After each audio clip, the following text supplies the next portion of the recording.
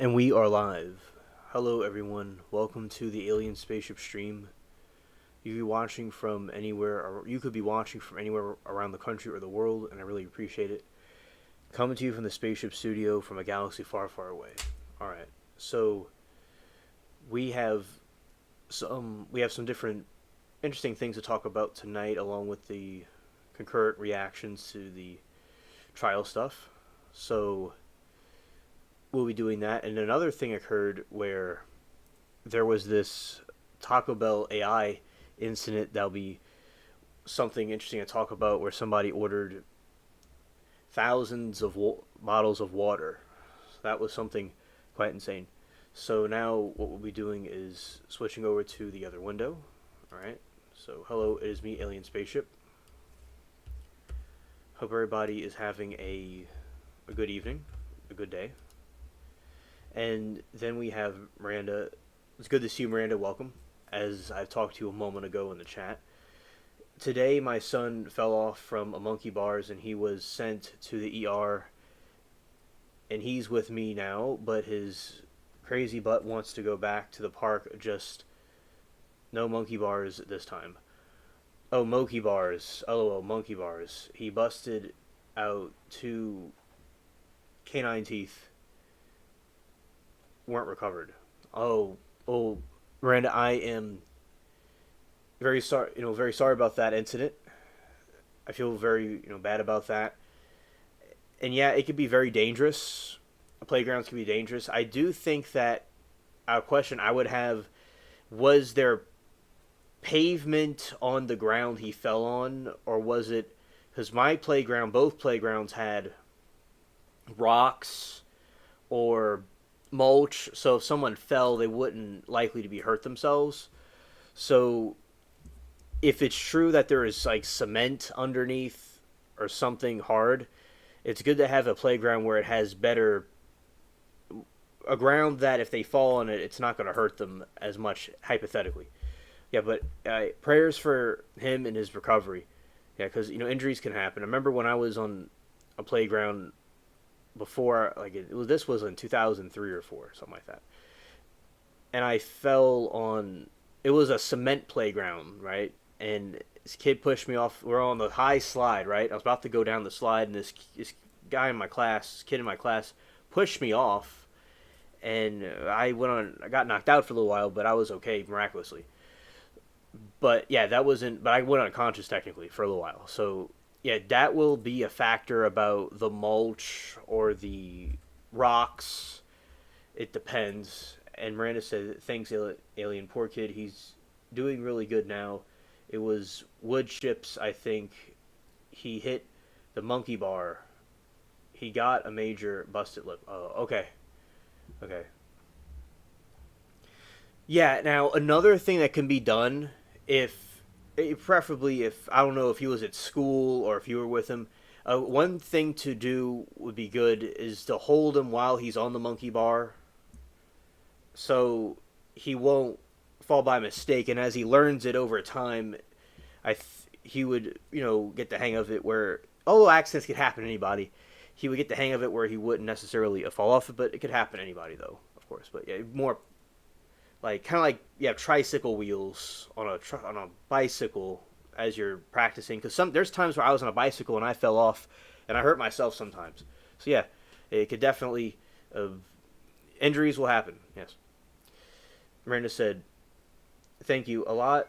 I took a pic of him and he looks like a vampire." Oh, scared, scared. Well, shout out to Bubbles. He's hoping that your son's doing good. Yeah, he's concerned about him too. And yeah, he looks like a vampire. Yeah, scared. Yeah, I like vampires. Of course, that's one of my favorite topics in the horror movie world. So yeah, vampires rock. Vampires are immortal and they can't be defeated except by sunlight. I'm just one that's immune to sunlight. And Miranda said, "Yeah, he was at school, as I know. He doesn't know monkey bars at all." Ah, okay. He's big for 5 years old. He looks 12. Oh, that's cool. But he fell because he was hanging out up there and slipped and hit the bar. Yeah, yeah, okay. Understood. Well, I wasn't there, but certainly a teacher should have been watching closely with them. And remember, injuries can happen anywhere to anybody, even if they're experienced. But yeah, I think with they could have done supervision a little bit differently. I remember like they would have a teacher. So usually, my school had a very, very, very big field. They would have the playground, two playgrounds, and there was monkey bars there. Maybe at some point they took it away. Maybe they may have cut the equation out and they took it away. But I think there's monkey bars at some point there, definitely. And so a teacher would be watching much closer. And if someone doesn't know how to use it, they should have much better guidance with it. But still, as I said, they I wasn't there, so I don't know how close they were to the kids. But there's sometimes they're my school they're way out in the distance. But that's the older kids. The older kids not doing anything risky like that. It was a little bit out in the distance, but there was just swings and slides and things like that. But accidents can happen, and accidents do happen. So yeah. And Miranda said, I just got a call that he fell and he went to the hospital with grandma. Miranda said, yeah, poor kid, told me he called for help and he was alone. It was crazy. Oh, that's not good. That's not good. He did all the right things and they should have called me. They did have duties. We knew him to call them. And he has no idea how dangerous they are. I tried telling him, but yeah, he learned now. Poor little kid. He's doing good. Sorry, he's not doing real. OMG, sorry, he's got the typos in the end. Oh, it's okay. It's okay. Okay, because my school, very okay. I'm curious what grade he's in. Is he in first grade or kindergarten? I don't really know what. Oh, hello. It's hello, Bubbles. Good to see you, buddy. I don't know what grade he's in. And Bubbles is with me. He's under the table, and I'm petting him. Bubbles is doing good. So, yeah, because my school, as I said, they had rocks. When I was in kindergarten, the kindergarten school, there was rocks. I don't remember monkey bars in that area, but there is a play set.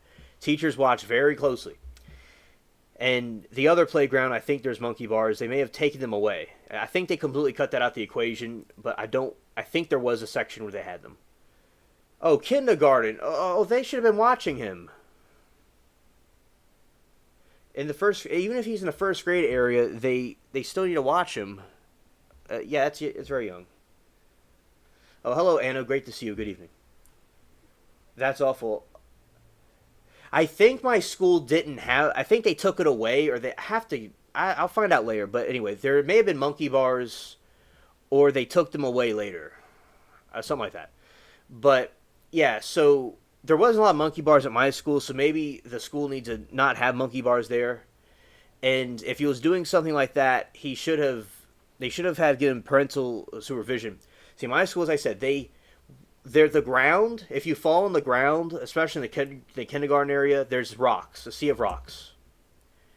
And then you have this other playground where it was like grasslands and mulch. And if you fall on it, it shouldn't cause as much of a problem, hypothetically. But there was a teacher watching very closely, all right?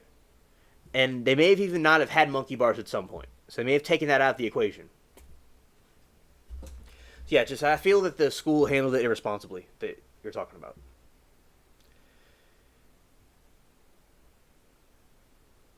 And yeah, so yeah, they're so scary. Even I fallen. Yeah, he is so big too. Like OMG, guys, his lips super fat. We've been icing it. I have twisted my ankles on playgrounds, and I also flew off my bikes to Alien. Yeah, I remember when I was in 20 years ago today. Right now, this would all be in the bottom of Lake Pontchartrain and Mr. Go and the canal. Right here, right now, there would have been water in here.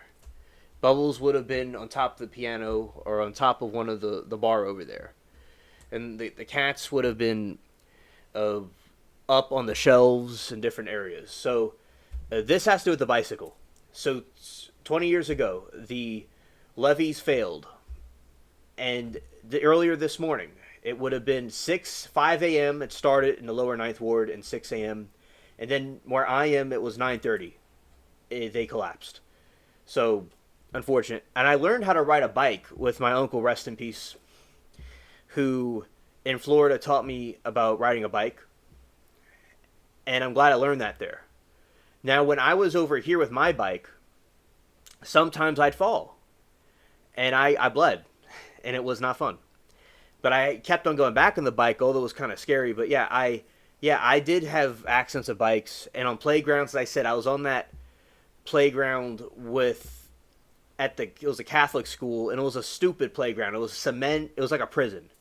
And man, I'm blessed that I didn't get, more nutty than I am from getting hitting my head. But yeah, so my school, the one that I went to later, it was a private school, and their symbols of Spartans. So, and there's a very gigantic field on both sides. It's a big football. It's like 2 or 3 football fields in one. So I feel that my school did very good with safety with kids, and they watched kids on the playground. So that's something they did right. All right, they did a lot of things right, but more schools need to be like them. And as I said, I think, in my opinion, it did not have any monkey bars. That part's blank. But yeah, so they took safety precautions. But remember, accidents would happen anyway. I mean, you would have kids that would hurt something, and they would have ice on them. It would happen, or they scrape something, but they did what they could to reduce it. Nothing's perfect or foolproof, but yeah, so I think that with a teacher, watching is better. Oh, hello, Rebel. Oh, good evening to you. Welcome. And Anna says, I've done stuff as a kid and only explained my survival as God's grace. Oh, amen, amen. About to be eaten by mosquitoes. Yes, scared. I said, I'll be back. Oh, yeah, I've flown off the scooters, motor ones, and bikes. Oh, okay. Yeah. So I've had my share of injuries, but my injuries were reduced by the safety precautions of the school that I went to. And I just said, I don't recall the monkey bar thing.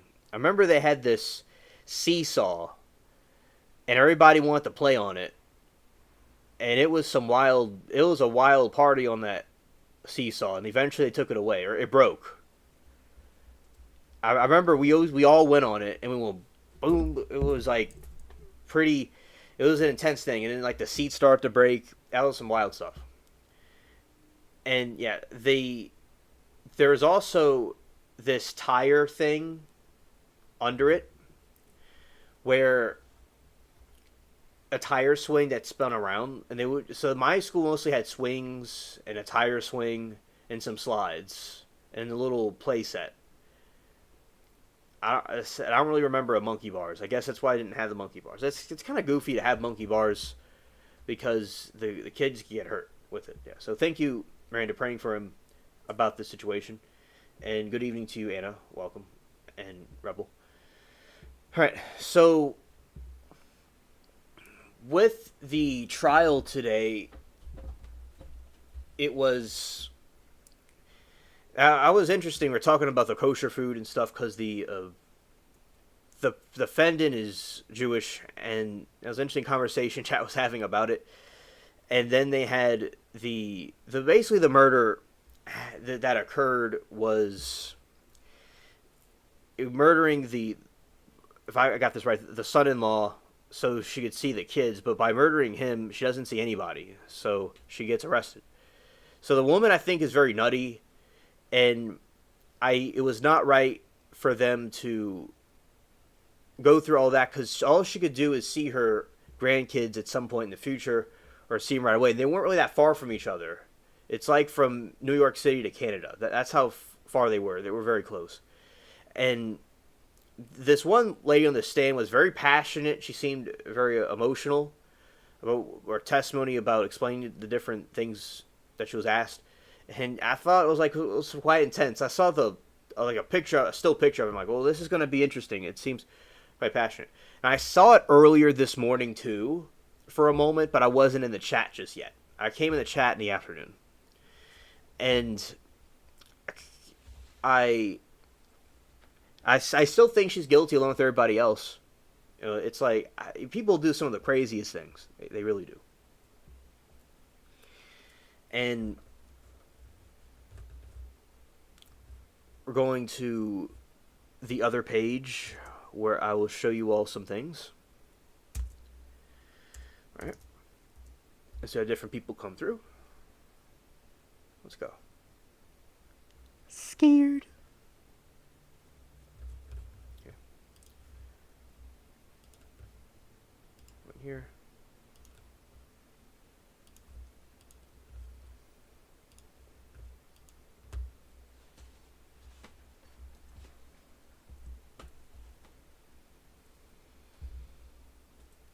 All right, so Donna Adelson.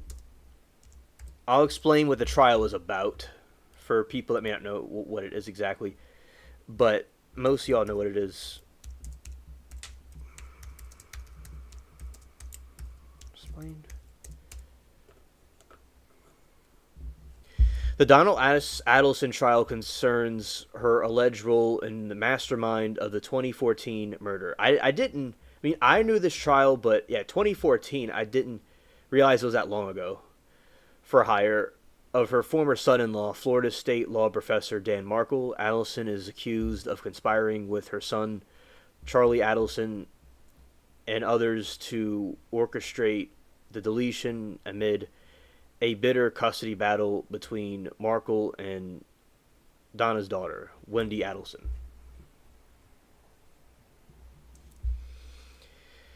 The victim, Dan Markle, was prominent law professor who was shot and deleted in his garage in Tallahassee on July 18, 2014. The motive. Prosecutors allege that the murder was a result of the Adelson's family desperate desire for Wendy Adelson to move with her and Markle's two young sons from Tallahassee to Miami, where her family resided. After Wendy and Dan's divorce, a judge denied her request to relocate the children, fueling the Adelsons' animosity toward Markle.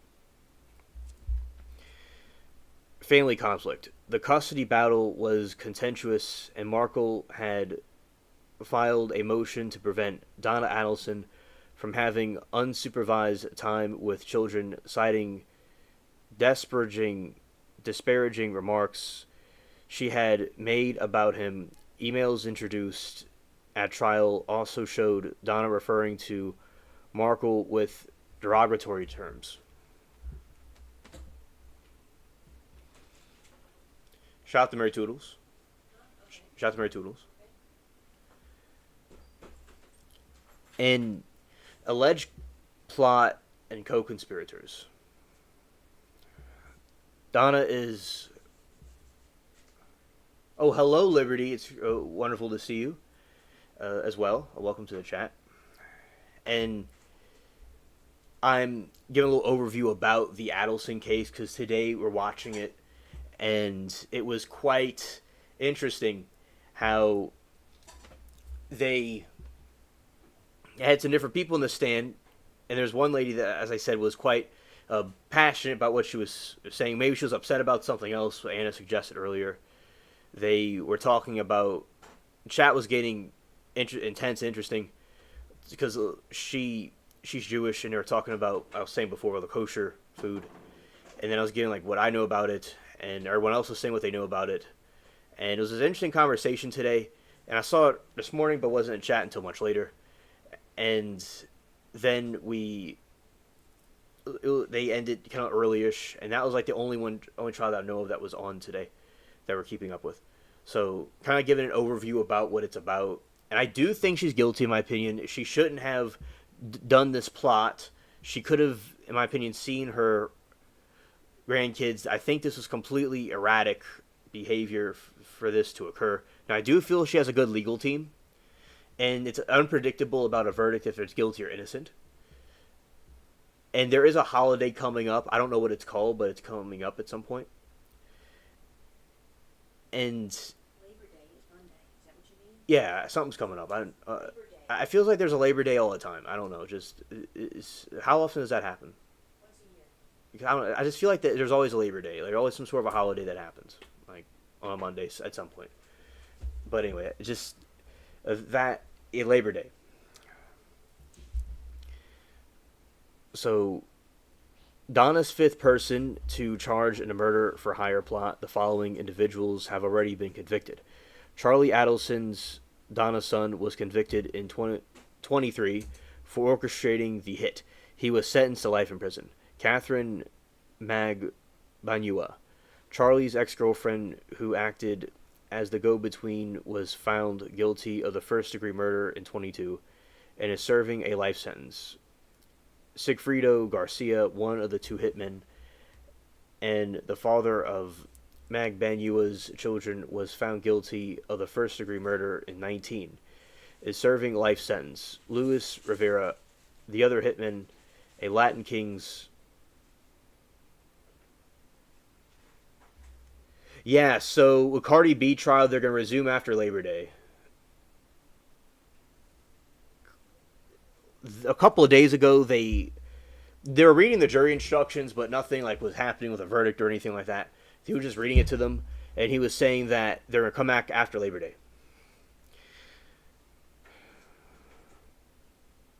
Luis Rivera, the other hitman and Latin Kings gang leader, pleaded guilty to the second-degree murder and received a 19-year sentence in exchange for his cooperation and testimony.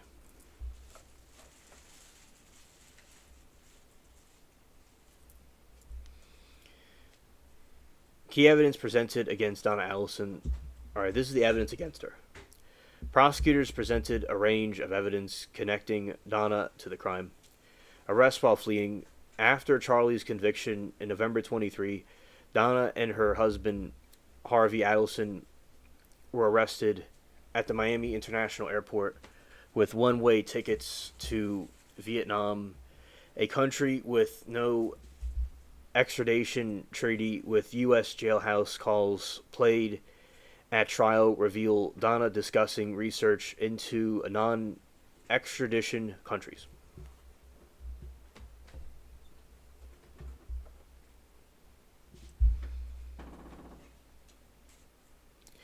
The Bump undercover operation. In 2016, an undercover FBI agent posed as a blackmailer, scared, and approached Donna demanding money related to the murder. Lord.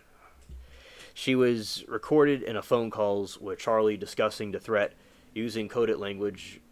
Wiretap conversations after Charlie's conviction. Hours of recorded jailhouse phone calls between Donna and Charlie were played for the jury, and calls they speak in code, and Donna expresses concerns about financial matters and planning to leave the country. Jailhouse information testimony. Two inmates who shared a cell block with Donna testified that she offered them money and gifts in exchange for providing false testimony. One of the inmates also claimed Donna authored a script for her to memorize, which portrayed Magbanua as extorting Charlie. Encrypting documents. A financial investigator testified that Magbuna received checks from the Adelson family dental practice signed by Donna for more than a year after the murder. Despite not working there, a handwritten analyst also identified Donna's writing on a note containing Don Markle's license plate number from 14.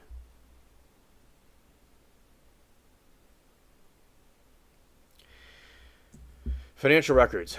Cell phone data and financial records show frequent contact between Donna, Charlie, and Magbanua. Before Markle's deletion, testimony revealed that Donna was Charlie's home the night of the murder, and the money for hitman, which came from his parents, was damp. Defense argument. Donna Adelson's defense attorney argued that while Donna may have expressed a dislike for Dan Markle, there is no direct evidence providing she planned a paid for murder, they contended. This is a defense argument. Donna was a normal, hardworking mother, not a matriarch mastermind that prosecutors have portrayed. Other family members, particularly Charlie and his girlfriend Mag Banua, were directly involved. They attempted to discredit the jailhouse informants, suggesting they were motivated by desire for release on the incentives. The Adelsons were planning a trip, not a permanent escape, to cope with the stress of Charlie's conviction. That's about the Adelson trial.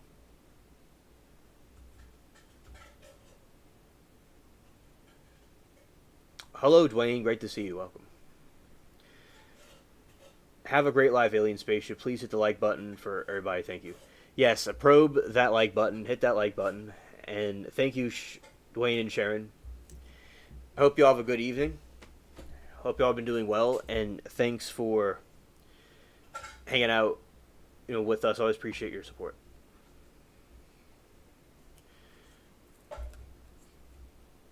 Okay, so that is the thing with the Donna Adelson case.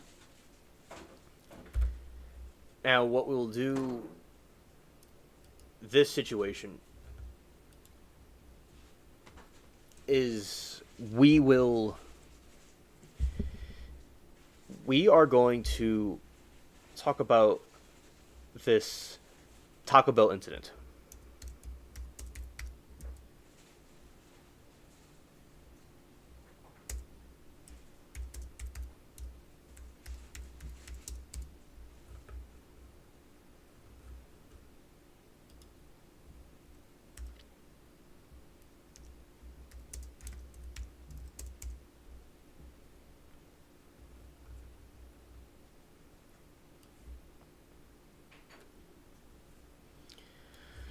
Okay, so Taco Bell is recalling AI.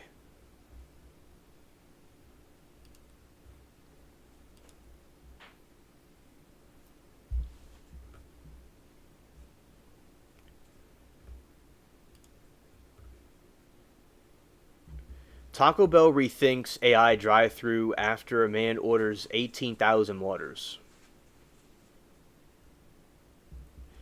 Taco Bell is rethinking its use of artificial intelligence AI to power drive-thru restaurants in the U.S. after commercial videos of the tech making mistakes were viewed by millions of times.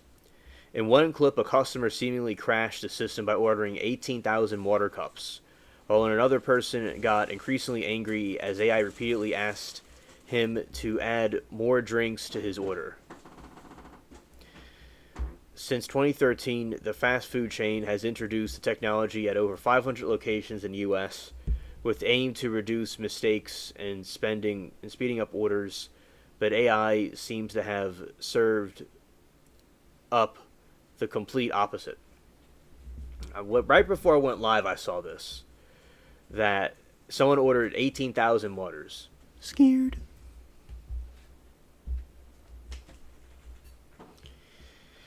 Taco Bell's chief digital technology officer, Dan Matthews, told the Wall Street Journal that deploying the voice AI had its challenges. Quote, sometimes it lets me down, but sometimes it really surprises me, he said. It seems like it's not the most reliable. He said the firm was learning a lot, but he would now think carefully about where to use AI going forward, including not using it at drive-thrus in particular. Mr. Matthews said there are times when humans are better placed to take orders, especially when the restaurant gets busy. Will help coach teams on when to use voice AI and when it's better to monitor or step in, he said. The issues have been building online as disgruntled customers.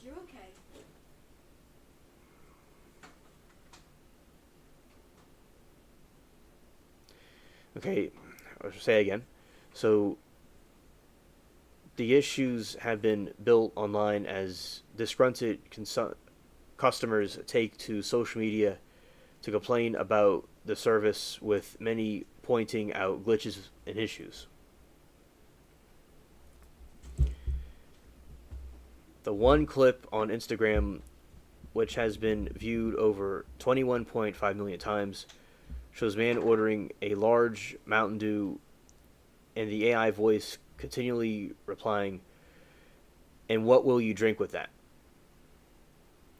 It isn't the first time there has been issues with AI not getting right when it comes to processing food and drinks.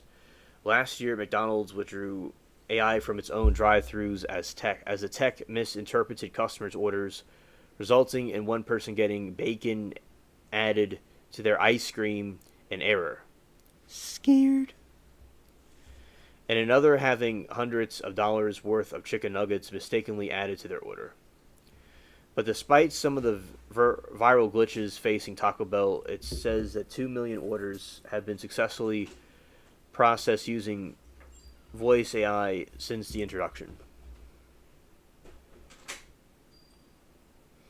Alright, so just recapping all that. So, Taco Bell rethinks. Oh, good evening, Beans. Welcome to the chat.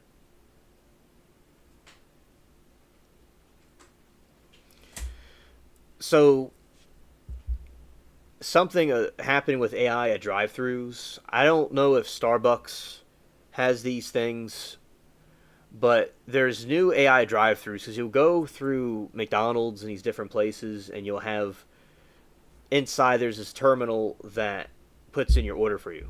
So now Taco Bell, I saw before I got here, rethinks AI drive-thru after man orders 18,000 waters. Now, another thing that is happened 20 years ago, as I said earlier, the levees broke and 80% of the city of New Orleans flooded. So a lot of this would be under some water right now, 20 years ago. So that was a event, yeah, exactly, Bubbles. That was interesting, a very tragic event that occurred. And I came back here in November. I'm scared. So something I want to mention, kind of different parts of the stream. All right. So yeah, hey Bubbles, I'll get to you. Here, he's under the table and I'm petting him. All right. Taco Bell rethinks AI drive-thrus after man orders 18,000 waters. Taco Bell is rethinking its use of artificial intelligence AI to power drive-thru restaurants in the U.S. after commercial videos of the tech making mistakes were viewed millions of times. In one clip, customers seemingly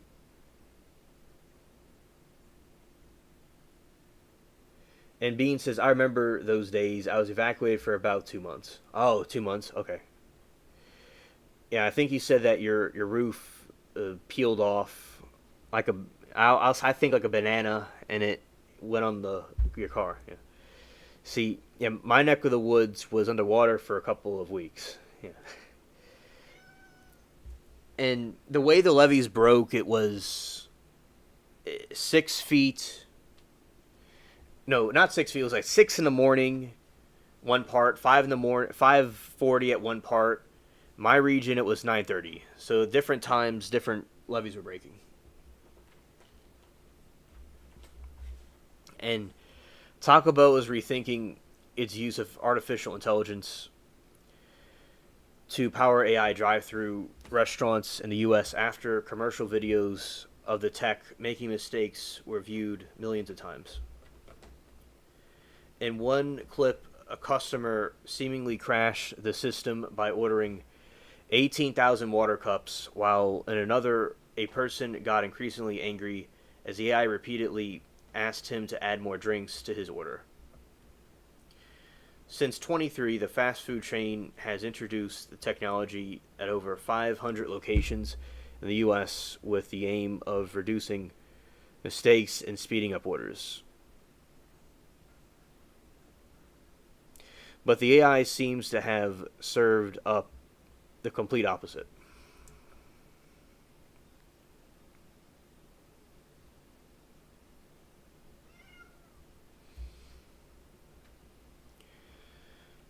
Taco Bell's chief digital and technology officer, Dan Matthews, told the Wall Street Journal that deploying AI voice has been had its challenges. Sometimes it lets me down, but sometimes really surprises me. He said the firm was learning a lot, but he would now think carefully about where the use of AI is going forward includes not using it in drive-throughs. In the future, I think they could put it in drive-throughs. They could do that, and it'll be very important to do that. And in the future, they just have to get the code right, and eventually they'll get the hang of it.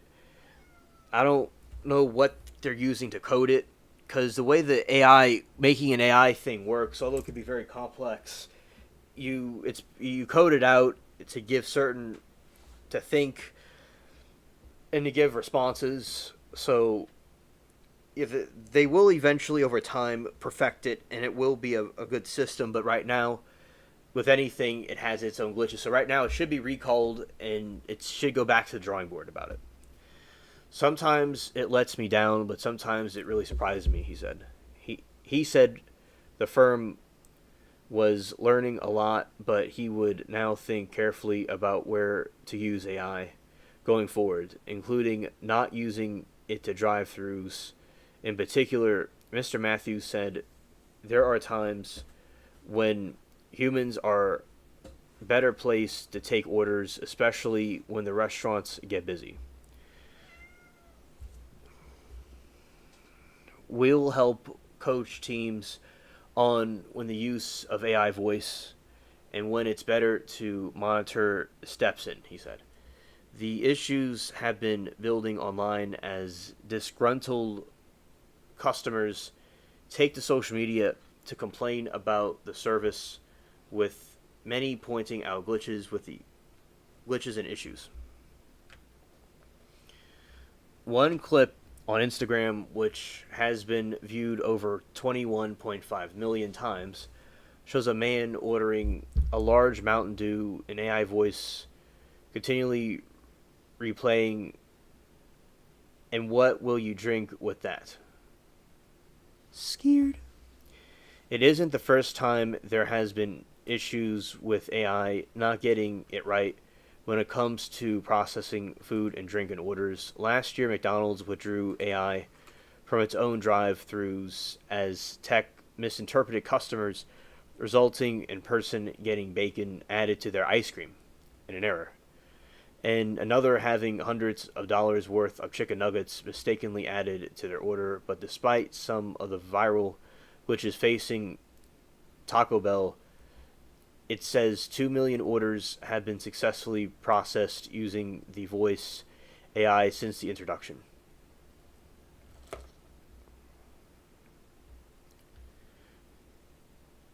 Okay, so that is some Taco Bell drama that's going on with their AI. 18,000 waters. That's crazy.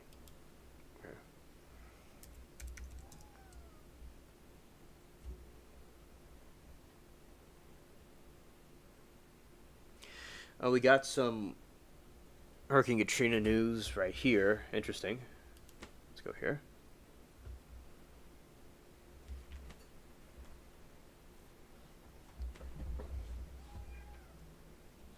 Hey, Bubbles. It's nice to see you. You alright, buddy? Hey.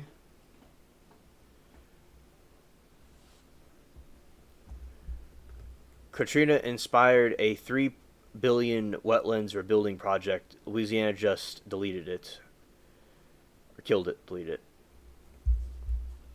Plaquemines Parish, Louisiana, 20 years after Hurricane Katrina, the cancellation of a $3 billion wetland restoration project has upheated a hard-won consensus about how to rebuild this state's rapidly eroding coastline, shield New Orleans area from the future storms.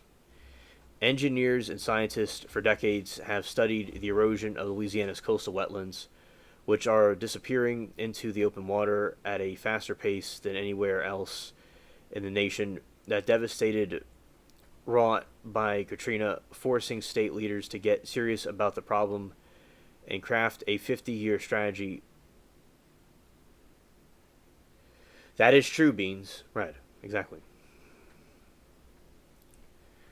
They only care.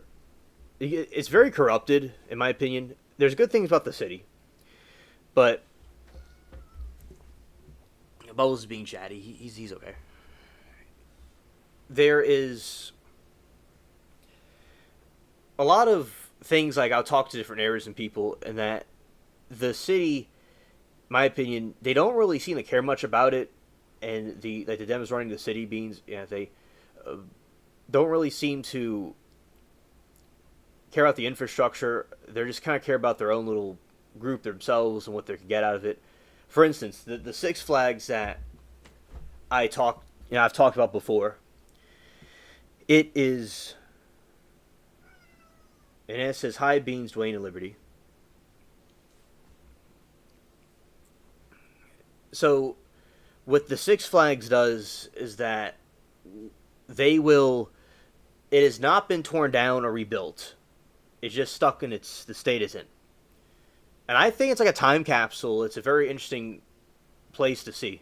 Not like it's kind of there's legal. I've not like seen it in person since 2005, but if people have very noble urban explorers have documented it, and they've come out with very nice uh, photos of it. It's not really nice, like in the sense you want to think what nice is, but it's a nice they documented it.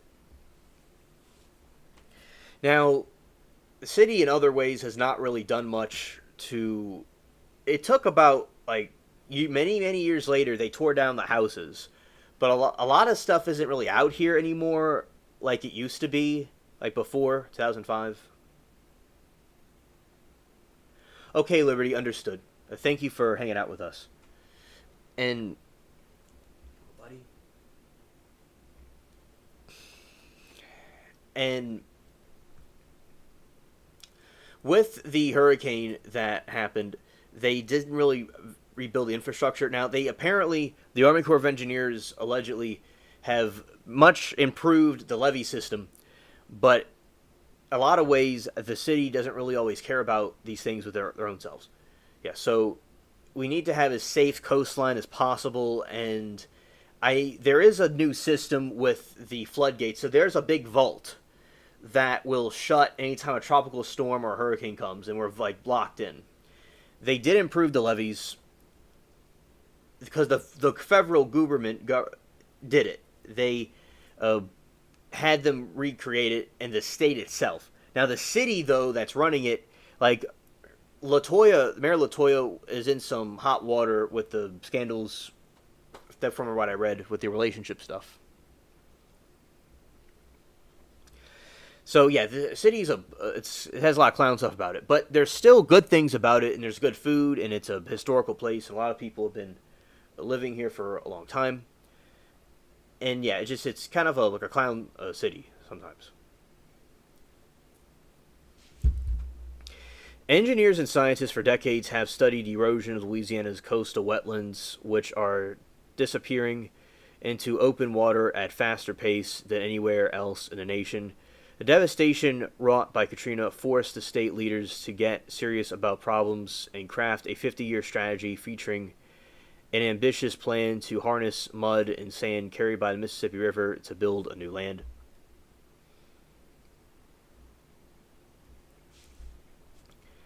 The idea was simple: to help protect New Orleans and other Gulf Coast communities, Louisiana must restore the natural protection offered by wetlands and slow down hurricanes and absorb storm surge.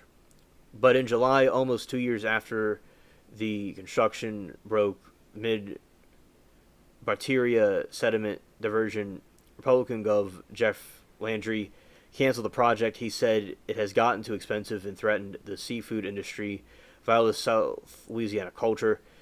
Now, I will say something that if they can have the companies come in, not necessarily Elon Musk himself, but companies like that can figure out a way to get this thing fixed with the marshlands and stuff like that, I don't think that would be rule out the question.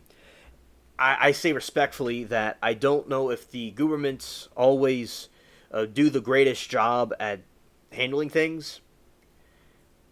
So I don't know. I do think that it does need to be fixed, the wetlands. But although, knock on wood, I don't want to be like the people that built the Titanic that said the ship's unsinkable.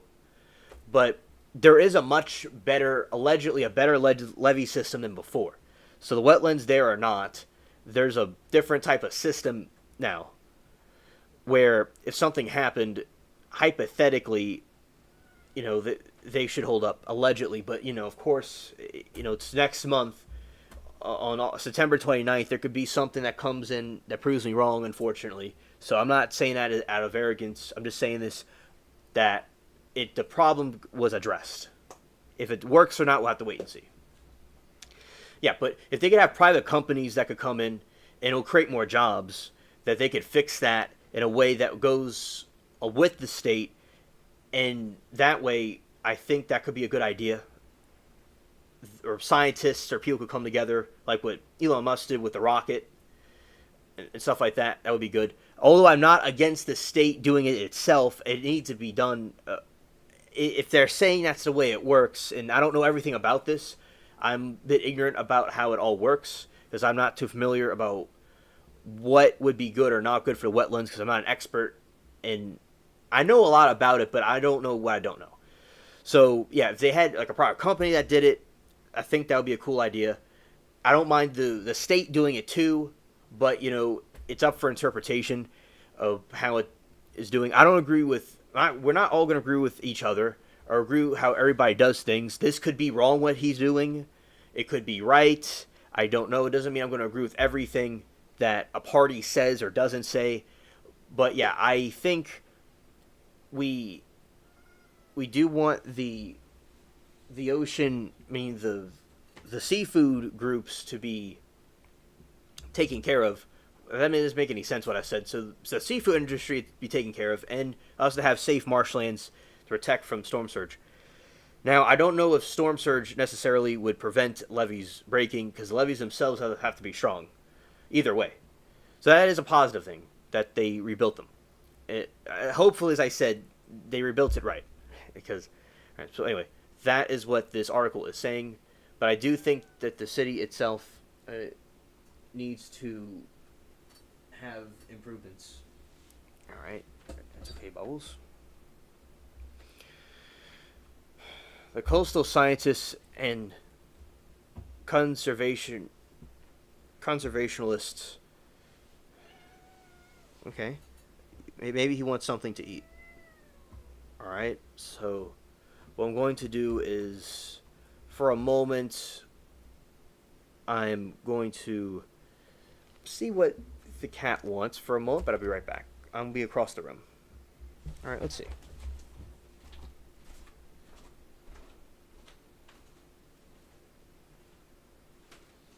All right, so I'm with the cat. Cat is eating some food. The cat usually likes it when I stand with him while he eats his food. Sometimes he likes company. Now, that seems like what he wanted. I wasn't too sure what he wanted at first. Alright, anyway. So,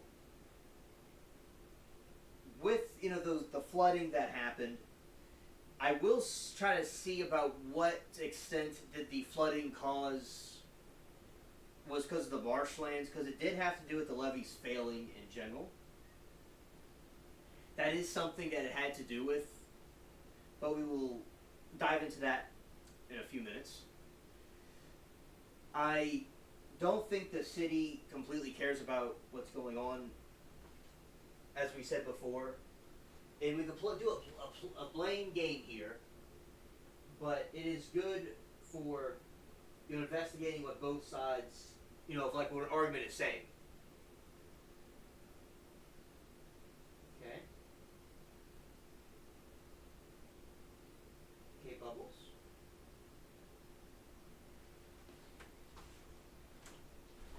So I am back. He is Bubbles is chilling right now, and yeah, he wanted. I didn't know what he wanted at first, so there we go. My my mom went to New Orleans and drove with her friend from here and loved it. Pics of French Quarter and working girls waving from balconies. Food so spicy, and my mom not used to it, but chefs are so awesome. And seafood in Vegas and gumbos and delicious she ate, but it took a lot of Rolaids to get the souvenirs.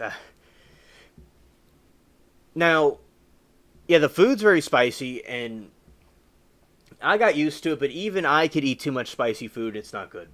So it happens to,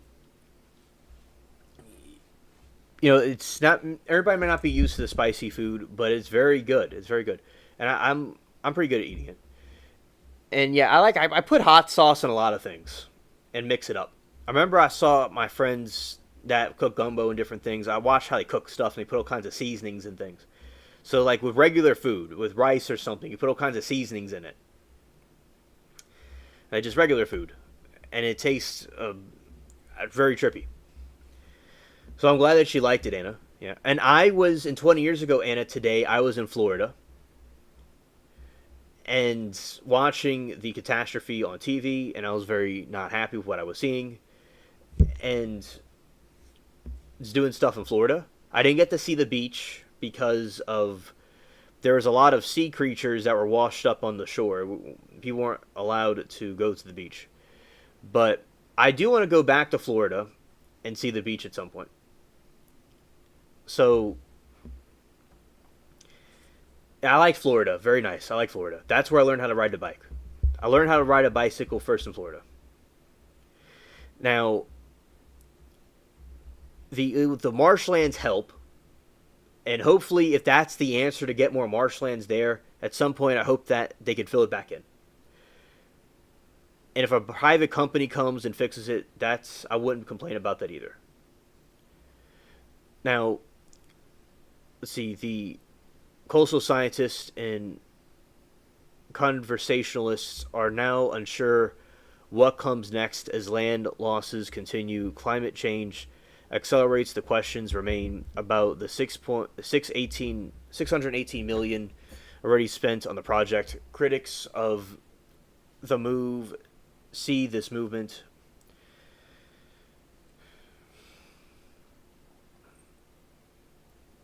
as a return to a pre-Katrina tradition of politics determining how the state spreads coastal restoration money instead of being guided by scientific evidence. They do keep up with the beaches here. You'll love it. Oh, and I'll certainly enjoy that.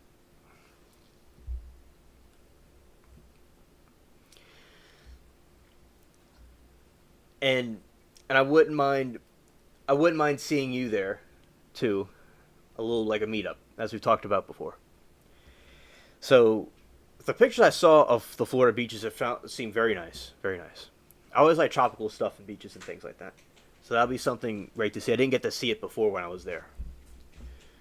And, quote, we worked very, very hard to get politics out of coastal policy. Sidney Coffey, who chaired the state's Coastal Protection Restoration Authority after Katrina under Gov.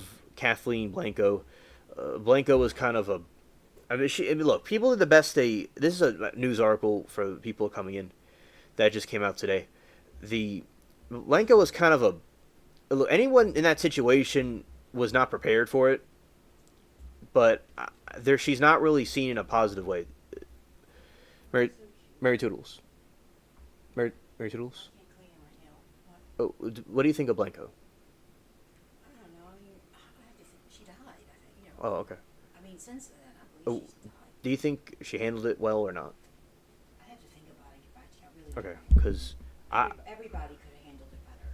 right. No one was really prepared for what was going to happen. Of course, no one would have thought that would happen, except people that were trying to do Army Corps of Engineer work on the levees, that knew that there's problems with it and they didn't fix it. So, understood, Anna. Understood. Yes, I will. Yeah, shout out to Mary Toodles. Now, when anybody could have handled it better, like with, say, things like 9/11, like, no one, except, I think from what I've read, in my opinion, the government and people in there probably knew something could have happened. Like, the FBI was monitoring these people for like 10 years before that. But it happens all the time. The FBI says, oh, we were monitoring the person. We were monitoring. Is this. So there's some shady stuff about, like, other reasons behind it. But the. Yeah, that happened. And when situations like that happen, you get blindsided. Like, you don't know what you don't know. So with this Katrina situation, no one was prepared or thought something like that would happen. The Army, my teacher, I had the director of the LC, what was called the LC. Weird, oddly, I'm in the LC, the trial chat group. This other thing was called LC, and her father worked for Army Corps of Engineers, and he said there's different spots that needed improvement because they were going to break at some point in, like, the 90s, and guess what? It broke. So the Army Corps of Engineers were aware of this, but the city and the state didn't do anything about it until it was too late. Sort of like what Beans and I were talking about, that they don't really care. Like, they're talking about caring about the wetlands, but when they were given many years to fix the levees and they wouldn't have broken in the first place, and guess what? They didn't do it. And if they're given all that money, what are they going to really do with it, in my opinion? Because they could have a program so they get money, but they don't always help the people with the money. They or do what they're supposed to do. They do other things with it. Now, as I said, I don't know that for certain. I don't put it past them that they would have put more marshland there. But if, as I said, all the time before that, remember this, all the time before that this thing occurred, they could have fixed the wetlands. All that time before that. And another thing is that a private company, I guess, can go and fix it. Or that could happen. Or if the state should do it, hopefully at some point it could be overturned. They could go back to it. I don't know all the reasons behind it. The coastal inset protection is very important. I do agree with that, yes. Now, I personally don't always know how well the government handles things, so they didn't handle the levee system right. These are my theories. And quote, we worked very, very hard to get the politics and out of coastal policy, said Sidney Coffey, who chaired the state's Coastal Protection and Restoration Authority, CPRA, after Katrina under the former Gov. Kathleen Blanco, a Democrat. I think we're back to square one. The politics are absolutely back. Scared? Suggested by state officials during Blanco's administration, the Mid-Barataria project emerged the key components of Louisiana's coastal plan under Republican Bobby Jindal, and remained so when Democrat John Bel Edwards took office in 2016. That record of support ended with Landry, a close ally of Trump, who became the governor in 24. Louisiana cancels $3 billion project to rebuild coastline.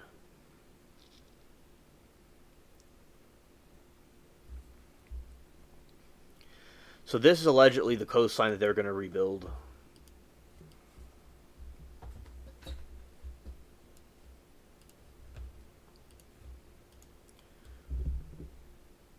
And I'll say that's the coastline that you are seeing. The hurricanes, like Katrina, came from the opposite direction. On the side east of, like you see the picture, to the right of where New Orleans is, the hurricane came through that way. And the storm surge, all of that area is not the... A lot of that area didn't flood, by the way. It was the east side of it.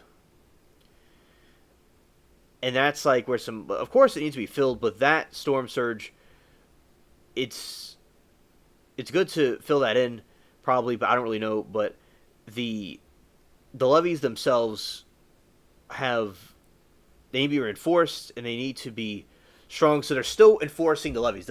Every year, all the time, the levees are being upgraded. They're upgraded constantly to meet the requirements because the land's sinking constantly.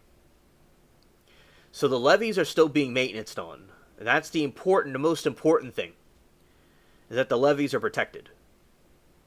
But that area is not where the Katrina didn't even go in that direction.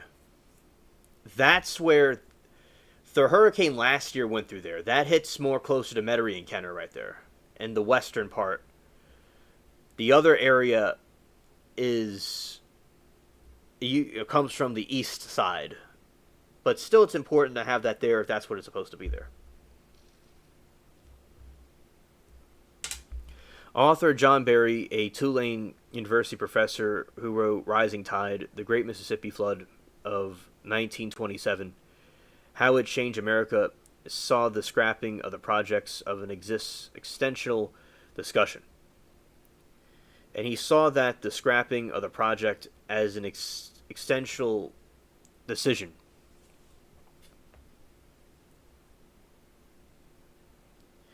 Yes, they're working on them more seriously than they used to. Yes, that's certainly true.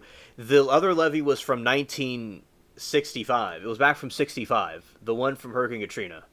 They weren't driven in the ground properly. Yeah, they weren't driven in the ground properly, and they were too weak. And as Beans and I were talking about, like last year, during one of the late night lives, we had a good time. I remember that. We were talking about the levees, that there was a couple of hurricanes that hit right before that, and it probably weakened it. But I say this respectfully, because this is a very wild thing I'm about to say. In a way, it's a good thing. In a way, it broke when it did, because if the Katrina never happened, a lesser hurricane would have hit, and it would have broke, and no one would have had a chance to evacuate or get out. It would have been a disaster. Or they may have broken for no reason. It could have been a rainstorm or something. They were very weak. It was so by now in 25, by now it would have broken at some point. If Hurricane Katrina never came, at some point it would have broken over something else already. So it happened when it happened, and people were able to evacuate and get out. But not everybody though. Not everybody though. And there's loss of life, loss of pets. It was a catastrophe. But at least people had a chance to get out. And although the Superdome was a horrid horror movie, and it was not good. Okay, it was not good. And many people were deleted or got hurt or raped. It was disgusting. I was not there, but I saw it on TV. Those people were able to go there and be alive at least. A lot of people were alive, but if that didn't happen, if it broke randomly, then no one would have had anywhere to go, and people would have all been on their roofs everywhere. Like, people would have been at work, but had been at school, and that would have happened because they were gonna collapse at some point. I said even a rainstorm could have done it. And it could have been in winter. It could have been any time. It would have happened. So. Yeah, it was going to give way. They were born it was in 65 it was created, and they were not high enough. They weren't in the ground, in the soil. Oh, hello, Moki. It's great to see you. Welcome to the stream. The soil was not firm, and yes, so the levees have been drastically improved. And yes, Moki, 20 years ago today, the apocalypse happened, and where I am would have been 3 feet underwater. I would have been in Florida. So I was in Pensacola. That's where I was. Pensacola, Florida. And we talked about a little review of the Donna Adelson trial, a little review about it. And I was talking about how there is an AI glitch in Taco Bell's AI ordering system, and someone ordered 18,000 cups of water, and that was kind of funny. And they're crashing the system, and they're getting orders mixed up, and somebody got bacon in their ice cream at McDonald's. So some Temu Shein code was in those AI bots and those terminals that are supposed to do it right. It can be coded differently, so that's go back to the drawing board. All right, so and we're talking about the coastline. They're saying the Republican governor is not allowing the expansion of the fixing the coastline. Oh, hello, Bubbles. Welcome back. And people are outraged about it. Now, I wonder, as I said, a private company hypothetically could do it if a big group, or maybe, as I said, they should do it. I don't know. It's up for debate, but I will say Hurricane Katrina did not go in that direction, and that had nothing to do with Hurricane Katrina. That area was fine.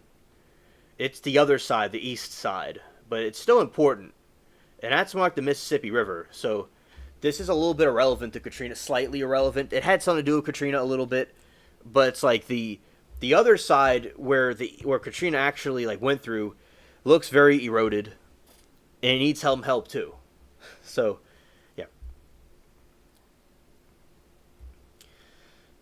Yes, so they just weren't really, and I was, as you all know, I pull an all nighter, as you all know, and I was up around the time where they originally broke. So it was like 5:40 in the morning in the lower ninth ward. One of them collapsed. Then at 6:30, another one happened. In my region, it was 9:30. It started. I had a neighbor that was here. The original place where Mary Toodles and I were at was down the street. That way. Over there. Like, if I took the phone out and walked outside, I could walk down to where we were originally. And it says, I ordered 18,000 tacos and only got a lot of water. Oh, that's... The AI needs to be improved. Giving you all those bottles of water, it needs to be improved. And the neighbor was saying, I've heard two stories about this neighbor. The guy passed away many years ago. He was on his porch, and there was nothing, right? And then he saw water come down the street. It was a little bit. And then it got higher and higher. Then he went to my grandparents' upstairs balcony. And he couldn't believe what was going on. Then some boat came, some people he knew, and he was all right. But, it was, where I was, it wasn't as deep. Other people had it up to the roof. I'm closer to where the shoreline would be. And down the street, it would have been where the shoreline, the coastline is. Because it originally was underwater. In the beginning. But they drained out the water, pumped it out, and built a city here.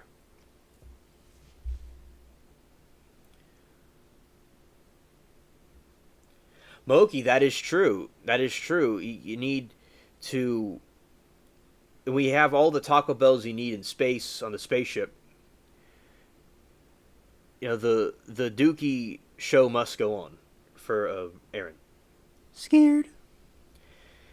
Another John Barry, a Tulane University professor who wrote The Rising Tide, the great... Oh, hello, Joyce. Yeah, Joyce, exactly. Right. Scared. Me 6. Another John Barry, a Tulane University professor, wrote The Rising Tide, the Great Mississippi Flood of 1927, how it changed America, and he said, the scrapping of the project to an essential decision. I think that it's a disaster for the future of Louisiana, and Barry, who got involved in hurricane protection after Katrina as a member of both the state and a coastal authority and a levee board in New Orleans area. The length of the time went into getting approval, starting the work of the number of governors supported in both parties, and the virtual unanimity of the scientific environmental community in support of the fabricated reasons of canceling it adds a serious blow in the future of the state.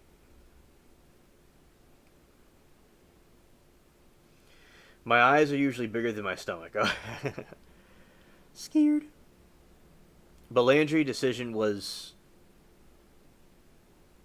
celebrated by some in Plaquemines Parish, south of New Orleans, particularly commercial oyster farmers. The project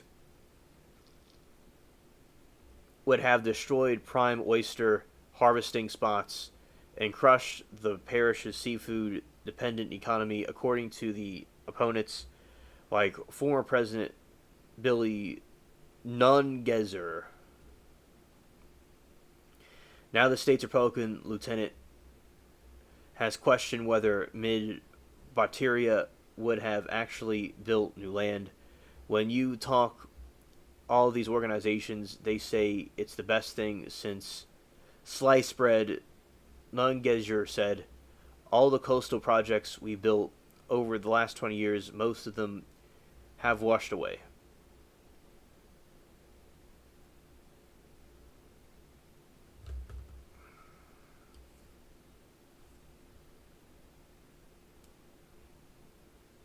Oh, Moki, y'all have fun, okay? That's awesome.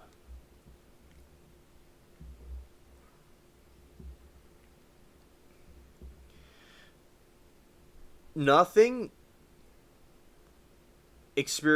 Oh, okay. It says Landry's office declined request of interview and did not respond to the written questions. The governor had echoed some Nungesser's criticism, saying that axing the project protests protects Louisiana fisheries and that long-term coastal had escalated because of litigation, while the state was using money from Deepwater Horizon oil spill sediment to pay for the diversion. Any costs about 2.9 billion would not have been covered by Landry, said the last fall of legislation hearing. Well, I'm glad to hear that, Moki. It should be a blast. Y'all should have a lot of fun. And Moki, you said the movie you're going to see, and I think I know what it is, but if you like, I like to know the movie again. I think I know it, but I want to make sure I have it right. Scared. So I remember you mentioned it yesterday. Moving forward to another coastal restoration on the balances of environmental goals with the need for criticism of businesses and industries.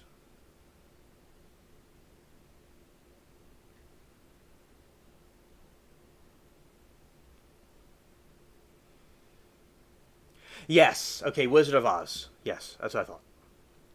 As I was thinking either Jurassic Park or Wizard of Oz. I thought, okay, so thank you for clarifying.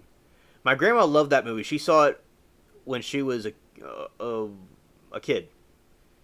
And she was saying some crazy stuff. It's like, these kids could walk to the movie by themselves and come back home perfectly fine. It's like, wow. Things are different back then. You have all kinds of characters now. Oh, yeah, Anna. Yeah, that sounds fun. Okay, Joyce. Nothing experimental about this. Louisiana wetlands began fading into the Gulf of Mexico nearly a century ago. The phenomenon driven by human activities like oil and gas drilling, infrastructure like levees built to control the Mississippi River. In recent years, sea level rise, powerful storms have exacerbated the trend.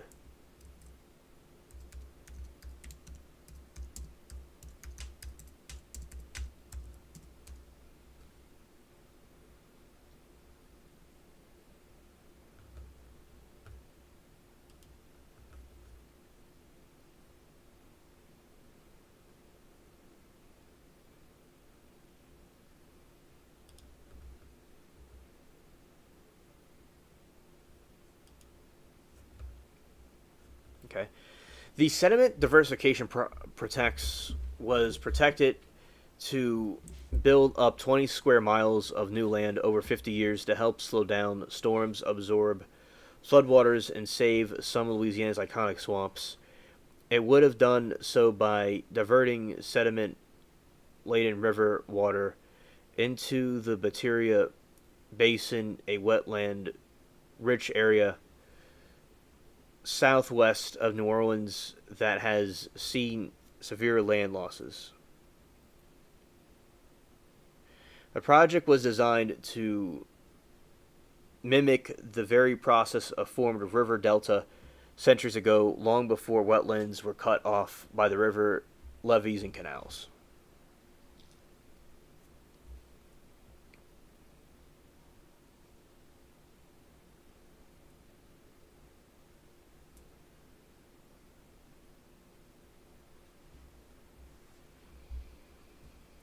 Yeah, that's a picture of it right there. That is the area I was talking to you about yesterday, the swamp. That's what I'm talking about. That's like what it looks like.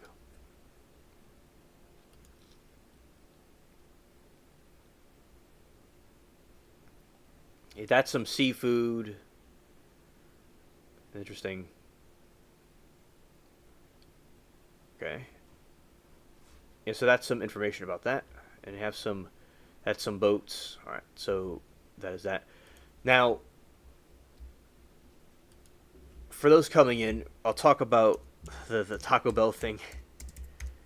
I said it earlier, so some of y'all are going to hear this again, but it is for the people coming through. Talk about it, okay?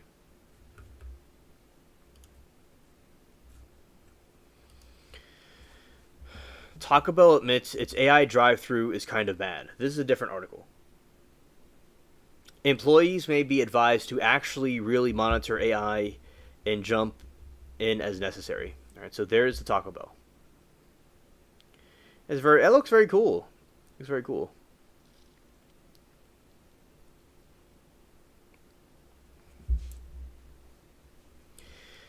The artificial intelligence boom has been characterized by companies scrambling to inject AI into their businesses without actually understanding how to make AI work for the business. Take Taco Bell, which introduced voice AI drive-through ordering at more than. Liberty says AI has a voice, but not in everything. Yeah, yeah. You can't judge like a frog how it's. Oh, you can't judge a fish by how it climbs a tree. It just everything was good for its different environments. Like an owl can spot a mouse in the dead of night from so far away, but a big warrior on a horse would not be able to see that such a small of a mouse if he went to go catch it.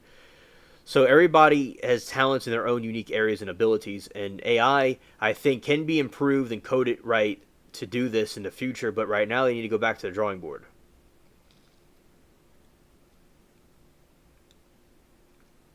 AI has a place, but not in every place.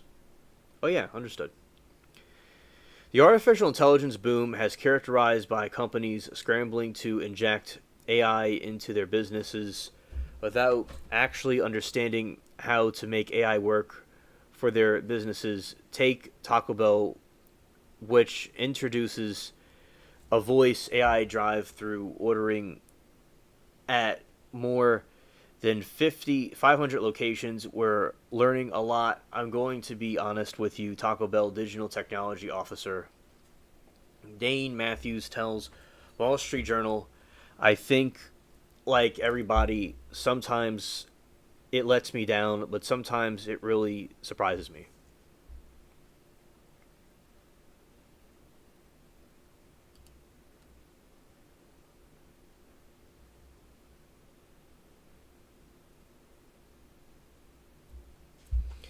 It's hardly surprising how often AI customers down WSJ reports that the social media has been littered with complaints about the tech glitches, bypass AI ordering, the Taco Bell is not only fast food chain experimenting with voice AI, Taco Bell John's trying to make it work, and lots of voice AI companies are cropping up with promises help and restaurants lower their labor costs while also increasing their revenue thanks to more consistent upselling capabilities.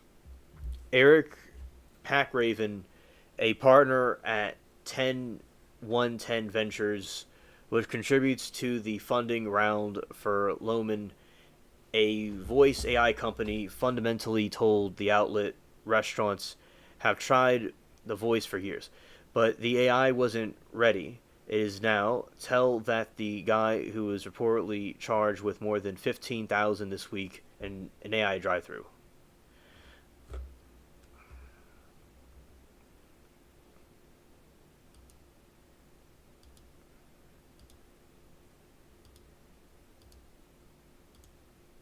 All right. Now, McDonald's, as I said, people got bacon in their ice cream. People got all kinds of orders mixed up. So the AI is getting things. And AI, with even with images, it's known to kind of misconstrue things, and it will create something distorted.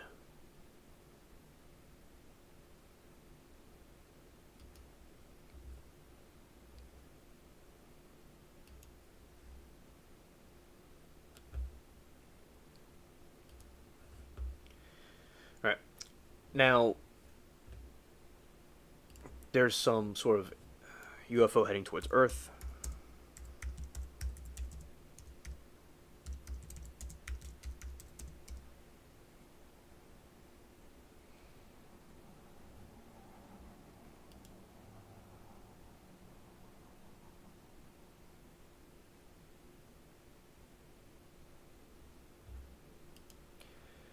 Okay, we're going to this alien spaceship heading toward Earth.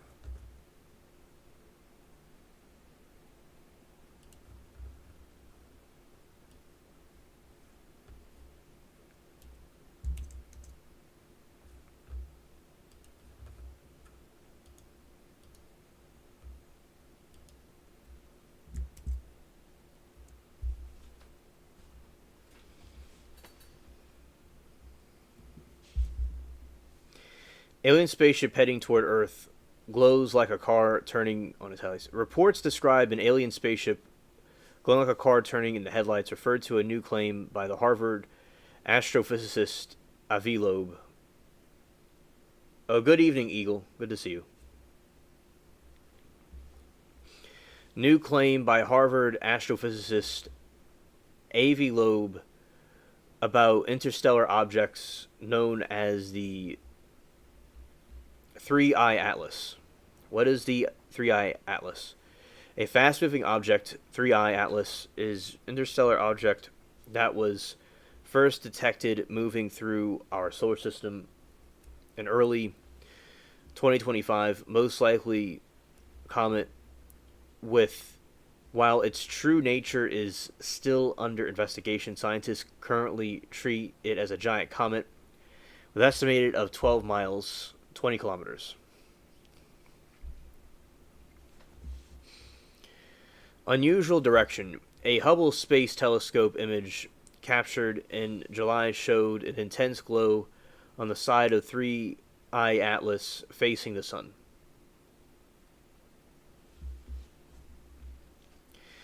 In August 2025, Avi Loeb pointed out that the glow seen on 3I Atlas was unusual direction for a typical comet. Comet versus object.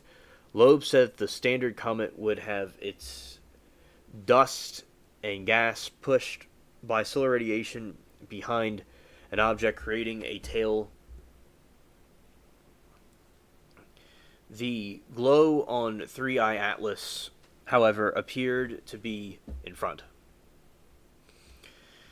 Interpretation. Loeb compared the glow to vehicle turning on its headlights and speculate that it could be technology sophisticated spacecraft generating its own light. He previously suggested it could be an alien probe. Mainstream theory, NASA and most astronomers still clarify as comet and unusual light may simply explained by dust and gas interacting with the sun. The telescope hypothesis, our scientist James Pope has nothing that Loeb's technology design theory is testable hypothesis, although more observation is needed. All right.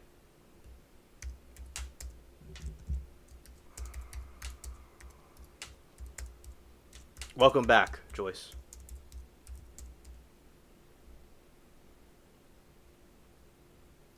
Beans, I agree with you that NASA lies. Yeah, definitely. The reason why the AI at Taco Bell doesn't work is for this reason.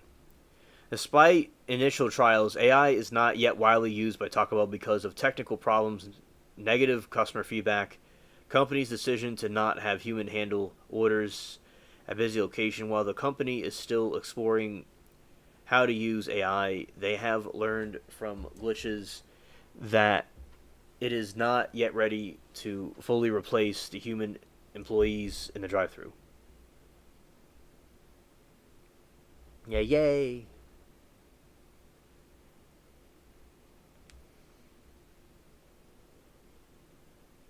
And also, there's a trolling problem where they order 18,000 water bottles, 18,000 cups of water. Employees forced to intervene while AI is met with the reduced workload. And restaurants have reportedly been discouraged from taking over when the AI malfunctions. This adds to the employee stress rather than alienating, must be managed for the customer.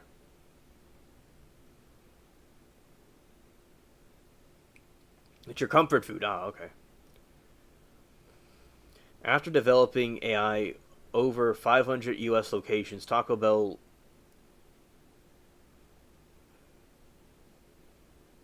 You thought it was a drive-through bar for some reason. Well, the AI seems drunk, and the people seem drunk, so I wouldn't. I'd probably get it. Think that too. Balancing AI with human oversight, Taco Bell now recognizes that humans are better suited to handle orders during the peak hours. And the company openly admits that technology is in its very, very early stages, suggesting it needs significant refinement before it can be trusted to handle all drive-through orders.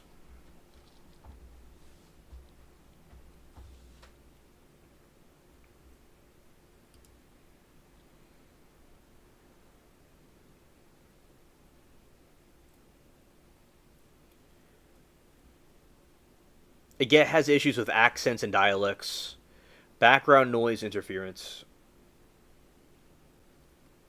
Yeah, it does, Anna. It sounds like an entertaining one, too. So, background noises interference, complex, uninstructed orders, latency, the AI must process requests, respond quickly to avoid awkwardness.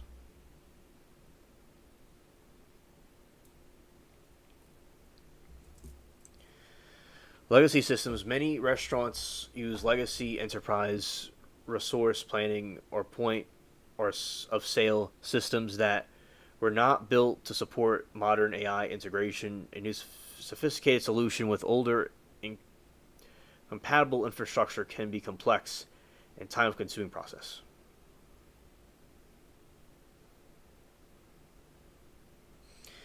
AI system requires continuous monitoring and updates to stay effective and accurate. Restaurants must allocate resources to maintain the system, which can be particularly challenging for smaller businesses with limited technology expertise. Poor data quality, data availability, AI hallucinations. AI systems can occasionally generate false or misleading information when they lack sufficient context. Ordering that can cause them hallucinations. Privacy risk, bias, fairness. and transparency.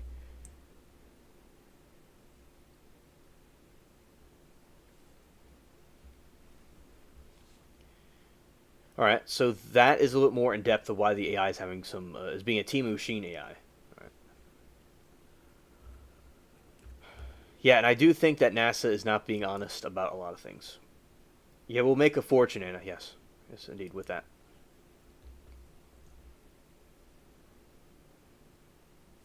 Okay. We'll do some of the we'll do the trial reactions. All right. There's one that Anna suggested yesterday. We'll do that one.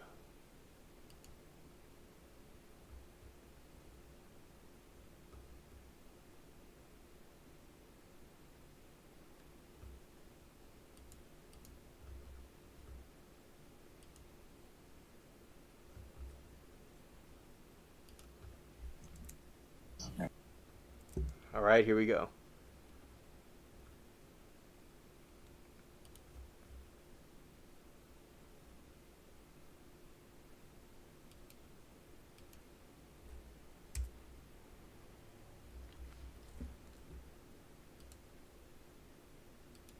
Music to my ears. I know.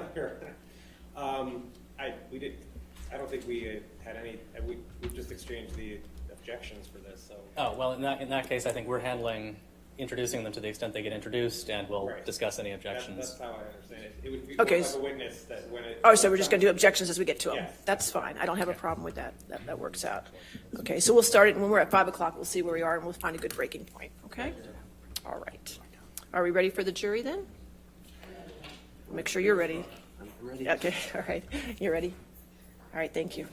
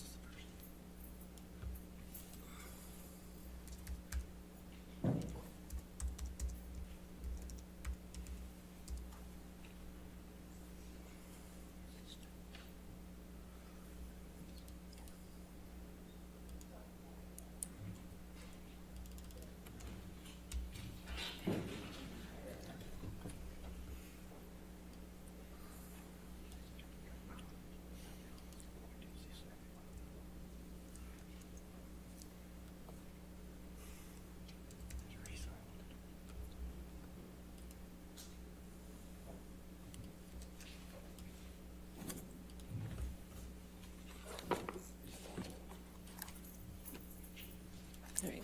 Thank you, ladies and gentlemen. Ladies and gentlemen, the court is striking Ms. Gina Duder's testimony in its entirety from the record, okay?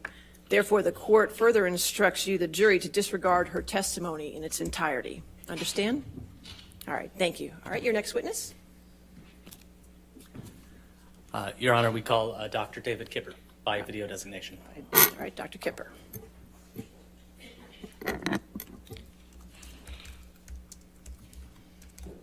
And I represent Amber Heard. Could you please provide your full name?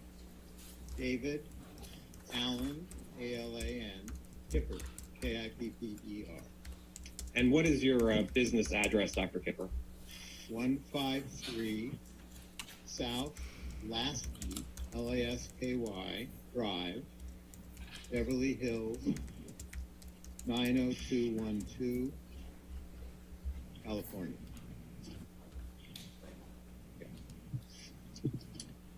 Now you're a doctor, correct? Yes, And an internist? yes. How long have you been practicing medicine? Since 1977. And I noticed on your website it says you provide concierge health care. What does that mean? That means I provide health care on a retainer-based arrangement. What do you mean by retainer-based arrangement? Patients pay an annual fee, and all services are included. And I'm available 24/7. Now, you also practice part of your practice is addiction treatment. Is that correct? Correct. And you've written a book on addiction. Yes. Oh, what's the title of the book? The Addiction Solution. And by addiction, do you mean addiction to drugs and alcohol? Yes. Is there any other addictions that you practice treating? Well, there are behavioral addictions, but those are far less common. And in your practice, you've dealt with patients who've blacked out from drugs or alcohol? Yes. Who is Lisa Bean? A former employee in my office. And what was Ms. Bean's role in your office? She was a receptionist. And how long did Ms. Bean work for you? I don't have that specific information. I believe it was about 3 years. In working with Ms. Bean, did you find her to be honest? No, actually. Or why was she not honest? She was inappropriate with certain patients, beyond what I consider to be professional. She discriminated in some regards to some patients. She was divisive in the office and created a lot of problems with the other staff. Did you terminate her? Oh, no, she quit. And who is Debbie Lloyd? Debbie Lloyd is a nurse that I have known for many years who has worked with me on home care and addiction cases. And is Ms. Lloyd an employee or a contractor with you? She's a contractor. Does she still contract with you, Ms. Lloyd? Yes, until recently. She now has a new position, so I'm not able to have her services at this point. What was Ms. Lloyd's role in Mr. Depp's care? She served as his RN, as his registered nurse. And was Lloyd paid by you for Mr. Depp's care? Yes. So would it work that you would bill Mr. Depp for the an employee or a contractor with you? She's a contractor. Does she still contract with you, Ms. Lloyd? Who is Debbie Lloyd? Yes, until recently. She now has a new position, so I'm not able to have her services at this point. What was Ms. Lloyd's role in Mr. Depp's care? She served as his RN, as his registered nurse. And was Lloyd paid by you for Mr. Depp's care? Yes. So would it work that you would bill Mr. Depp for the care that you gave and Ms. Lloyd gave, and then paid from that? Yes. And who is Erin Borum? She's an RN that was employed to help care for Amber. Was Ms. Borum also a contract nurse? Yes. And so did Ms. Borum have any role in Mr. Depp's care? Only if Debbie was unavailable, Erin would step in, and vice versa. And did Ms. Borum work with you on anybody else besides Mr. Depp or Ms. Heard? Yes. Does Ms. Borum still work with you? Miss Borum now has 2 little kids, so she's not really available. I understand. I have 2 kids myself. When were you first contacted about treating Mr. Depp? Somewhere in the spring of 2014. And do you recall who first referred you to Mr. Depp? He was referred by another patient.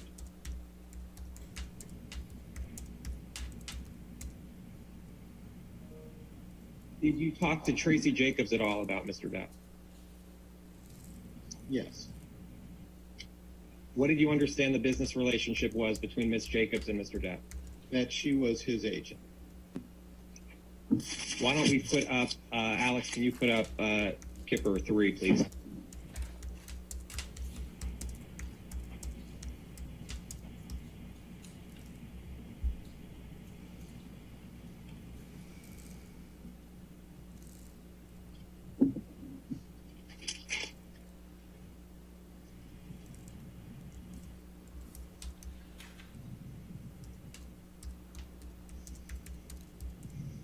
Dr. Kipper, do you recognize this document? Yes, I do. And what is it? This is an intake evaluation that I had with Mr. Depp regarding his treatment. And do you keep these notes in the normal course of business? Yes. And the notes are meant to be accurate?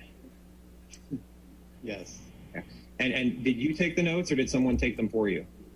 I took these notes. Is May 22nd, 2014 the first time that you met Mr. Depp? No. Your Honor, When did you? sorry, thank you. Your Honor, I move to admit Defendant's Exhibit 220, which is what Dr. Kipper was referring to there.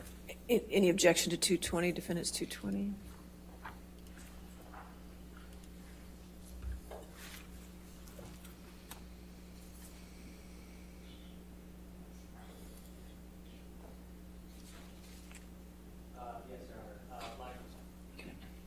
Yes, Your Honor. Foundation, authentication, hearsay, and 403. All right, hold on, let me catch, I can get it here, it's fine.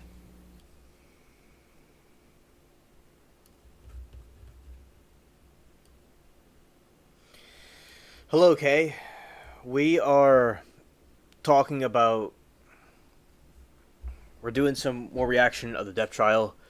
Before that, we were talking about some new stuff about marshlands and a historic hurricane from 20 years ago.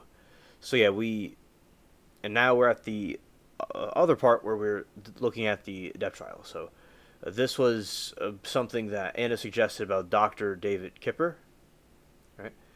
And that's what we're doing right now. And there is an order. They're trying to prank AI. There was an order of 18,000 water bottles. So at Taco Bell, and the Taco Bell AI does not work right with orders in the drive-thru. So that's some stuff that we talked about earlier. All right.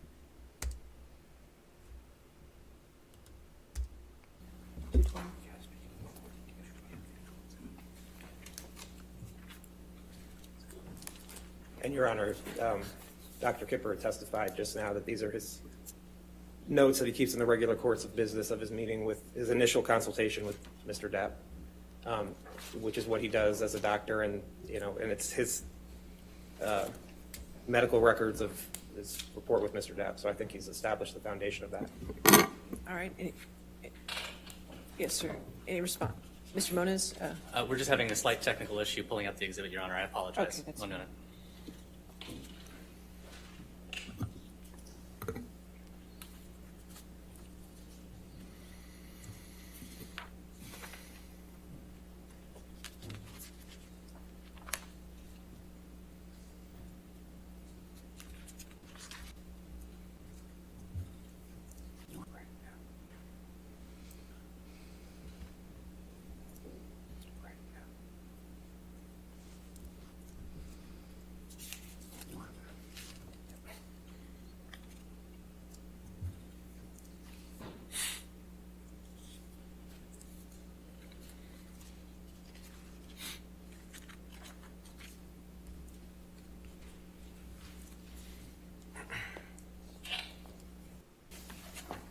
Every horse has a...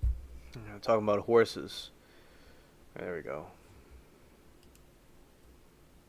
If you're watching. Oh, well, the way we've That's fine, Your Honor. We can Okay. just have him testify, and then it's fine. Okay, that's He's fine. going to testify. All right, Thank you, Your Honor.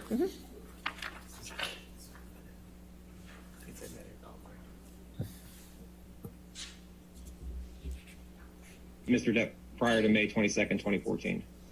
I met him a couple months before that as just an initial introduction to discuss possible treatment.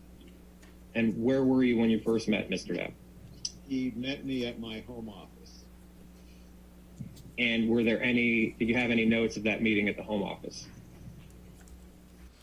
Oh yeah, exactly, Joyce. I can't get over how attractive he is, and then we have her looking like the evil witch from Wizard of Oz. Yeah, exactly. You, in this situation, you could certainly see like he's the good one, and he looks like that, and then she looks like the wicked villain, just like Wizard of Oz. Definitely, she's the wicked witch, the wicked witch of the West. Yes. Very good analogy. Yes. I like his hair down better than up.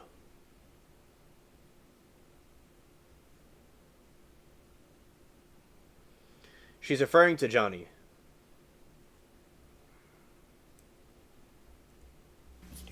No. What did you discuss with Mr. Depp at that first meeting? At that meeting, I discussed with him my involvement in helping him with his substance issues. And what substance issues did he say he had? So to answer your question, this Mr. Depp was seeking treatment for substance abuse and wanted to detoxify from his substance abuse. Did Mr. Depp say what substances he was trying to detox from? Yes, and as indicated in this note, it was polysubstance, so there was alcohol, opiates, benzodiazepines, and stimulants.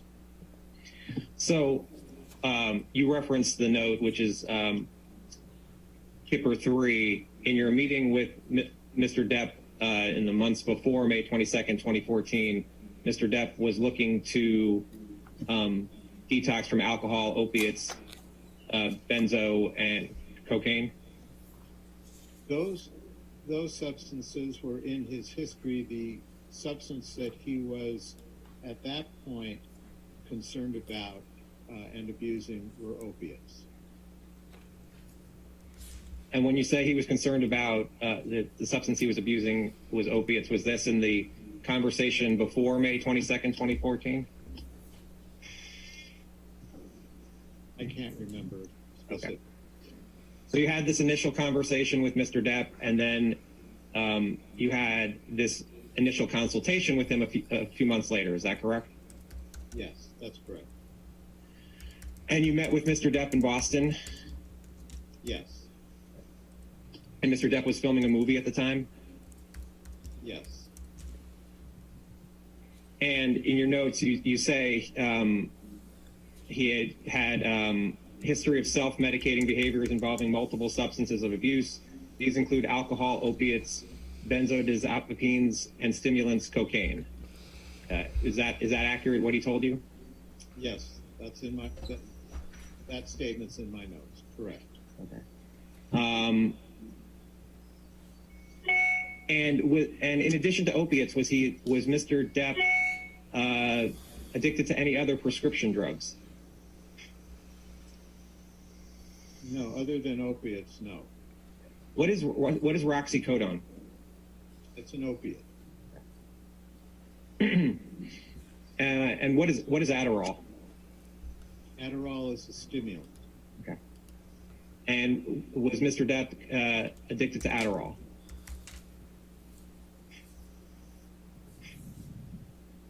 No. What is Xanax? Xanax is a benzodiazepine. This first paragraph on this page, these are notes based off of your discussion with Mr. Depp. Yes.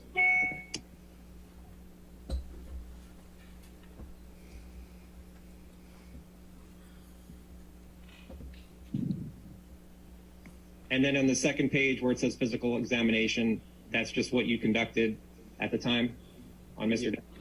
Yes.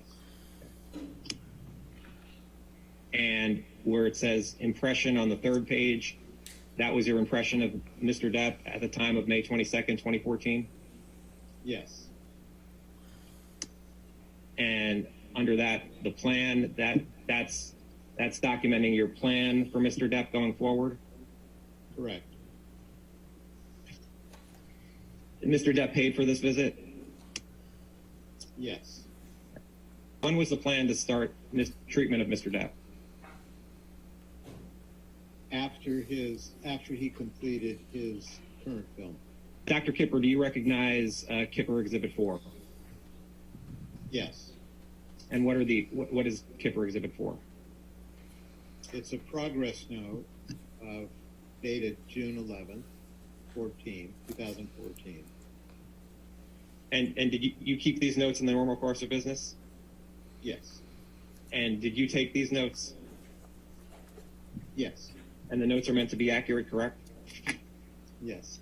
Okay. What is you had mentioned it before, but We what can is pause the video. polysubstance abuse?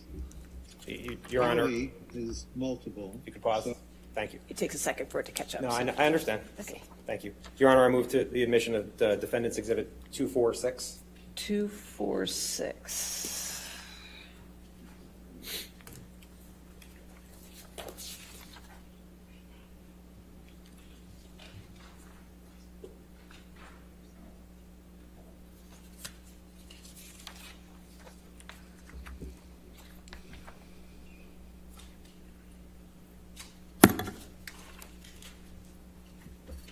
And it's the same type of medical record that was just admitted of for 220. Any objection? But I'll give you a moment to read it. Thank you, Your Honor. Just one moment.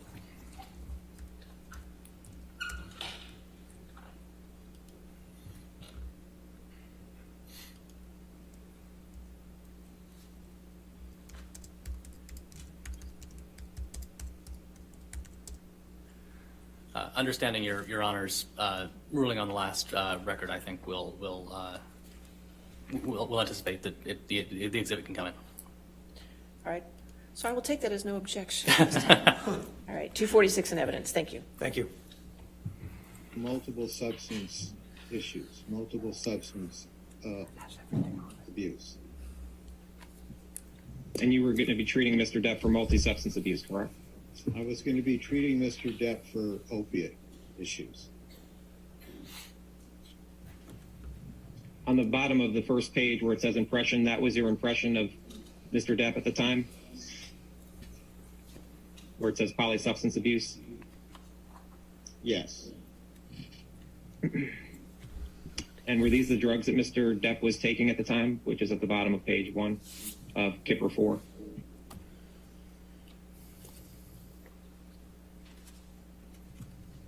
I'm sorry, am I relating to the first entry under impression? It says, what does it mean where it says dopaminergic imbalance with lithium 300 mg bid to be increased to 300 mg TID? Those were medications that I had planned to use upon our treatment. So all the medications that are on Kipper 4 under impression, those are medications you plan to use with Mr. Depp, is that correct? That's correct.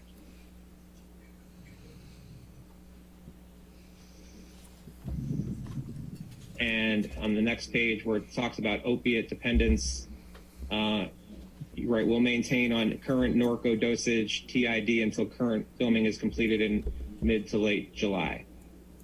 Mr. Depp agrees to undergo detoxification with clonidine, robaxin, bentyl, and anxiolytics. I can't pronounce it, I'm sorry. But is that correct? Yeah, you did a good job. That's what it says, yes. What does TID mean? You see where it says 3 times a day. 3 times a day, okay. And Mr. Depp was also going to undergo a sobriety program, is that correct? Yes. And it says to be regularly drug tested in my office. How regularly was he to be drug tested, Mr. Depp? that was dependent upon his progress and my understanding of how he was doing. And if he was progressing well, how often would Mr. Depp be drug tested? Okay, you can answer. The answer is what I said. It would really depend, Adam, on how he was doing at the time and how he was progressing through his treatment. Do you recall how many drug tests you gave Mr. Depp in 2014? No. You gave him at least one, correct? Yes, I believe so. I'd have to check through my records. Okay. And Deborah Lloyd was going to be Mr. Depp's nurse, correct? Correct. You can take down Kipper 4. And can you put up Kipper 5, please?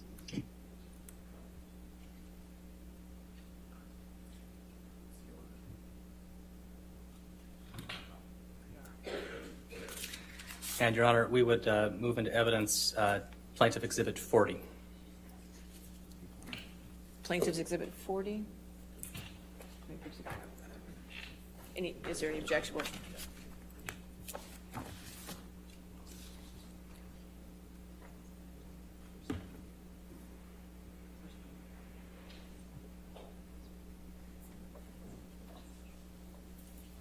So my understanding, you're putting in, you want to move in the entire document, 123 pages.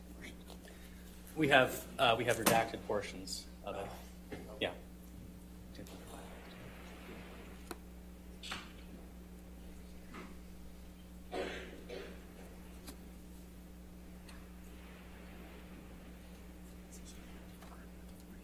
It's just 40.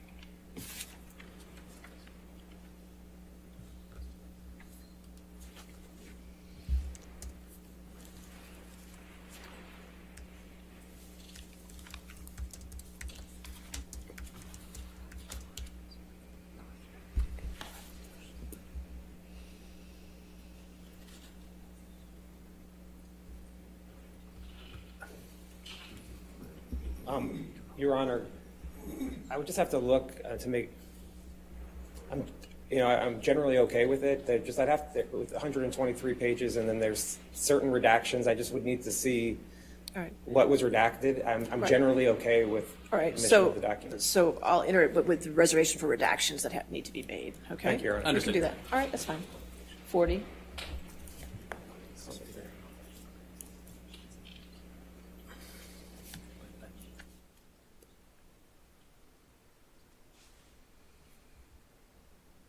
Yeah, so the whole time, I don't know yeah, Giants attorney's there. publishing it, but I would ask that they not publish Yeah, Giants attorney is there the whole time. Yeah. it and just let the video play as he testifies to it, and then we can discuss what needs to be. Is that okay? Given the lack of agreement, confirmed agreement on the redactions, Your Honor, I think that's Okay, fine. We can sure. just play the video. Do that. Thank you.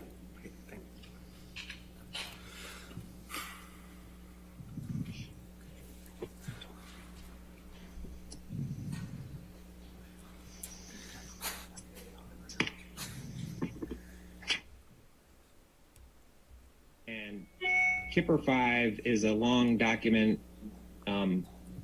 Came out of your files. Do you recognize the document? Yes. What is Kipper 5? It's a progress note dated the 12th of June, 2014. So this exhibit, Kipper 5, which I will refer to throughout the your deposition, is a multi-page document that is progress notes throughout from multiple dates that came out of your files. Do you know who created these progress notes? I created these progress notes.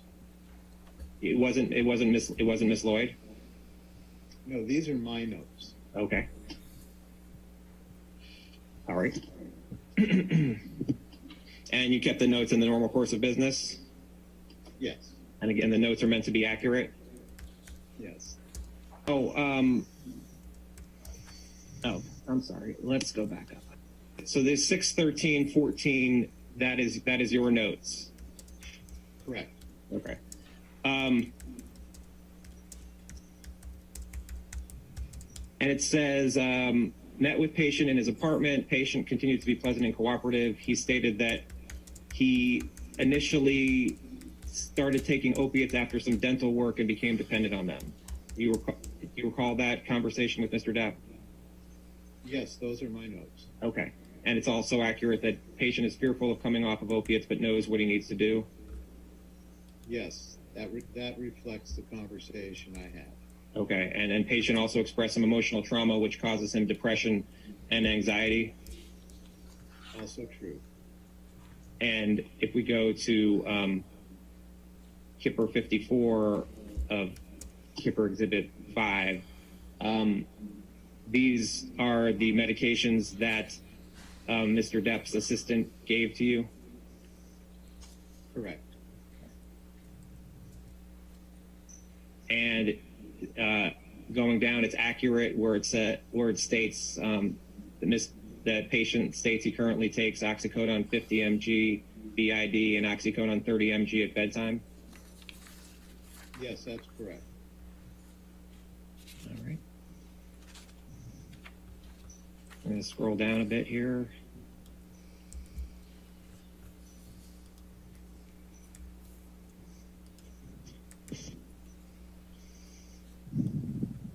And we're going to go to Kipper 60 on Kipper Exhibit 5, the notes for 6/22/14.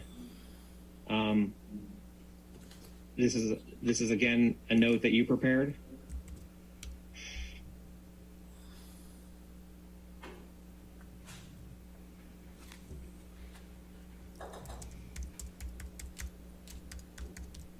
Is this a note that you prepared, Dr. Kipper? I'm reviewing this. Okay, sorry.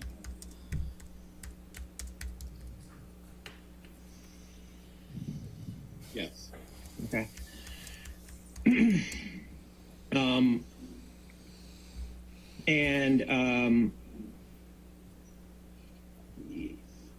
You see where it says in the middle, patient spoke about his difficult childhood and current mood swings. Yes.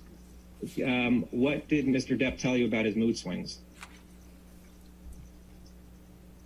That he had evanescent changes in his mood from good to bad. And did he give any more information about what a bad mood would be? No, it was implied that would be depression, sadness. What about anger? That was not. I don't remember him saying that. This note also said that he'd been depressed for the past 3 days. Right above where we just looked. Yes.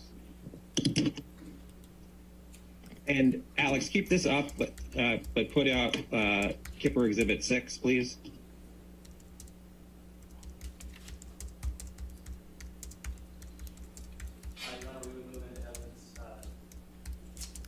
Your Honor, we would move into evidence Depp Exhibit 42. 42? Any objection to 42?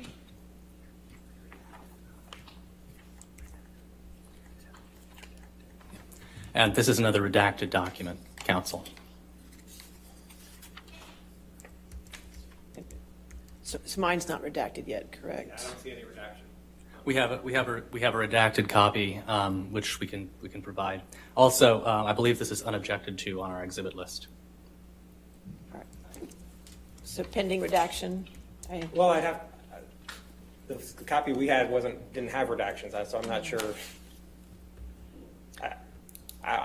Non-redacted, I'm happy to have it included, but I would need to see the redactions. Well, I'll reserve on redactions then, as we did with 40, okay? So 42 in with redaction Understood, Your Honor. decisions, okay.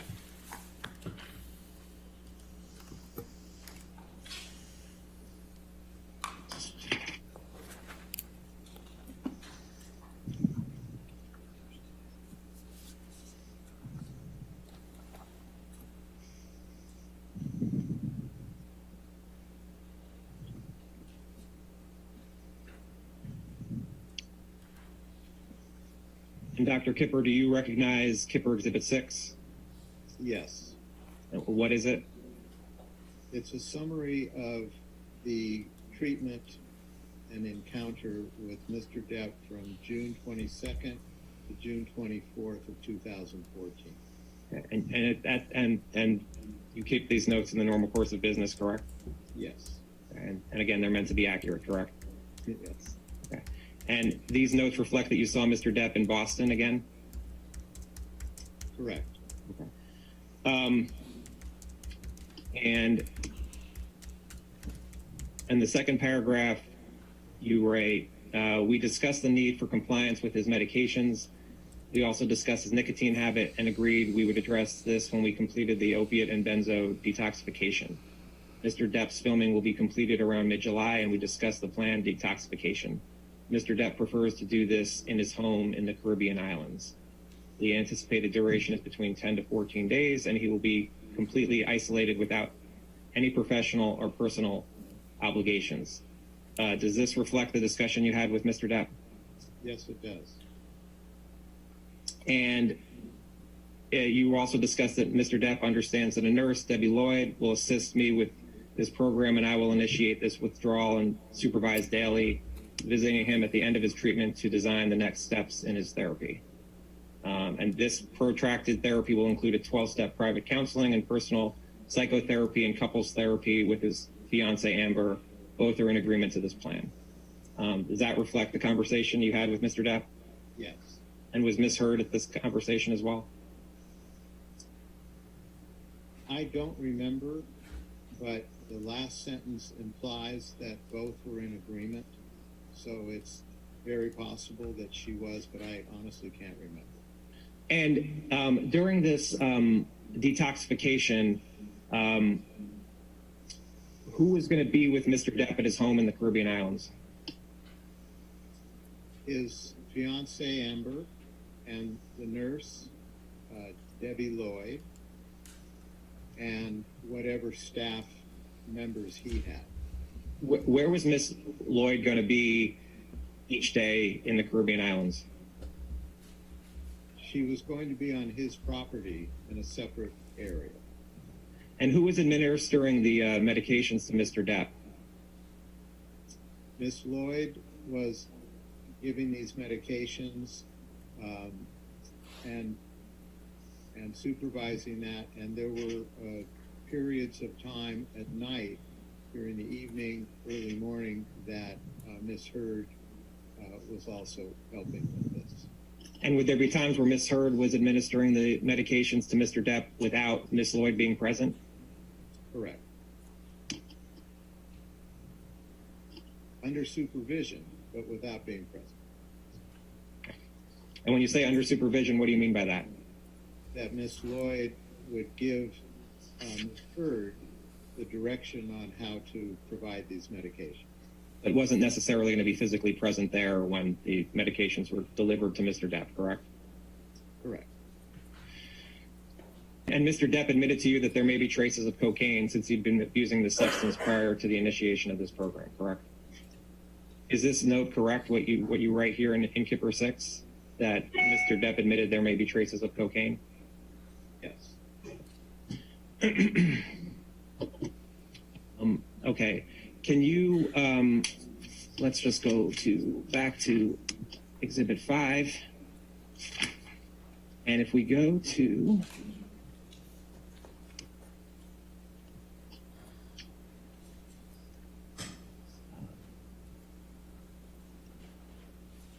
easier this way.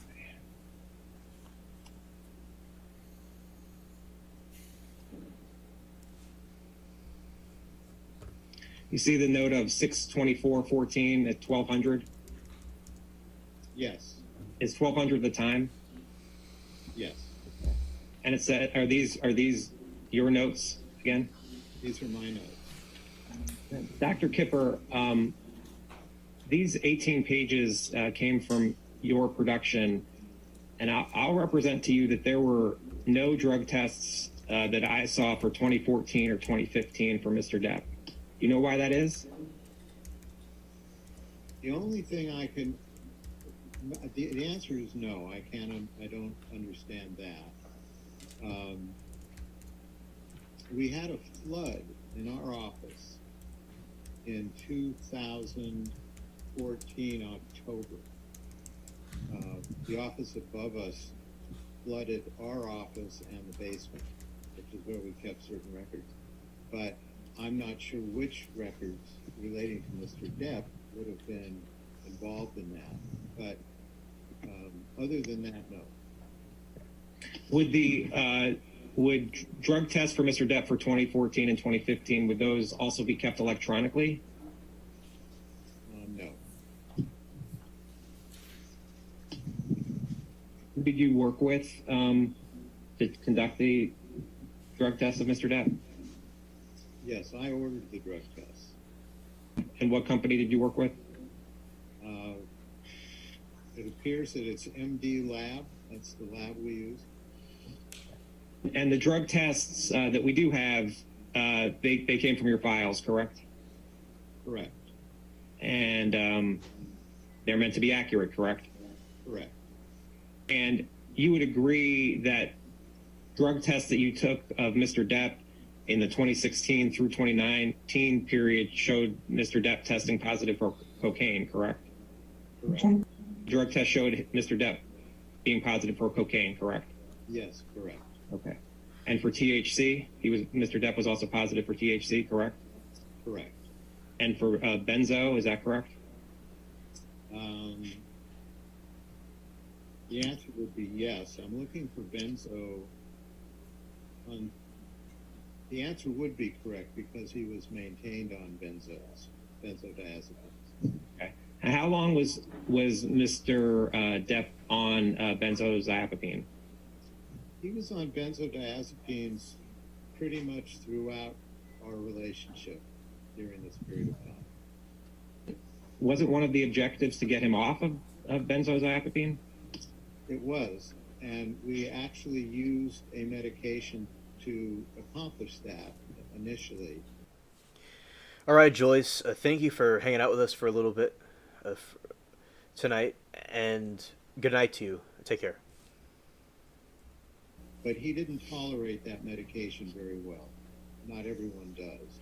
So he was put back on his benzos. On page 3 of Exhibit 7, what's being shown here under where it starts with cocaine metabolites? This is a listing of substances with reference ranges. And I think if you scroll down, you'll see Okay, Kay.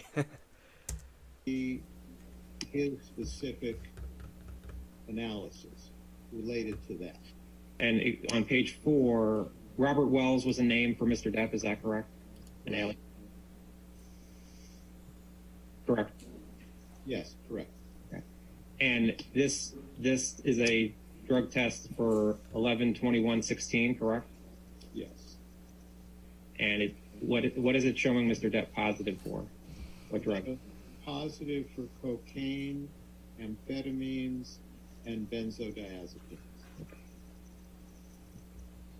And on page 5, this is a drug test for November 21st, 2016, correct? Correct. Okay. And it's showing, what drugs is it showing Mr. Depp was positive for? It shows cocaine, benzodiazepine, cannabinoids, and amphetamines.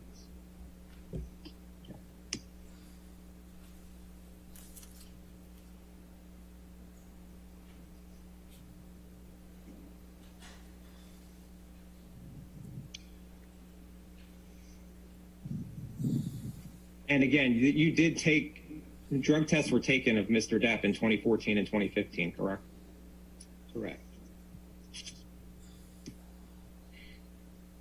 Now, you had mentioned before, and the note said that the plan was for Mr. Depp to detox on his island in the Bahamas. Is that right? Correct. Okay. Okay. And were you going to be going to the island at any point? Were you planning to? Yes.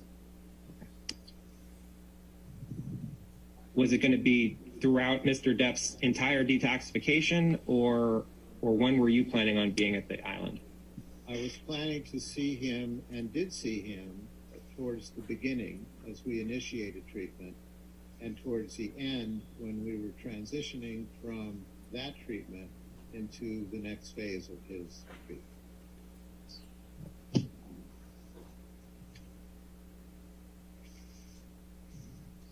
Now, on 8/14, it says, arrived on island today.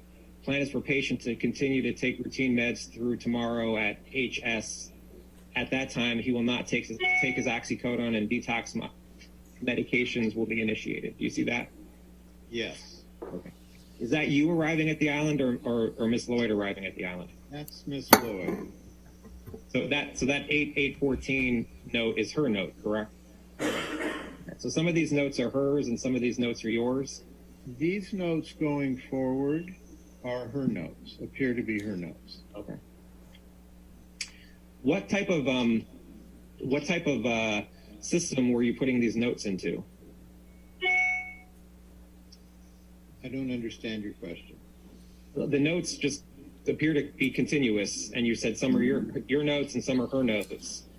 I'm trying to understand how they got together. Because I put all of his treatment notes together to be in one place. Would Miss Lloyd type these notes, or were they handwritten? She would type these notes. Okay. And then who put them all together?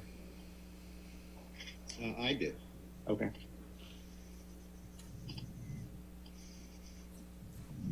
You see 8/9/14, patient expressed fears of never feeling normal without his drugs. See that? I see that. Was that, did Mr. Depp ever express that to you? Yes, in some form he discussed that with me.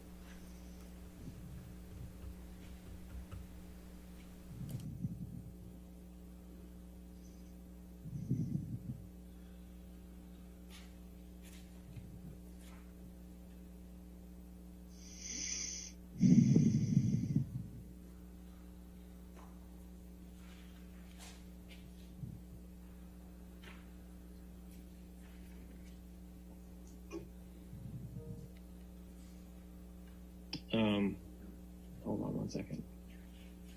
Oh, sorry.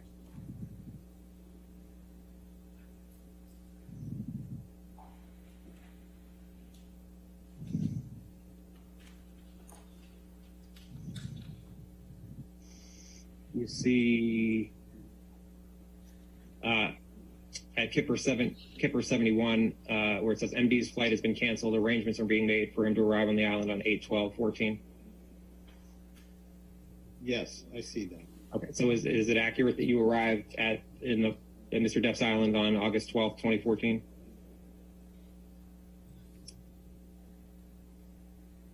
Is that accurate? Yes, that's accurate. Did you go to assess Mr. Depp on August 15th, 2014, according to these notes? That's correct. And by the way, fiance is misheard in these notes, correct? Yes, And patient is Mr. Depp, correct? correct. And this is at Kipper 77 on Kipper 5.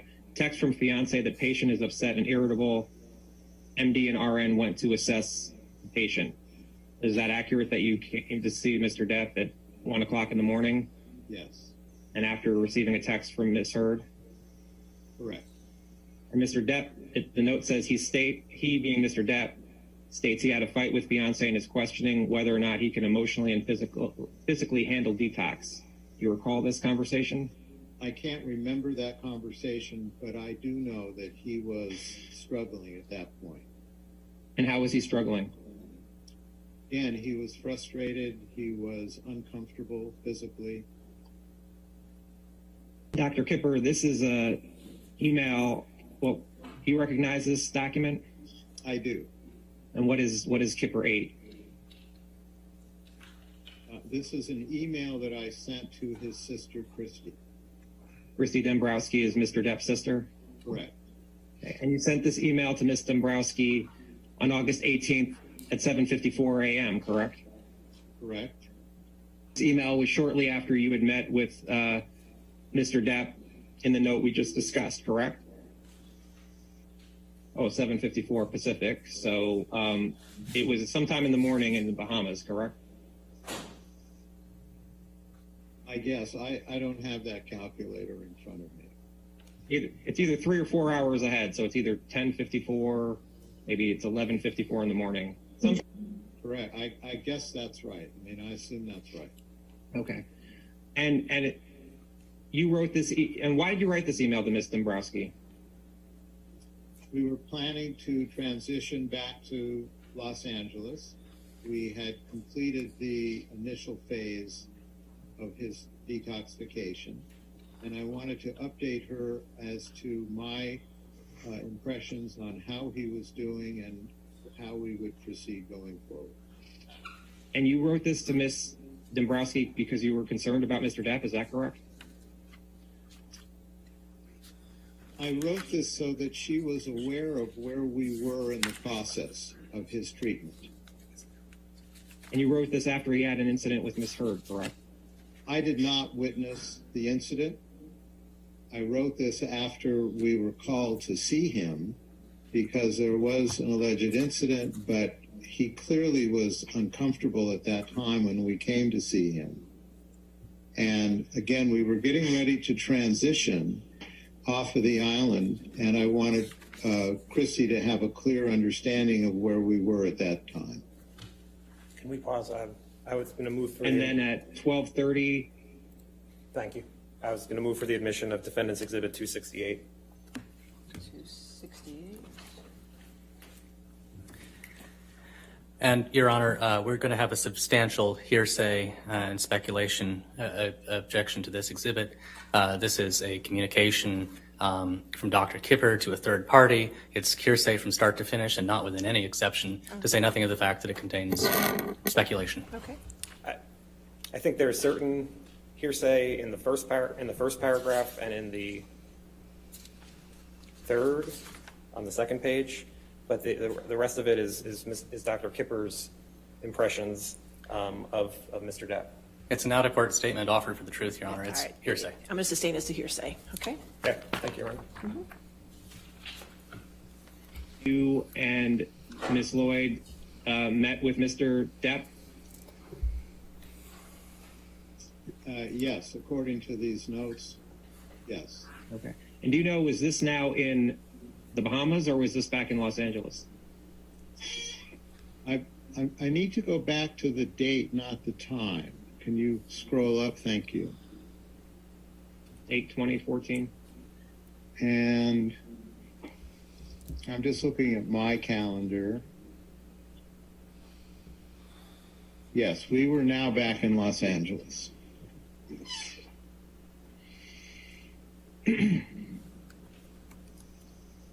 And in the notes on 12:30 on August 20th, Mr. Depp stated he was done with the process and no longer wanted MD and RN services. You see that? Yes. You recall Mr. Depp telling you that? Yes. And you recall Mr. Depp saying that there was tension between him and Ms. Heard? Yes. Was the plan for Ms. Heard to take a few days for herself? Yes. And Mr. Depp is it true that Mr. Depp wanted to stop taking all the medications you were providing him? Yes, that's reflected in this note. Now you mentioned you had, you did text with Mr. Depp on occasion, correct? I believe so, but I really can't remember any specific time or message that I sent to him. Dr. Kipper, Mr. Depp has produced a number of texts in this litigation between you and him, and they're in this chart here, and we're not going to go through all of them, I promise you. But I want to ask you about a few of them, and we'll do this kind of throughout the deposition. I have control here.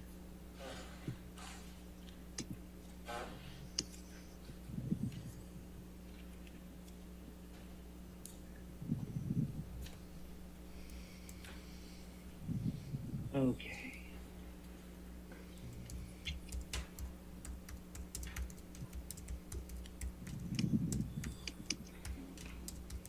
And on 8/21/2014, it says Dr. David Kipper. This 310 phone number, was that your phone number at the time? Yes. Okay. And this is a text from you that says, to Mr. Depp, that says, glad you're better today. Respect you as much as I love you. You're impossible not to love, but an easier job not to respect. You're making my job a pleasure and honor and a few sleepless nights. Stop firing me. I know what I'm doing. You recall sending that text to Mr. Depp? Yes. Okay. How long have you been working with Mr. Depp at this point? As of August 21st, 2014. And can you define by working with him? Are you talking about specifically the detox, or are you talking about our initial meeting? Well, even if you go with the pause it initial for 1 meeting, second? how many months? Your Honor, as I mentioned in the deposition, Defendant's Exhibit 1063 is a long list of text messages between Dr. Kipper and Mr. Depp, a number of which are going to be testified to today or Monday. And I would just ask that the ones that they testify to, we would provide in a redacted form, which would just be the text that they're testifying to. And it would be for a number throughout. I can get up each time, but I was hoping I wouldn't have to do that. Your Honor, I think we're going to have to maintain a hearsay objection. It's a text-by-text issue, whether it falls within any exception. So we're not going to be able to agree that the entire document comes in. It's possible that some may come in, but I think that's going to be something that needs to be worked out between counsel afterwards. So we can reserve it. He's still going to testify to it because we've already gone. Right, I mean, Understood, Your Honor. The testimony can come in, but that doesn't mean the document itself is admissible. I can reserve on 1063 and we can figure out the redactions, Thank you, Your Honor. okay? Happen. So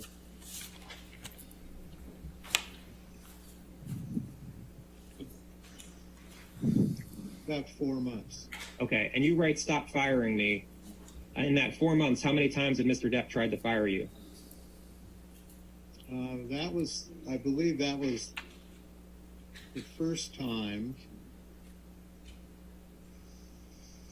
And again, this was in reference to him not wanting to proceed and not wanting our help. This is actually, I'm sorry, this is the second time. Because the first time was on the island, just as we were getting ready to leave, that he did not want to proceed. He didn't think he could do it. That changed after a conversation. He was back on board. And this came from, I think, followed that incident that we just referred to in the notes, where we were asked to come and visit with them, and where he didn't want to proceed. And again, at the end of that visit, he was back on board.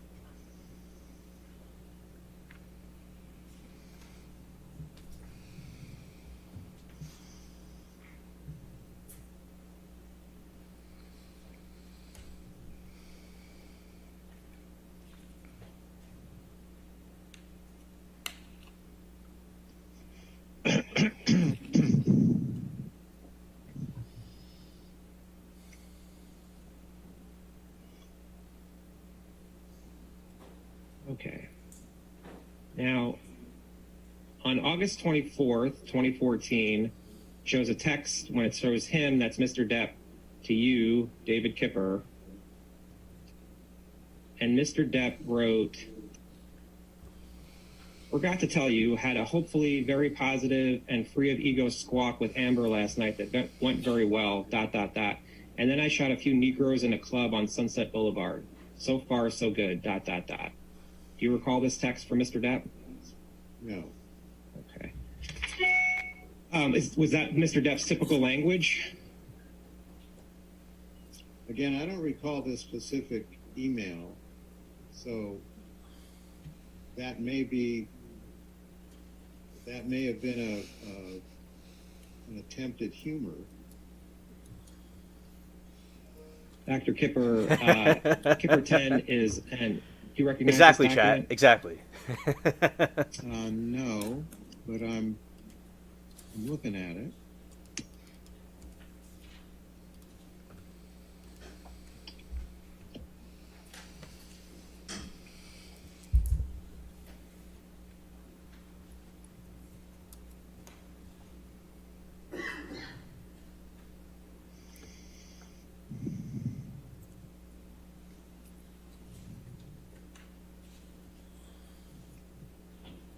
let me ask you this. Do you recall if arrowsarc@icloud.com is Ms. Hurd's email address? I assume that by looking at this document. Exhibit 5 at Kipper 101 at 9/22/14 at 1:25. You see it says, Ryan received text from patient stating that he had been in an argument with fiance and she had a, quote, nasty freak out and would like nurse to give him some, quote, some fucking knockout yum yum. RN instructed patient to take PRN Neurotin 300 mg. I know. What is this? What are those? That's some eyes. That's a Temu Sheen stare with Temu Sheen eyes. Definitely. Yeah, his eyes are definitely from a really edgy part of the Temu shipping area. Definitely. Like, he's like you know what he is? He's the mirror on the wall from the Disney movie from Maleficent, like the original one. That's what he is. Like, he's like, that's his mugshot. He looks scared. Detoxing and looking at Kipper's gotta be freaking out. Yeah. Yeah, exactly. Something's not right there. PRN and Seroquel 50 mg and that RN was on her way. Do you see that? Yes, Okay. And this is a note from Miss Lloyd? correct. Okay. And then it says at 3:30, upon arriving at the home, patient was sitting in kitchen with scraped and bloody knuckles on our hand, meaning his right hand, correct? Correct. Patient stated he punched whiteboard in kitchen after fight. Patient stated he'd been texting his friend explaining why he didn't show up to play music, and fiance got upset he was not giving her enough support, and the fight escalated from there. Called the MD at 1:45 and instructed to give a stat order of Ambien 10 mg to help patient get to sleep, as he has an early work day. Do you recall Miss Lloyd telling you about or visiting Mr. Depp and him having bloody knuckles and a scraped hand? Specifics, I'm reading the note you're reading, and yes, I remember there was an incident. And an incident where Mr. Depp had scraped and bloody knuckles on his hand? Yes, Kipper's like a bad acid trip for faux show. Like a Pink Floyd songs, all that was inspired by looking at that man's face, because it's definitely a bad acid trip. Yeah, especially like the background is unsettling too. Oh, let's see if y'all can see this part. Yeah, like below me, it looks like there's people in the background or something. I don't know. This is real trippy. He's like the Wizard of Oz head. Scared. As indicated in the note, yes. I did not see bloody knuckles. I did not see a punch board. This was a communication that I received through the notes from Miss Lloyd. And do you recall if you had it does say you recall, do you recall if you had a conversation with Ms. Lloyd about? Yes, I recall having spoken about there had been an incident. I don't recall the specifics of that conversation. Okay. On Kipper 5 at 10, at the date of 10/14, to show you there, which is on Kipper 110 of Kipper 5. And then going down to 1930, it says patient finished filming and was extremely agitated leaving the set. Patient kicked in the door of his trailer and refused to speak to director. Patient was verbally aggressive to another person on the set for no apparent reason. Per MD, patient is to take Xanax 2 milligrams to reduce his agitation at this time. You recall that, Dr. Kipper? I do remember this entry, yes. And you remember being told that Mr. Depp kicked in a door of his trailer and refused to speak to his director, correct? I don't remember the specifics, but I do remember there was some disagreement between Mr. Depp and the director. And where it says per MD, patient is to take Xanax 2 milligrams to reduce his agitation at this time. Is that an increase of Xanax that he? Okay, I know. She said necro. That means death. That it's a Latin for death. I don't know what type of medicine or if that's a medicine or something, but yeah, that word means death. He was to receive. Yes.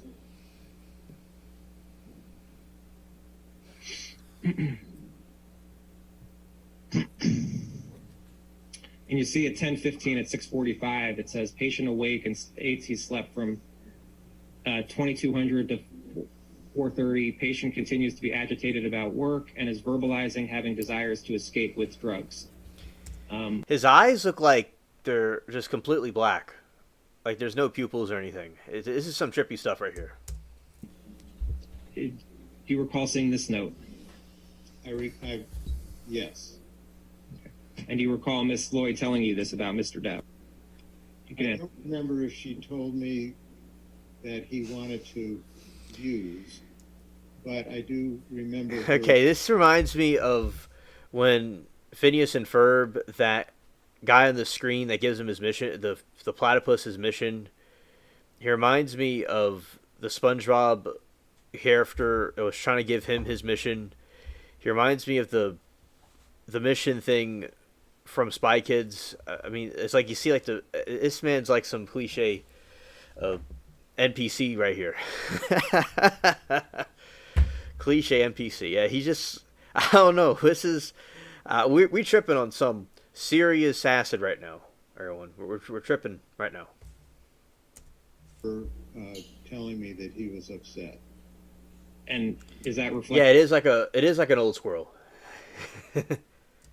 In the note of 8:45, MD informed of his state of mind and continued agitated. He's on his Scared. Anna, scared. That's true, also. way to assess patient. Is this Can you accurate? Can you show me that note? Yeah, it's right under, it's right here, 8:45. Oh, okay. The note's accurate, that MD informed of patient's state of mind and continued agitated. He is on his way to assess patient. Yes. And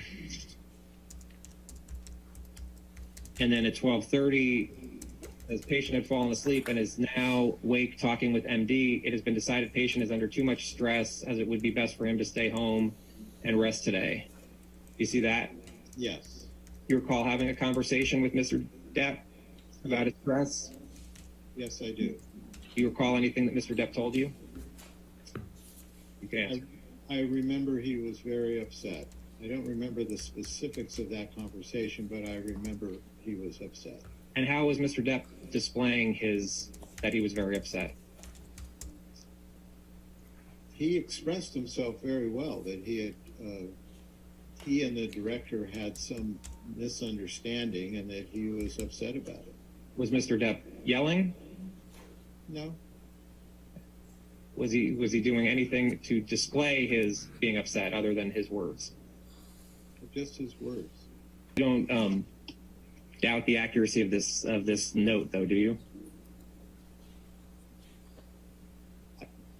I can say that the note was written and I believe it was good reporting. I trusted my nurses that they would report what they were told. Not for the opiates. Not for the opiates, is that what you said? Correct. More positive for cocaine, for instance? Yes. Now, on November 17th, Oh, okay. Anna says, great ambient sleeping pill that can cause hallucinations. Oh, I see people, zombie patients. Oh, interesting. Thank you for sharing. I guess it puts them in a trance. Imagine taking that and look at this guy. Scared. in 2014, Mr. Depp texted you and said, I have been to see Amber downtown. Yeah, interesting to say the least. Wow. Anyway, I'm still awake and don't foresee slumber arriving anytime soon to this broken instrument of a squash situated atop my shoulders. I would love to speak whenever you get a minute, dear David. Though honestly, if I were you, Debbie and or Aaron, I would, capital letters, run for the fucking hills, 3 exclamation points. I love you, Doc, ...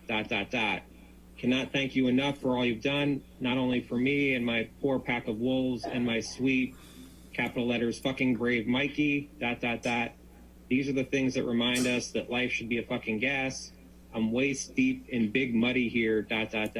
Hit me when you're drunk, ... It'll be far less boring.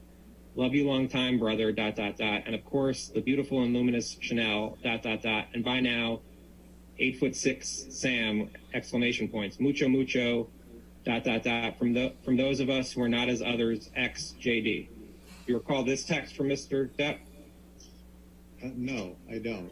But clearly I see that I received that text. Okay. Alex, can you put up Kipper 13, please?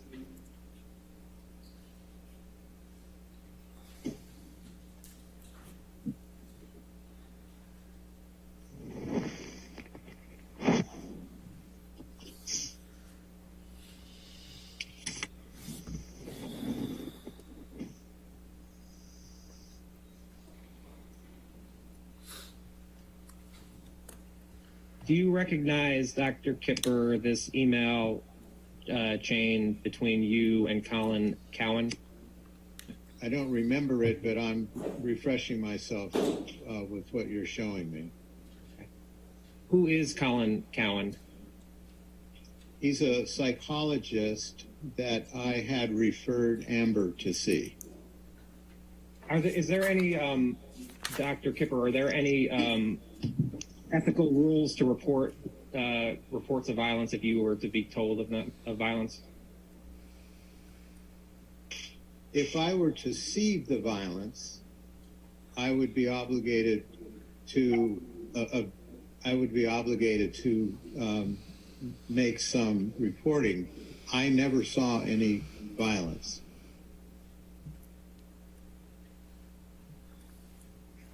And you didn't report either Mr. Depp or Ms. Heard, correct? Because you didn't see it. Your testimony is you didn't see any violence from Ms. Heard or Ms. Heard to Mr. Depp, correct? I never saw violence between the two of them. Okay. You'd heard reports, but you never saw it as your testimony. Correct. Dr. Kipper, do you recognize Kipper 14, which it looks like is an email between you and Alan Blaustein? Yes, I recognize this. Okay. And who is Alan Blaustein? Alan Blaustein is the psychiatrist that I referred Mr. Depp to. And when you wrote this email as of March 1st, 2015, was it your understanding that Mr. Depp was in Australia at the time? Yes. At some point, you flew to Australia, is that correct, in this March 2015 timeframe? Yes. Was that were you always planning to fly to Australia to visit with Mr. Depp in March of 2015? No, I hadn't planned on it. What made you fly to Australia? He had wanted to see me. He had just wanted to check in. He wanted my company at that point. He being Johnny Depp? Yes. Do you know when you arrived in Australia?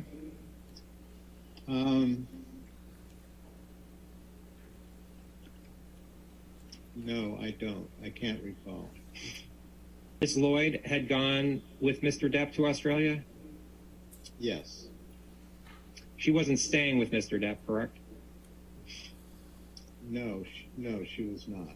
You know how far away Miss Lloyd was from Mr. Depp in terms of time to get from where she was staying to Mr. Depp's house?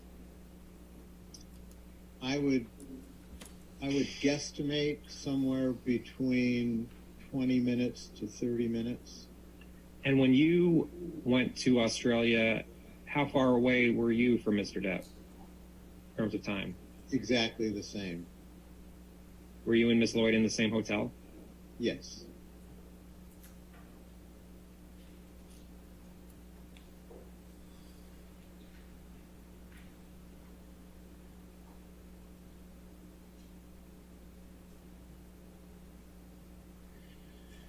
Actually, that isn't true. I was in a hotel around the corner from where the nurses were staying. And in Kipper 5, at Kipper 157, you see this note for 3/7/15 at 11:30. 11:30, it says, MD received a text message from client that he had been arguing with wife and that he had cut his finger.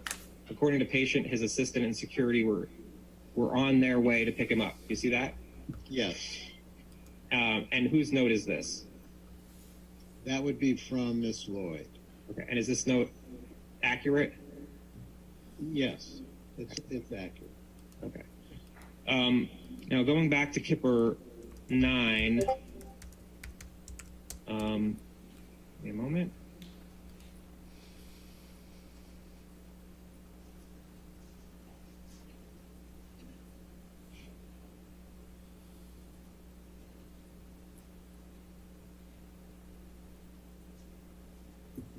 At Kipper 7, at Depp 7790, there shows a text from Mr. Depp to you on March 7th, 2015 at 5 p.m. And it says, hi, fucked, man, had another one. I cannot live like this. She is as full of shit as a Christmas goose. I'm done. No more, all capital letters, 3 exclamation points. The constant insults, the demeaning, belittling, most heartbreaking spew that is only released from a malicious, evil, and vindictive cunt, 5 exclamation points. But you know what? 2 question marks, capital letters, far more hurtful than her venomous and degrading, endless, quote, educational ranting, ... 3 question marks. It's her hideously and purposefully hurtful tirades and her goddamn shocking treatment of the man she was meant to love above all, ... Here's the real deal, mate, ...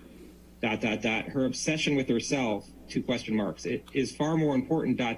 She is, capital letters, so fucking ambitious, 3 exclamation points. She's so desperate for success and fame, ...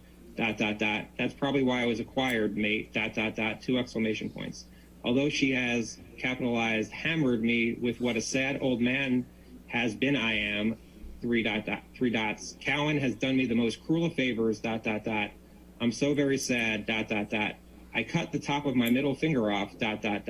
What should I do? Exclamation point, 2 question marks. Except, of course, go to a hospital, ... I'm so embarrassed for jumping into anything with her, ... Capitalize, fuck the world, 3 exclamation points, JD. Do you recall this text from Mr. Depp? I don't recall the text, but I do recall him reaching out after this incident. Is this text a typical type of text you would receive? In retrospect and in reading this, no, I think it reflected the fact that he was injured. Right, and Mr. Depp told you in the text, I cut the top of my middle finger off, correct? That's what it says. Okay. And then you responded, call me. You see that? That's the next text. Yes. Okay. Yes. And did Mr. Depp call you? I can't recall if he called me, but I know that I went to the residence. Okay. And did you go with Miss Lloyd? Yes. Okay.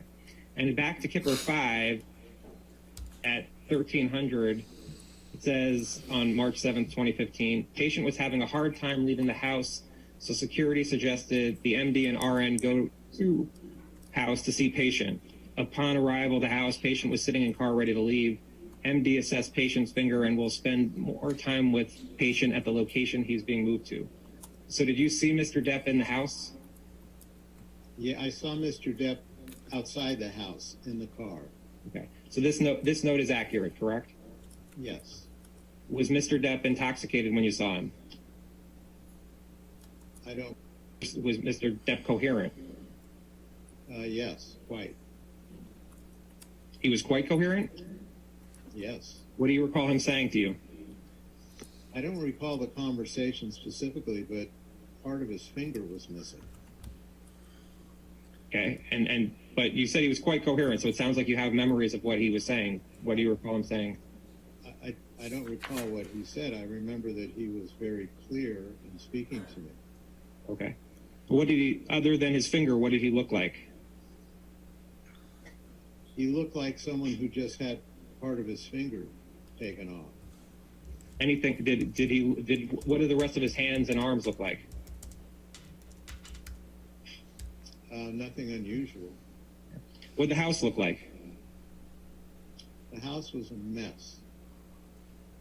Anything else you can describe about the house? There were things on the floor. There were things that had been thrown around. It looked like there were just things were out of order in that house.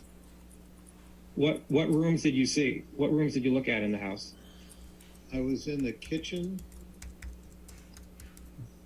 and I believe I went downstairs.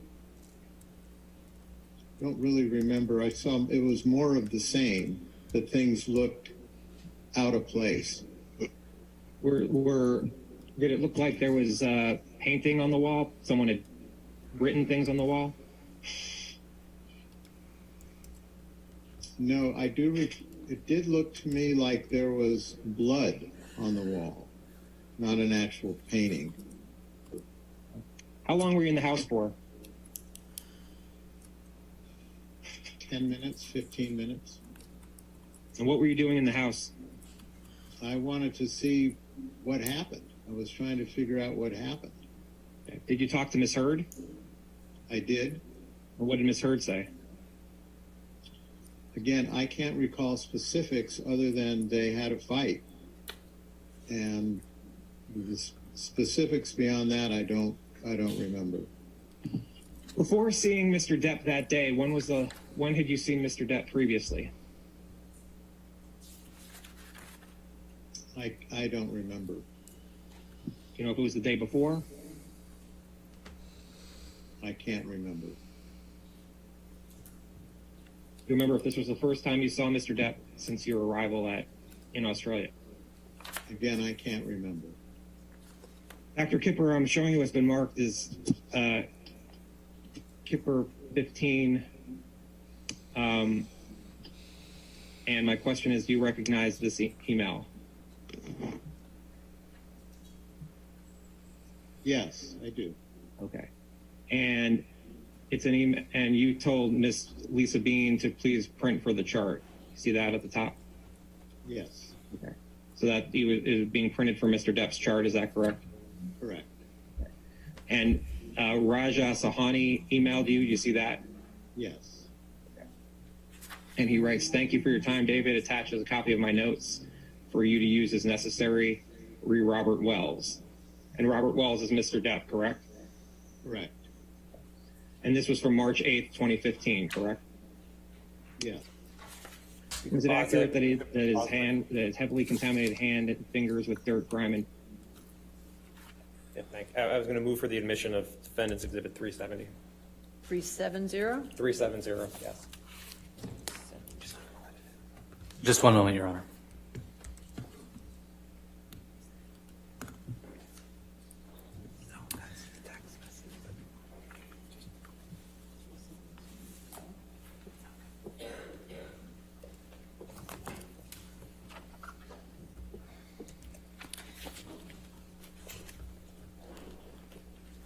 And Your Honor, we would maintain our objections on grounds of hearsay, And and the other objections asserted in our objections to the exhibits. This is an email communication between two non-parties to this case. It's hearsay. It's not within any exception, certainly not within the medical exception, and is not admissible. I think it is in the medical exception because it's from one doctor to another doctor to treat Mr. Depp's hand. I'll sustain the objection as hearsay. Thank you, Your Honor. That's accurate. Is there anything other than the coherent here that you find that's inaccurate?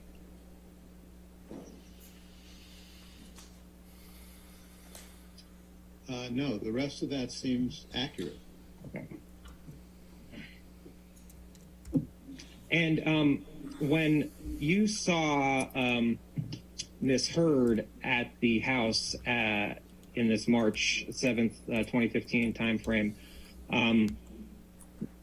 Did she seem like she was on, was she coherent? She was coherent. Dr. Kipper, do you recall seeing Kipper 16 from the Gold Coast University Hospital? Yes, I do.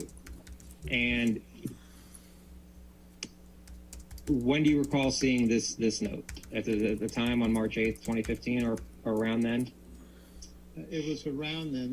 This was the emergency room doctor that saw him, and then he gave him sort of temporary care, and then he was referred to, Mr. Depp was referred to the other doctor that we spoke of before this, who was the surgeon, who was the hand surgeon, I believe. Did you talk to this doctor who wrote this note? Yes, I was present when Mr. Depp was being examined and treated. And at this point, you were, as of March 14th, 2015, you were telling Mr. Depp that you weren't going to be able to treat Mr. Depp anymore. Is that correct? The purpose of this note was to make sure that he was strictly compliant with everything, because he needed to have his finger reconstructed. And I wanted to be sure that he was following our guidelines for the drug treatment. Mr. Depp was not following your protocol as of March 1st, 2015, correct? Yes, I had concerns. Mr. Depp was not following your protocols that you were giving him as of March 14th, 2015, correct? Correct. Dr. Kipper, do you recognize Kipper 17? Yes. So you were withdrawing your care for Mr. Depp at least as of March 15th, 2015, correct? I was withdrawing my care if he did not comply. And as of March 15th, 2015, Mr. Depp was not complying, correct? Correct. Was Mr. Depp Can you pause it again? I'm sorry. Thank you. This dude's getting too close to the camera. Scared. Move for the admission of Defendant's Exhibit 391. 391.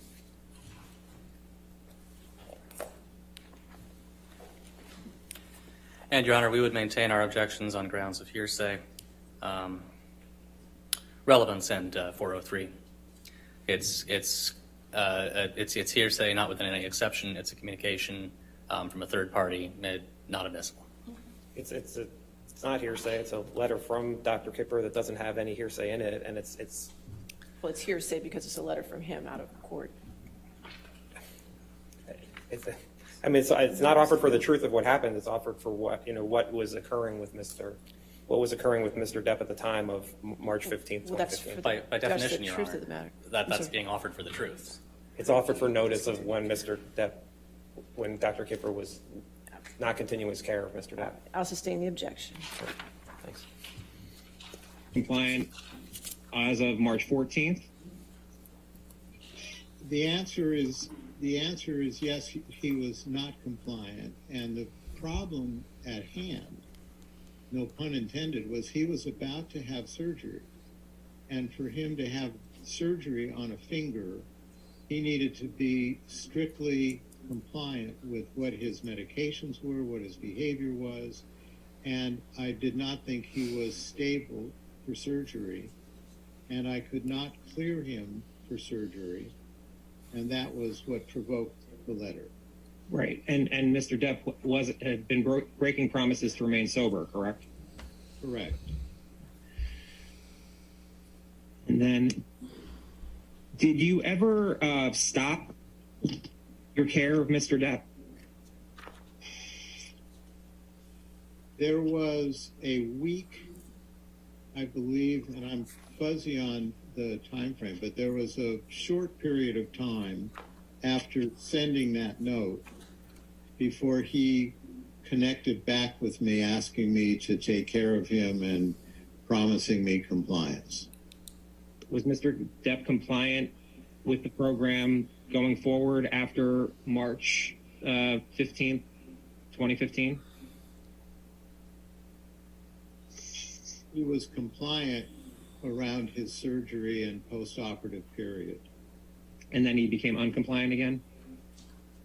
I would have to refer to my notes, but I don't remember him being out of control. I remember him being,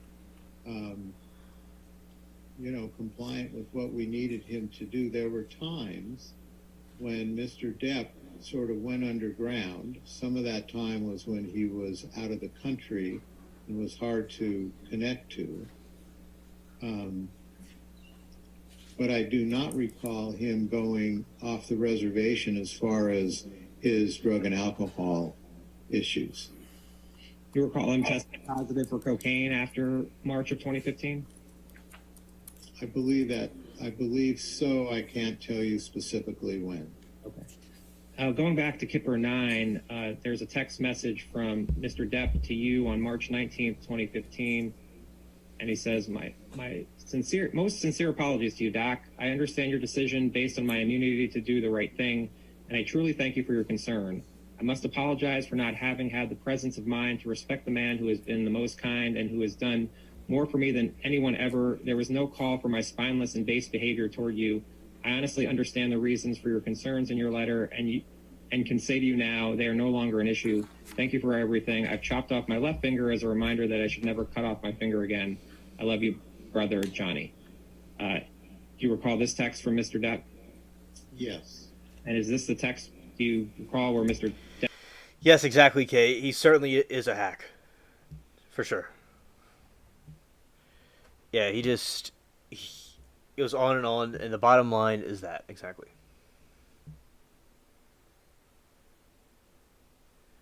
We need a Ferris or a Sementelli trial.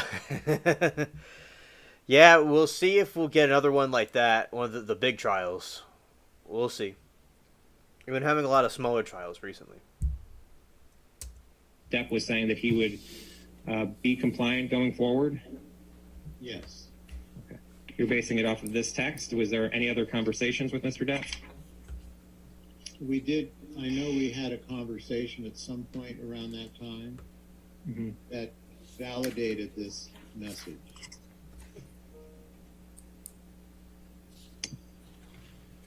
And going to back to Kipper 5, which are, again, the notes. And we're going to go to Kipper 167.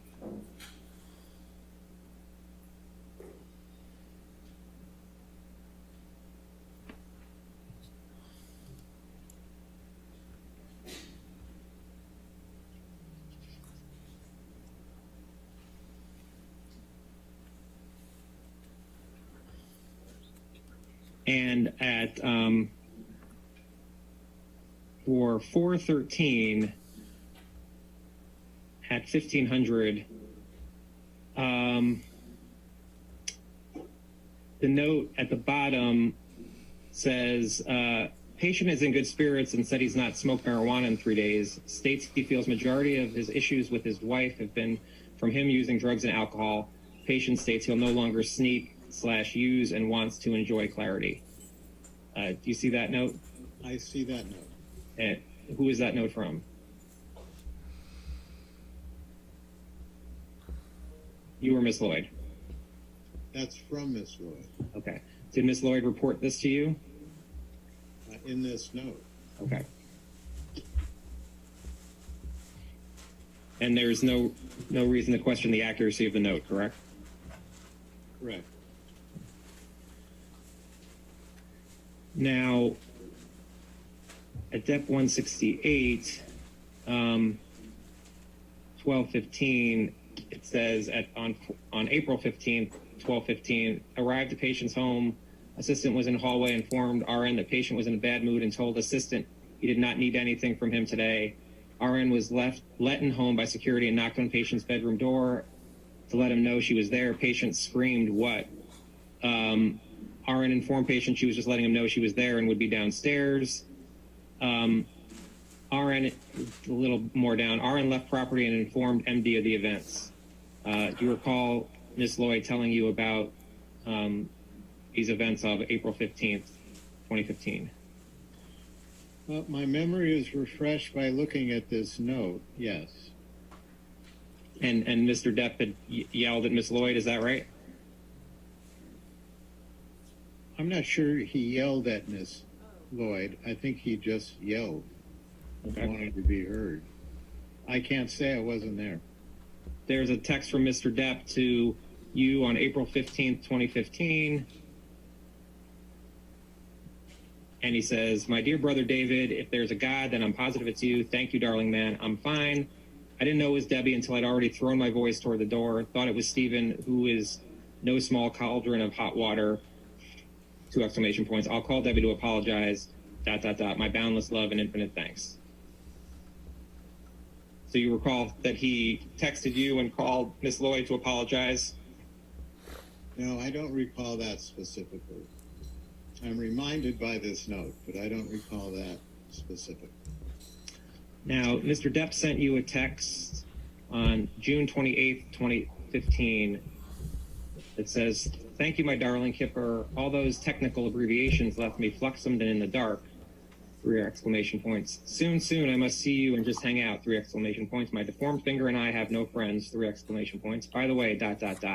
Amber and I have been absolutely perfect for 3 fucking months solid." 4 exclamation points. "I've locked my monster child away in a cage deep within, and it has fucking worked." 4 exclamation points. "We're goddamn best friends now." 3 exclamation points. "Amazing." 3 exclamation points. "Big love to you, my brother, ... JD. You see that? Yes. And what do you recall what is refreshed of your memory? That there was concern that he was taking more Xanax than he should have been, and I needed him to tighten that up and to go back to what he was prescribed. And also there's a reference here to the phone calls. I had asked him not to respond not to engage in these phone calls because those were that always precipitated problems between the two of them when they were in a bad phase. Phone calls between Mr. Depp and Ms. Heard? Correct. And Mr. Depp responds on July 1st, 2015, and says, "I am and have been at peace for the last 3 to 4 months. It's been amazing, but she's somehow locked into this very unpleasant and belittling mode in the last 3 days. The accusations, the verbal abuse and insults, stooping to one the most unjust. You haven't changed, you fucking desperate hypocrite. You didn't out the monster away. You're full of shit. You're a pathetic fraud. Man, you know how hard I have worked to put that motherfucker in its cage, and I did that, me. I took all those other problems and rid myself of them. There's a whole lot more. I won't bore you with it. The Xanax takes the edge off just a little. You know me. It would take more than a few to really affect me. Seroquel scares me for the reasons I were off of it. If you're worried about the Xanax, prescribe me something different, but with more potency. I don't take them all that often, just when the brain is inundated with this horrible badgering and half-truths from my wife by the WSY. I don't know if you meant by the way. Do you recall this text? Again, I do in looking at it, yes. Okay, and Mr. Depp again used the term monster, correct? Yes. And Mr. Depp goes on in this text. He says, by the way, he sends another, sorry, here's my, by the way, Cohen should be run out of town in utter shame. He's a fucking sump who's done absolutely nothing but giving her the verbosity that she uses ever whenever she feels like she must explain to me the psychology of life. 3 exclamation points. Ludicrous, 3 exclamation points. Yes, sir. Cowan should be shot in places no one wants to be shot in, 3 exclamation points. He's a goddamn charlatan big time, 3 exclamation points. I'm not going to continue to pay the fucking yes man to do nothing but stare at her tits and agree with everything she spews, ... Tell him to tell he's leaving the business or something, or I too will become a regular client, whether I am welcome or not, 3 exclamation points. Thanks and so sorry. I lobs G.U.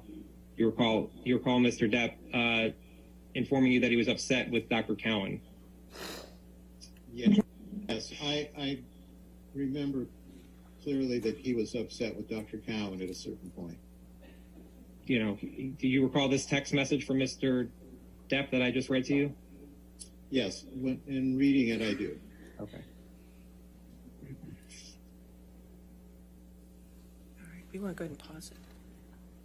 Looks like a good time to break it. It's 5 o'clock. I paused it. All right, perfect, thank you. All right, any objection to breaking there for the weekend? All right.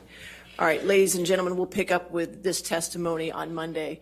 Since I'm not going to see you for 3 days, I just want to reiterate the same jury instruction I gave you in the beginning of the case when you were first impaneled.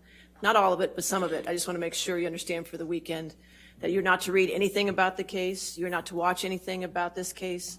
You're not to listen to anything about the case. This applies to television. Hancock Whitney has just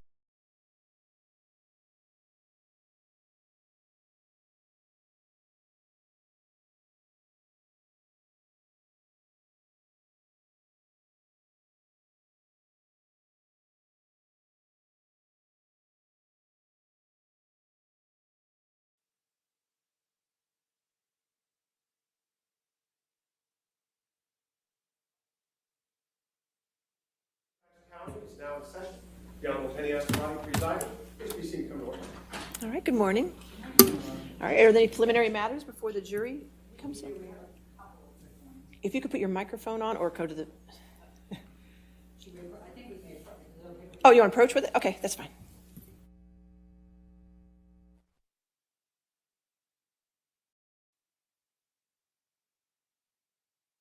The parties discussed over the weekend, and we have agreement as to plaintiffs' exhibits 41, 42, 47, 48, and 49 of plaintiffs' exhibits. I do believe that there are some slight redactions that I think they have copies of that they can provide to you.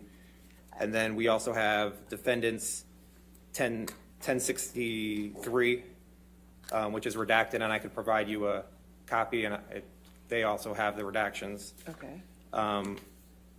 Same for defendants 283, defendants 405, defendants 455, defendants 304, defendants 307, and in addition, 395 and 414 would come in without any redactions. But I can provide you copies of the ones that we... All right, and have you already done the redactions, or are you still working on redactions? Your Honor, we have agreed on the redactions except for one document, which we will Okay, address. and now 42 I already have in evidence. I was just waiting for redactions for that one, so we're still waiting for redactions for that one, correct? Or do you have that for me? So 42 is, Okay. I believe, defendants. Defendants 42. Oh, I think Oh, we decided no. we agreed that for that one that there would be no redactions. Plaintiffs 42? Sorry, plaintiffs 42, we No agreed redactions. after discussion that there would be no redactions. Okay, gotcha. That's correct. Okay. All right, so all those are entered into evidence, is that correct, with the redactions that you've agreed upon? Yes, Your Honor. All right, so there's no objection? And there's no objection. Okay. If I may, did you address ours? I think I addressed yours, but... Okay. All right. And we can provide you, so they have the electronic copies, which are going to be shown while the deposition is being played, and we can provide you copies. I can provide you copies now of the redacted Right, ones. if they're redacted ones, I need copies. If they're not redacted, I have them. Right. So, Okay. yes. Okay? Okay. That'll be fine. Thank All you, right, Your Honor. thank you. All right. All right, I think we're ready. Thank you.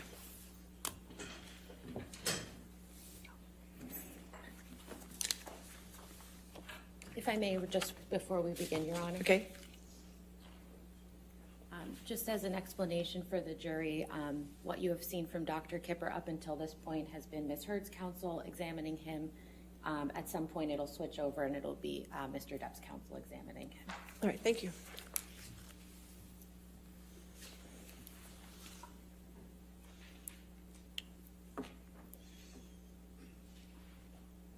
Mr. Depp informing you that he was upset with Dr. Cowan. Yes, I remember clearly that he was upset with Dr. Cowan at a certain point. You know, do you recall this text message from Mr. Depp that I just read to you? Yes, in reading it, I do. Okay.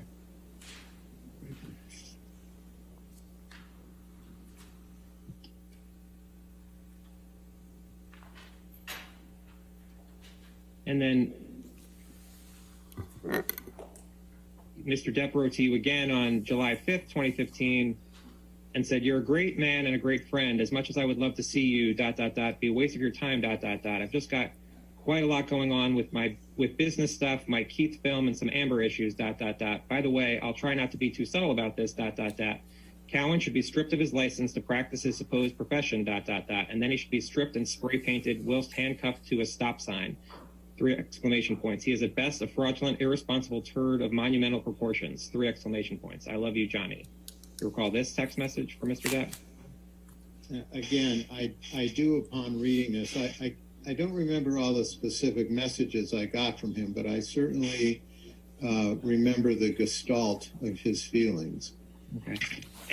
And do you continue to work with Dr. Cowan? Do you continue to refer patients to Dr. Cowan? Let me ask it differently. Yes. I have great respect for Dr. Cowan. And Mr. Depp sent you another text message on July 24th, 2015 that says, "Hey, dear pal, Amber is happy with Cowan, ... I just don't know what truth he gets, and I don't know what his manners and strengths are, ... I think she listens to him because when we argue, she slathers me up in those condescending psychiatric trophy lines like, ... Your fear is so visible, ... What are you scared of, ... 3 exclamation points. Why are you letting your fear and your ego control your life, etc., ... Hippie shit, ... Makes me want to rampage against anyone, all capitals, wearing Birkenstocks, 3 exclamation points. Love you large, Jay." I assume you recall this text message as well? No, but I recall when I'm looking at it, yes. Okay. Now I'm going to go to another text message.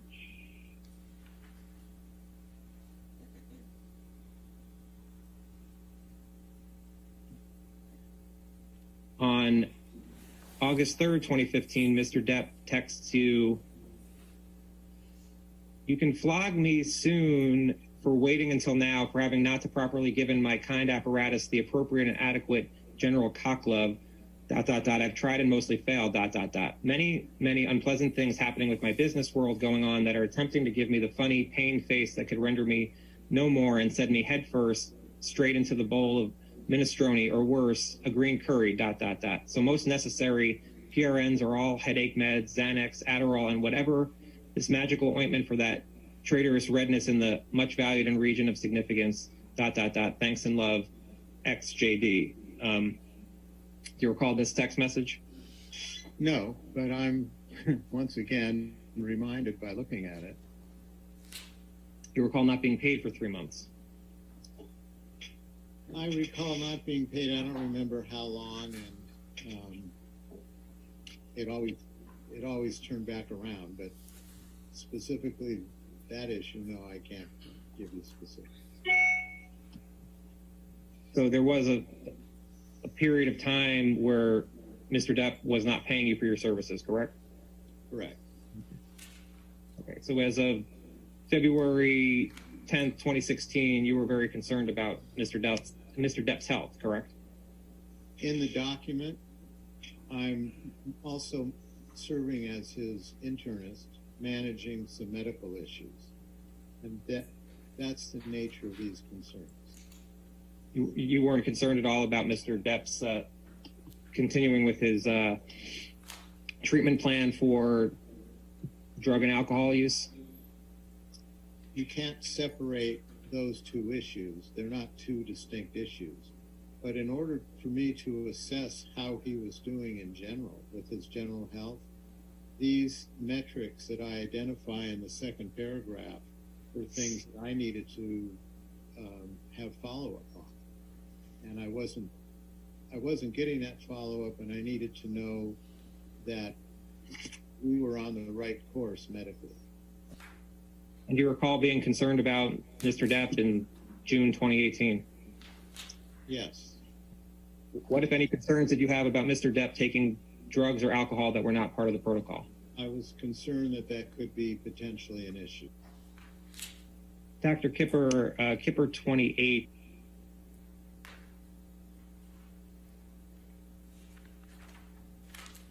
Your Honor, At this point, there's an exhibit of which the parties are still in dispute. I believe it's okay to continue playing at this point, and we can resolve it All right. after the fact. Is that, Yeah, we can resolve it after the deposition. okay.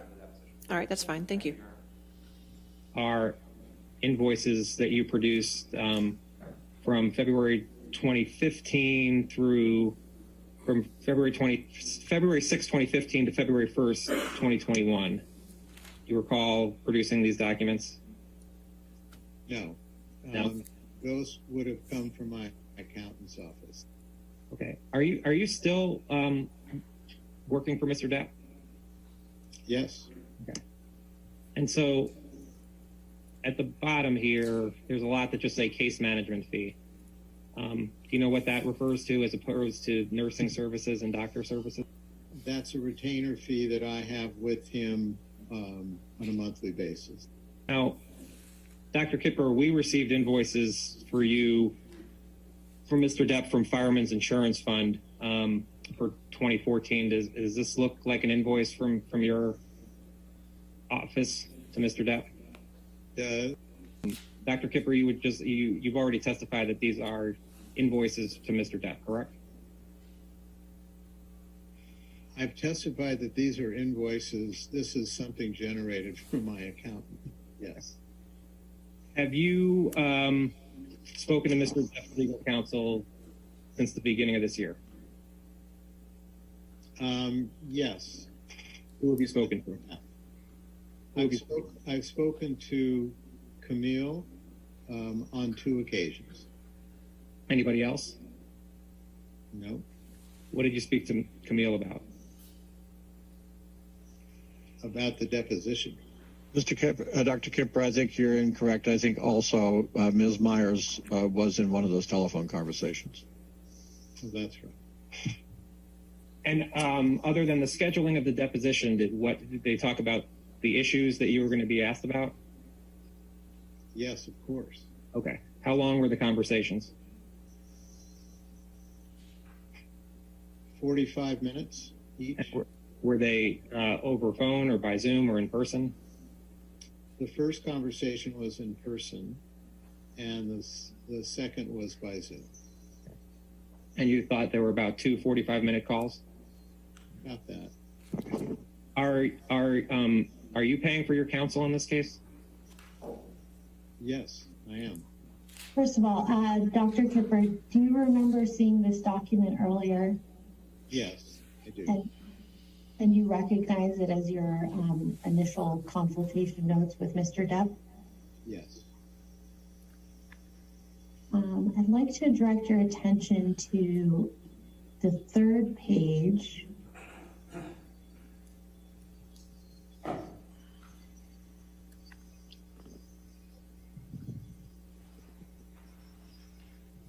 Excuse me.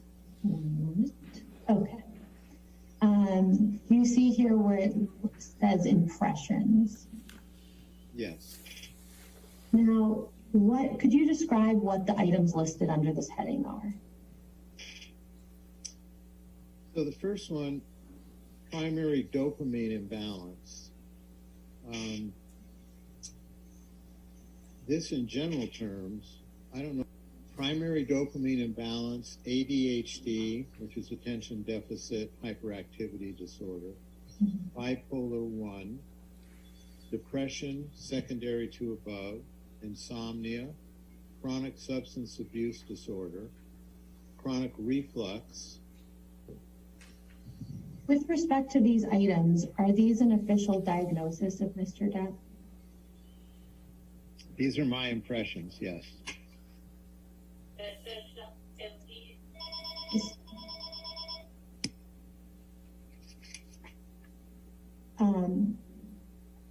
When you say impression, is that considered would you consider that a diagnosis?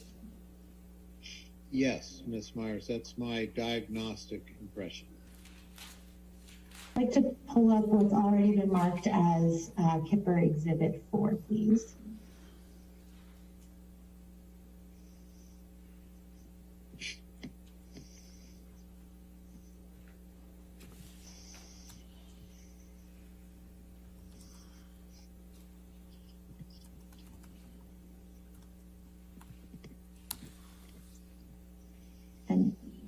Dr. Kipper, I believe we've already established, but could you confirm that you recognize this document? Yes. And these are also notes of a consultation you had with Mr. Depp? Correct. And it appears from these notes that Miss Debbie Lloyd was at the meeting, correct? Yes. And she's a registered nurse? Yes.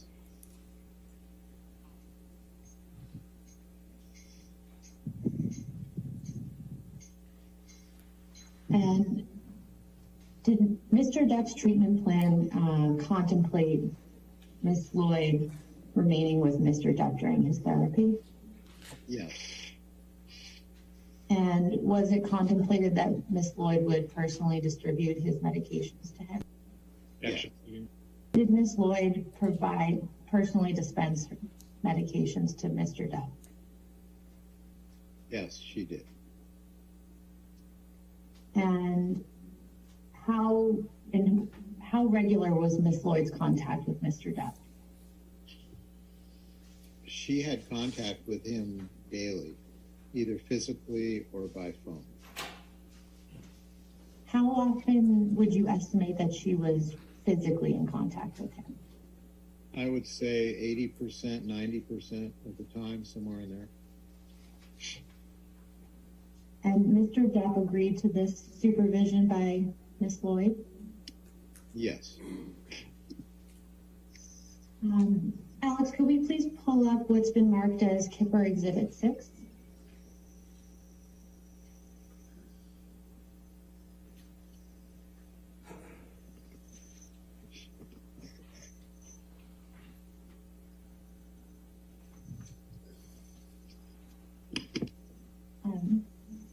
Dr. Kipper, could you please confirm that these are your notes from a consultation you had with Mr. Depp in Boston in June of 2014? Yes, this is a summary from June 22nd to June 24th of that concept, of that time with him. And if we scroll down, I guess I have it here. The notes reflect here that you met with Ms. Heard at that time, correct? Yes. Ms. Heard tell you that she was concerned about Mr. Depp being violent with her at this consultation? No. If she had told you that, is that something you would have documented in these notes? Yes.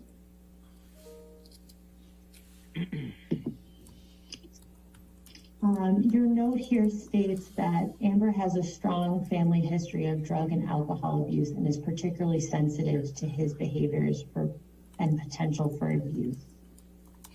The phrase potential for abuse, is that referring to substance abuse? Yes. It's not referring to physical abuse. No. And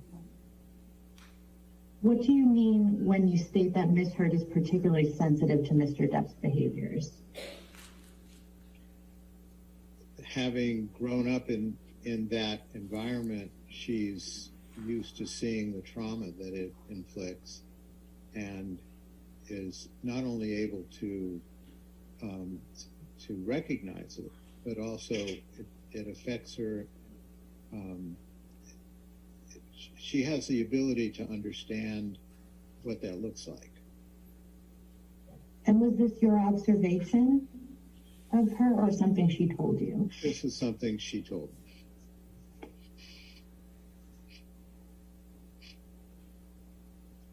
Alex, could you please pull up what's been marked as Kipper Exhibit 5, please?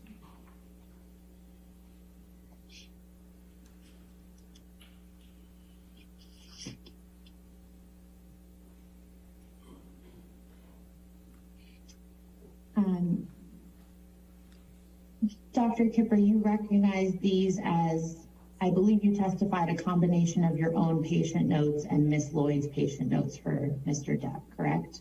Yes. And I believe you testified you compiled them together. Is that right? Yes. Did you, for the notes that were taken by Ms. Lloyd, did you specifically request that she maintain these notes? Yes, that's part of her responsibility. And did you advise her on what types of information she should include in those notes? No. Is there anything in particular that you asked her to include in the notes? No, she was trained in this, and she knew what the important metrics were in notation. And I believe you testified that you have reviewed these notes in their entirety before, correct? Yes. How many times would you say you've reviewed these notes? I reviewed them at the time they were written, and I reviewed them probably a couple of weeks ago, so twice.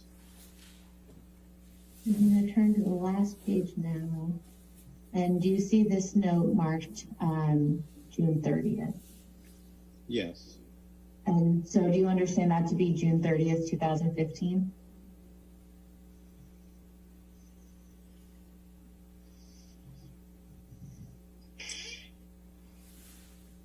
Yes.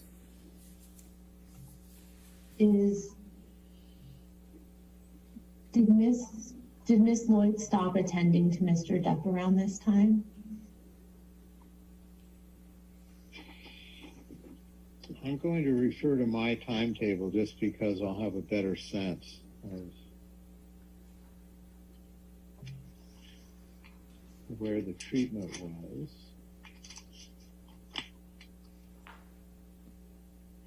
All right, I'd like to talk to you briefly about the detox process on Mr. Depp's island in August 2014. I believe you said that you traveled down to attend to Mr. Depp during this time, correct? Yes. And when you arrived on the island, who was present?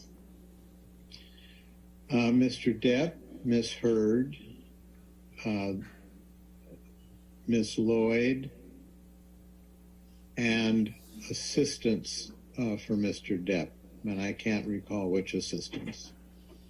Do you recall how many?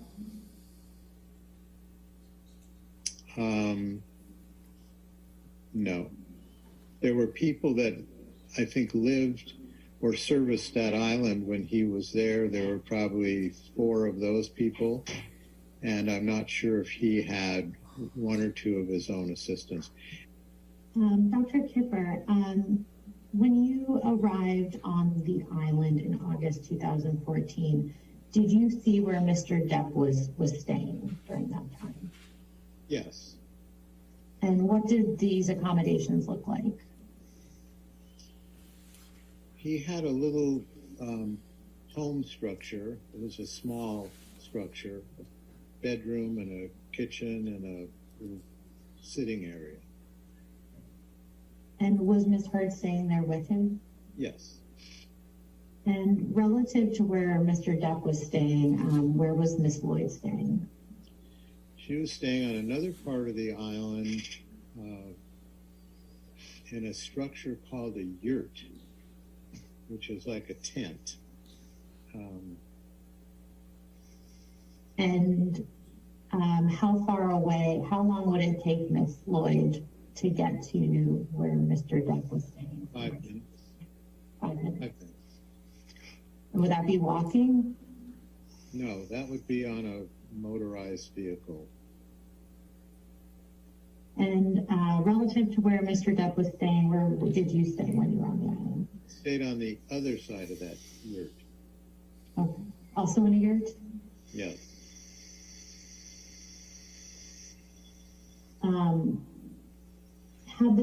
Had Mr. Depp's detoxification process already started when you arrived on the island? Yes. And had Ms. Lloyd been overseeing that process? Yes. Did she report any issues to you upon your arrival? She certainly updated. I was updated. He started on the 10th. I arrived on the 12th, So I was in full communication with her from the beginning.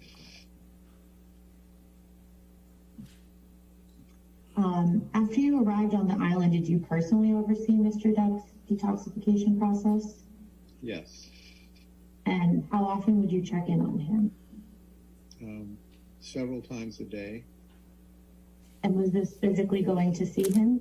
No, this would be seeing him physically once a day and then checking on his progress throughout the day. So during the detoxification process, you did see Mr. Depp at least once a day? Yes. And was Miss Lloyd checking on Mr. Depp daily? Yes. And she was seeing him in person daily as well? Yes. You went and saw Mr. Depp after receiving that message, correct? Yes. And did Miss Lloyd go with you? Yes.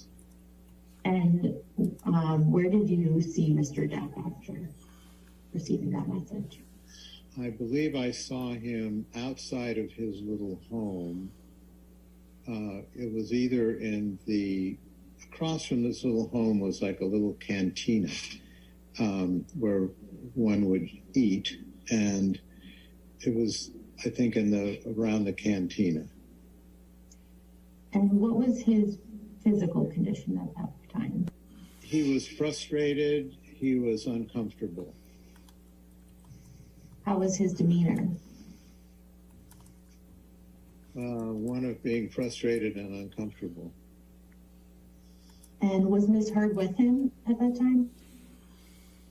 When I saw Mr. Depp at that point, no, she was not. And at this time, this was in the middle of his detoxification process, correct? Yes. Did you see Miss Heard that evening? I can't remember. Do you recall Miss Heard seeking medical treatment from you for any physical injuries while you were on the island in August 2014? Go ahead. No, I don't. If Miss Heard had sought treatment from you for injuries, is that something you would have documented? Yes, I would have. Is that something you would have remembered her telling you? Yes.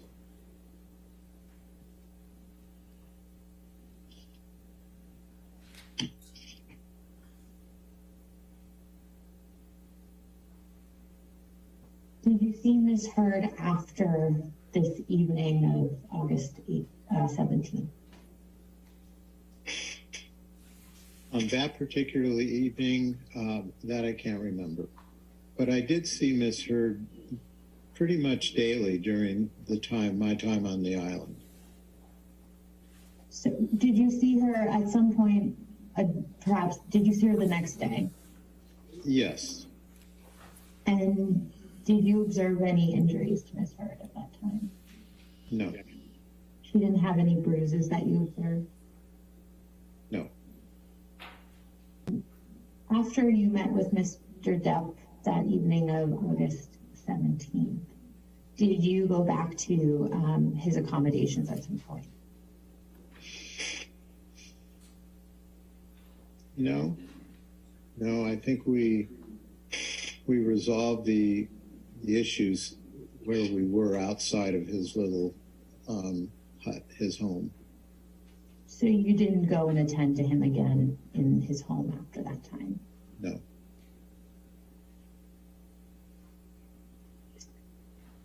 Alex, could you please pull up what's been marked as Kipper Exhibit 8?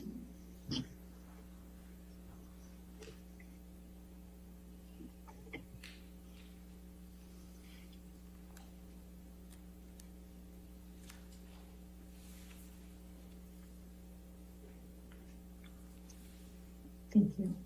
Dr. Kipper, I think do you remember this email from earlier in your deposition? Yes, I do. And I believe you testified that you recall sending this email to Ms. Dombrowski on August 18th, 2014, correct? Yes. At the time you wrote this email, how long had you known Mr. Depp?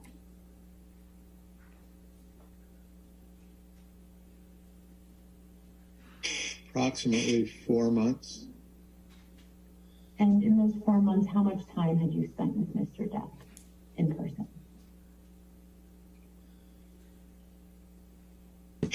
I couldn't give you a cumulative number of hours, but I would say, I would estimate that, including up until August 18, I would guesstimate 20 hours.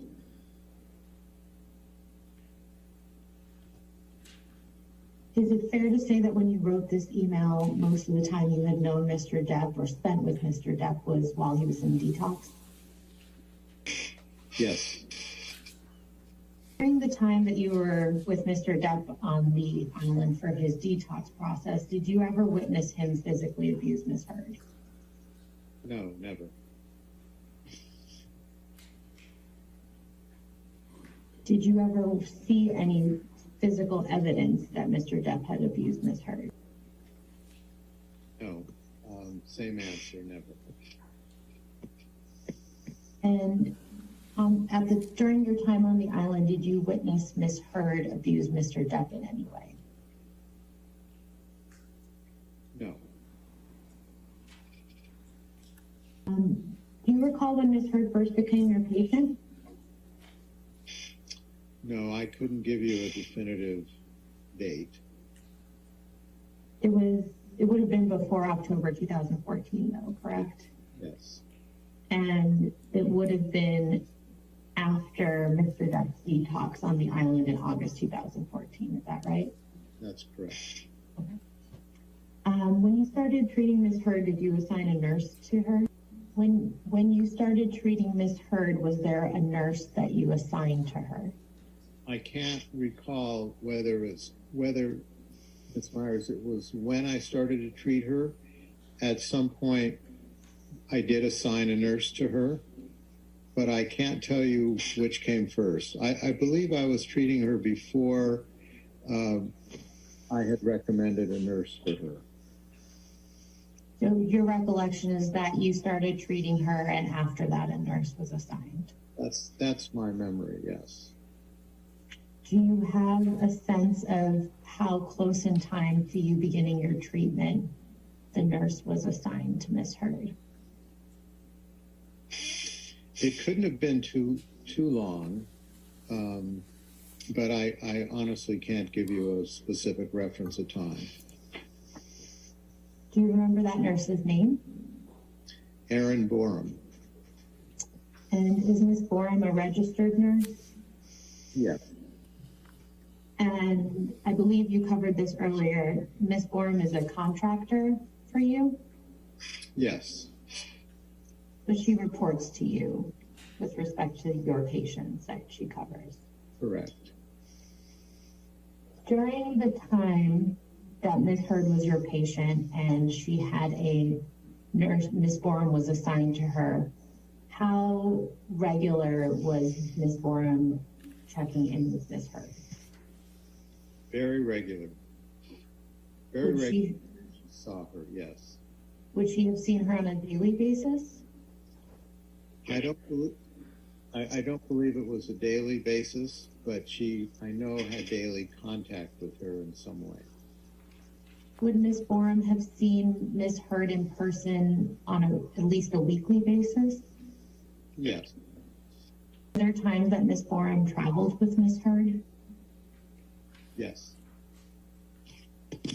And as a registered nurse, does Ms. Borum have an obligation to report any suspected abuse of her patient to you? Alex, could you please pull up document H?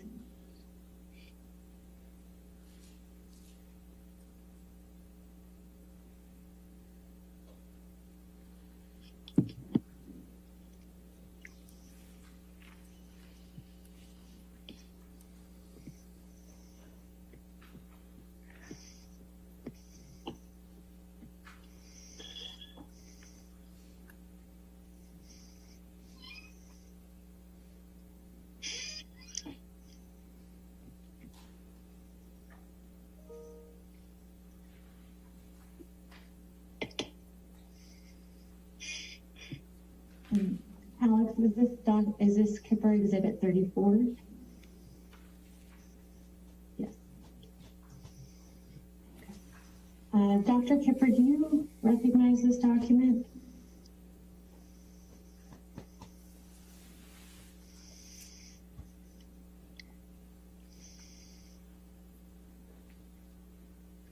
Yes. And what is it?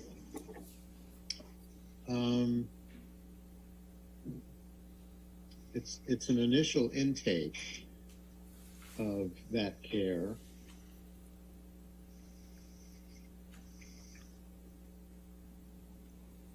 I'm going to scroll down a bit and just show you that there are future entries on this document as well. Do you see these? I do. I'm assuming, I don't want to make an assumption, but I would believe these notes are from Aaron Forum. But if you'll give me a second to look at this, I can be more specific. Certainly. Let me know if you'd like me to scroll through the document a bit more. I can do that for you.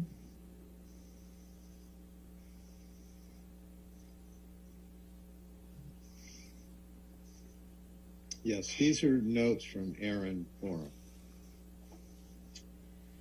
Does this document reflect any of your own notes on Ms. Heard?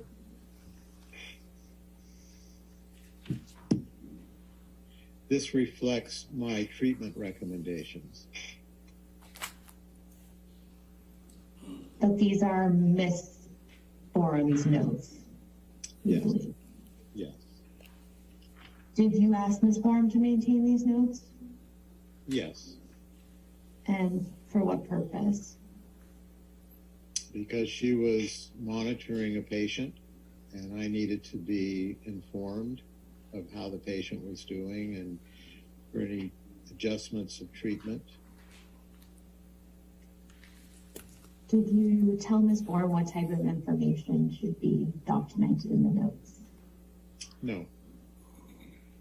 And would there be anything that you expressly asked her not to document? No. Do you understand that Ms. Forum used her training and judgment in preparing these notes? Yes, I do. You weren't telling her what to include in these notes. She was drafting them on her own. Is that correct? That's correct. Have you reviewed these notes before? I have reviewed these notes. Have you reviewed them in their entirety? Yes, but not recently. And how often would you review Ms. Forum's notes on Ms. Heard? I review my nurse's notes as they come in, so that would be on a real-time basis. Okay. And going back to the first page, do you see this entry is dated August 27th, 2014? Yes. Does this refresh your recollection as to when Ms. Forum would have been assigned to Ms. Heard? Yes. And does this at all refresh your recollection as to when you started treating Ms. Heard? Yes, this would be about the time. During the time that you treated Ms. Heard, did she ever seek treatment from you for injuries that appeared to be the result of domestic abuse? No, she did not.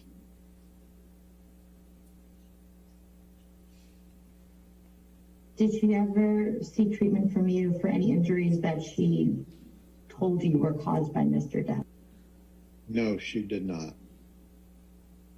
And did Ms. Heard ever tell you that Mr. Depp abused her? No, she did not. And you never witnessed any physical abuse by Mr. Depp against Ms. Heard during the time that you treated both of them? No, never. If Ms. Bourne observed that Ms. Heard had any physical injuries, is this something that would have been documented in her patient notes for Ms. Heard? Yes, absolutely. In March 2015, you traveled down to Australia to attend to Mr. Depp, is that right? Yes. And at the time, Mr. Depp was already in Australia, correct? Correct. And was Miss Lloyd with him? Yes. And was Miss Heard with him? Yes. You arrived in Australia. When did you first see Mr. Depp? I believe it was the day after I arrived. And where did you see him? I saw him at his home in Australia. And how long did you meet with him during that time? Probably an hour. When you first met with Mr. Depp in Australia, did you see the home that he was staying in? Yes. And was it a standalone house? Yes. Was there a fence around the house? I'm sorry? Was there a fence around the house? That I can't recall.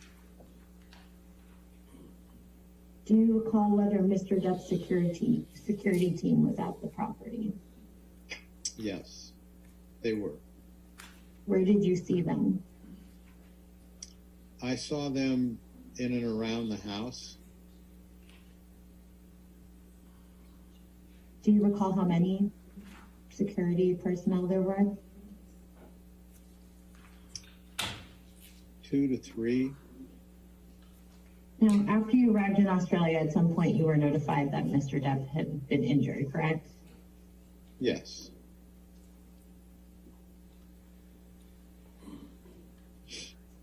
And I believe this was covered earlier in your deposition. You actually received a text message from Mr. Depp, correct?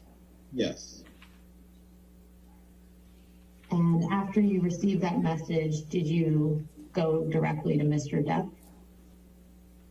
Yes. And Miss Lloyd came with you? Yes. And I believe you said that Mr. Depp was outside the property in a car at that time, right? That's correct. Was Mr. Depp's security team there with him? Yes. And you examined Mr. Depp in the car with his security team present? Yes, I saw him seated in the car when I arrived. Did Mr. Depp tell you what had happened to his finger at that time? Yes. How long did you attend Mr. Depp outside of the house? Not long, probably a half hour, because I needed to get him to the emergency room. So immediately after meeting him at the house, you went with him to the emergency room? Yes, I cleaned his wound to the best that I could with the supplies that we had, and then took him. So it was within a half hour that we left. Did you return to the house after bringing Mr. Depp to the hospital? No, I was taken back to my hotel. After you attended to Mr. Depp and before you went to the hospital with him, did you go inside the house? No.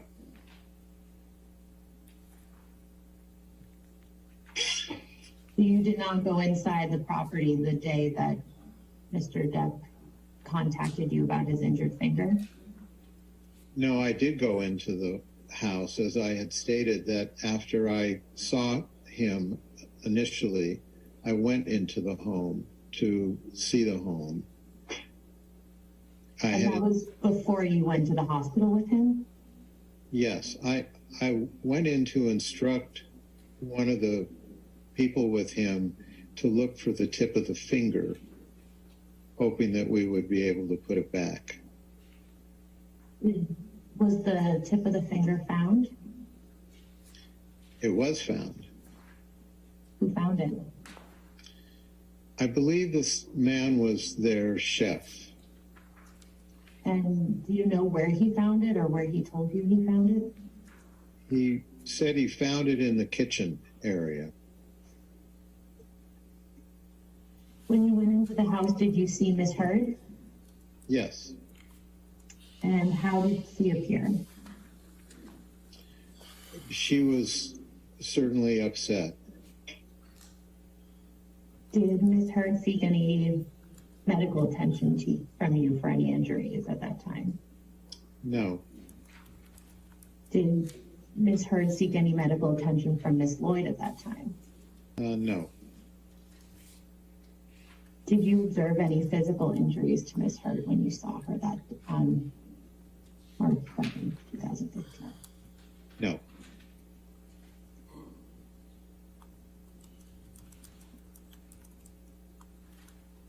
So Miss Heard did not have any observable bruises that you saw?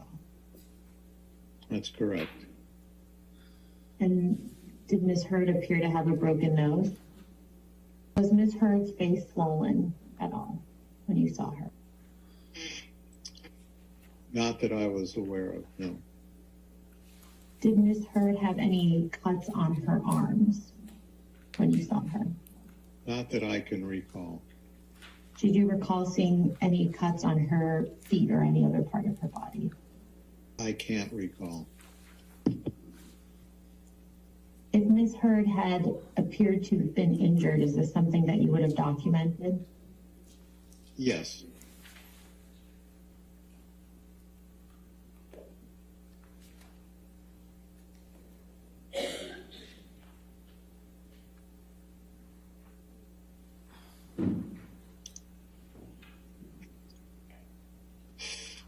Did you observe any broken glass in the house?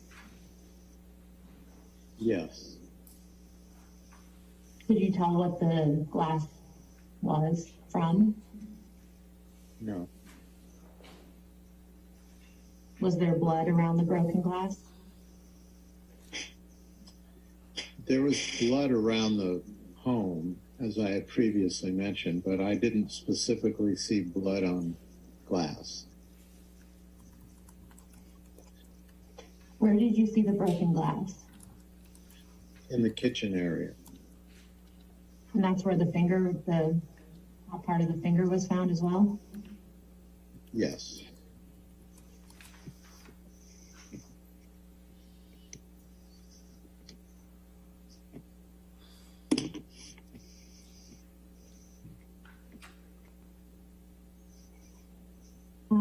Alex, could you please bring up what I believe was marked as Kipper Exhibit 17? Dr. Kipper, you recognize this document from earlier in the deposition? Yes. It's a letter dated March 15th, 2015 from you to Mr. Depp, correct? Correct. And you did send this letter to Mr. Depp, correct? Correct. Alex, could you please pull up what I've marked as document K, and I believe will be Kipper Exhibit 35?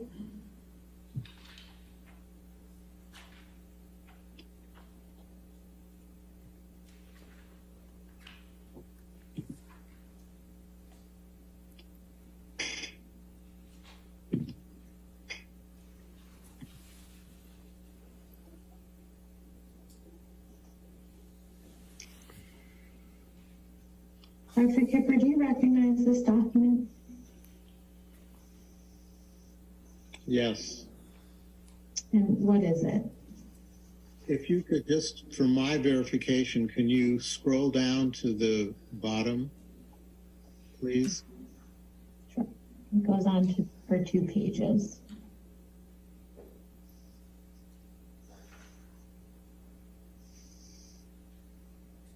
Yes, I'm familiar with this document, yes. Did you prepare this document? No. Is this a document that was prepared by someone who works for you? This was prepared by Monroe Tinker, who is a nurse practitioner who worked for me at that time. Is this a record that's ordinarily prepared and maintained in the course of your business? Yes. And have you reviewed this document before? Yes. When would you have reviewed it?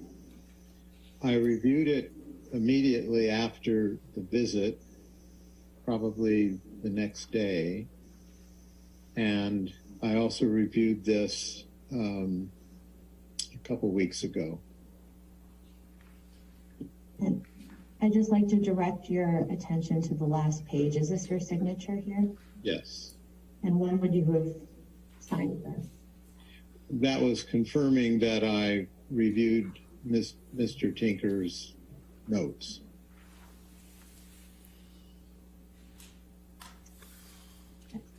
Going back to the top, this is a patient record for Ms. Heard, correct? Yes. And this, where it says date December 17th, 2015, is that the date of this, that's the date of this document? Yes.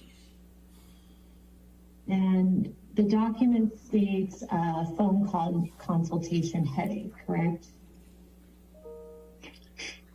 Yes. So does that mean that on December 17th, 2015, Ms. Heard called the offices to report a headache? Yes. And right below this, there's a paragraph that starts out with HPI. What does that stand for? History of present illness. And is the information in this paragraph what Ms. Heard reported during her phone consultation? That's what's written. I was not there, but that's what's written. States today the patient reports a headache after she bumped her head while standing up 2 days ago, correct? Yes. And a couple sentences below that it says last seen in the office on 12/23/2015. Is that an error, or did she come back in later? No, I think that's got to be an error. So based on this document, it's your understanding that Ms. Heard called the office on December 17th. Yes. Scrolling down to the bottom here, it says objective data physical exam. Do you see that? Yes. Does that mean that Ms. Heard came into the offices for a physical examination? That's what it signifies, yes. Mm-hmm. And would that have also been on December 17th, 2015? Yes. This note reflects that visit. Everything in this note reflects that visit. And so Monroe would have also performed that physical examination? Monroe did perform that physical examination. I did not see Ms. Heard. Monroe saw Ms. Heard. And the information below this heading of physical exam, which goes on to the next page, are these the findings from Ms. Heard's physical exam on December 17th? Correct. And if Ms. Heard had any physical injuries, would those have been noted in this portion of the document? Yes. And there are some medical terms in here, but so if you could let me know, does any of this indicate that there were physical injuries that were documented? No.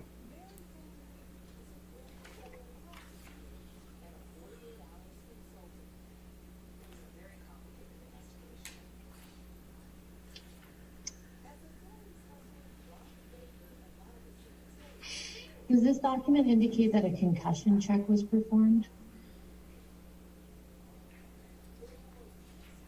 Yes. And what were the results of that? Under the assessment and plan as written, Mr. Tinker did not indicate concussion under his assessment. Mm-hmm. But then Tinsel could be starving by the car. It's very irritating. Under assessment and plan, item 4 says that Dr. Kipper is aware of the medical plan and is in agreement. That's consistent with your recollection? Yes. And I believe you testified you didn't see Ms. Heard on December 17th, correct? That's correct. How were you informed of the medical plan? I spoke to Mr. Tinker by telephone. And would that conversation have happened on the 17th as well? Yes. Alex, could you please pull up document L?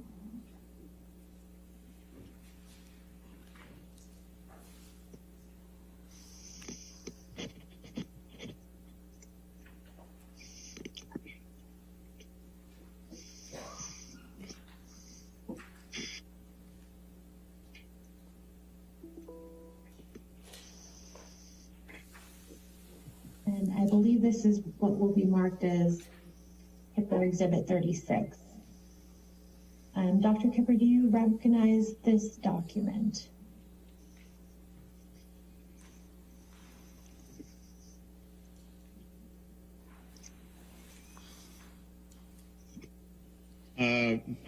Yes, I recognize it upon looking at it, yes. What do you recognize this document as? As an email from Ms. Heard to me requesting medical records for that month of December. December 2015? Yes. And do you recall receiving this email? I don't recall receiving it, but I'm sure I did, and I'm sure I reviewed it. Yes. And you see that the email is dated August 8th, 2016, correct? Yes. And you have no reason to doubt that you received the email on or around that date? Correct. On August 8th, 2016, was Ms. Heard still your patient? I believe so, but I can't be sure. Now, I'm going to read from this email here. Ms. Heard writes to you, as per our conversation earlier, is it possible to get my medical records from the month of December, please? I know I saw Monroe during one of my office visits, if it makes it easier for you to find. I'm not sure. Anyway, it was great talking to you earlier. Ms. Heard references speaking to you earlier in this email, correct? Yes.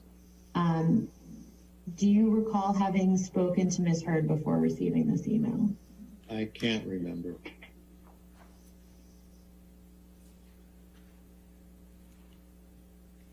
You don't remember anything about a conversation that you might have had with Ms. Heard prior to receiving this email? No, I can't recall that. And I believe you already stated this, but you understand Ms. Heard to be requesting medical records from December 2015, correct? Correct. And Ms. Heard mentions Monroe in this email as well, correct? Correct. And Monroe is the nurse practitioner that Ms. Heard saw on December 17th, 2015, right? Yes. Did you provide Ms. Heard with her medical records for December 2015? I believe so. And do you recall what those records consisted of? The one we just reviewed. Was that the only one for December 2015? Again, I would have to research her chart for that information, but I know at least it was that note.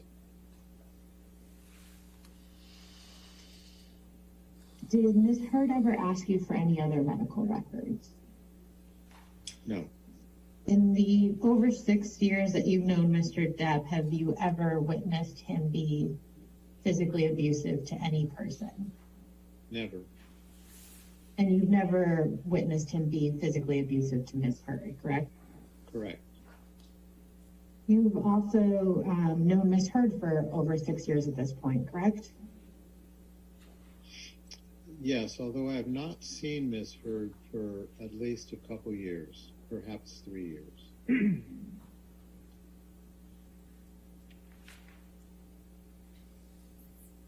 In the 6 years that you treated or in the over 6 years you've treated Mr. Depp, has Mr. Depp ever complained to you that Ms. Heard has physically abused him? No, not that I can recall. Have you ever witnessed Ms. Heard be physically abusive to Mr. Depp? No.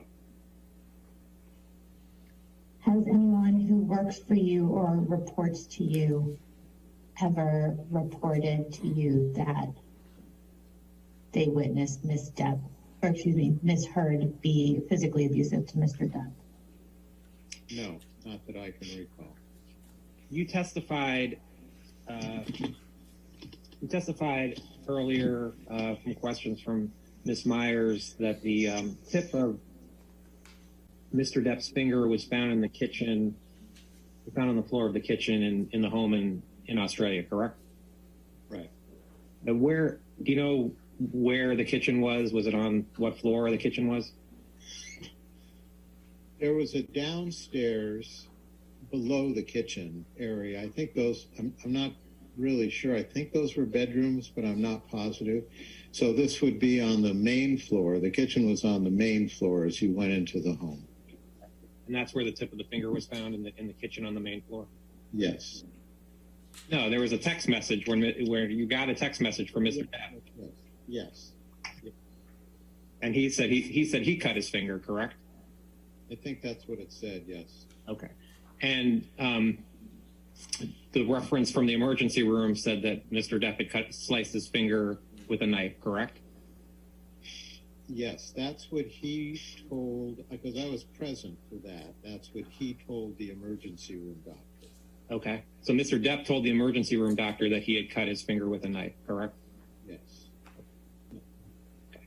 And you didn't put that in any of your notes that a bottle was thrown at Mr. Depp, correct? Correct. Did Mr. Depp have any cuts anywhere else on his face or anywhere else that would have come from glass? Now, if Ms. Heard told Ms. Borum that Mr. Depp had hit her in the face several times and sent her pictures of bruises, would you expect Ms. Borum to report that in her notes? I would have expected Ms. Borum to send me those pictures. Okay. So you would have expected to see those pictures from Ms. Borum, is that correct? Yes. And you would have expected, and you would have wanted Ms. Borum to, if she had seen a text that said, I was hit in the face by Ms. Heard and then received pictures of bruises, that Ms. Borum would report that to you, correct? Yeah. Is that an instruction that you gave to your nurses to report to you any abuse that they saw or were reported to them? Yes, if they saw that as valid, Ms. Heard, for example, if somebody hurt Ms. Heard while she was under the direct care of Ms. Borum, and Ms. Borum documented that Ms. Heard had been injured, she certainly would have reported that to me. That's what your expectation would be, that she can report. Dr. Kipper, did you keep any notes of your treatment of Mr. Depp while he was in Australia? Other than the summary notes, no. And was Miss Lloyd with you when Mr. Depp told you what had happened to his finger before you brought him to the hospital? I believe yes. I'm not positive, but I believe yes, because she was helping me at the car to try to clean out that finger, which is when he explained what happened. So you believe that Miss Lloyd would have heard Mr. Depp's explanation? I believe so. All right, that completes the deposition. And the next witness is also by deposition, is that correct? That's correct, Your Honor. Debbie Lloyd.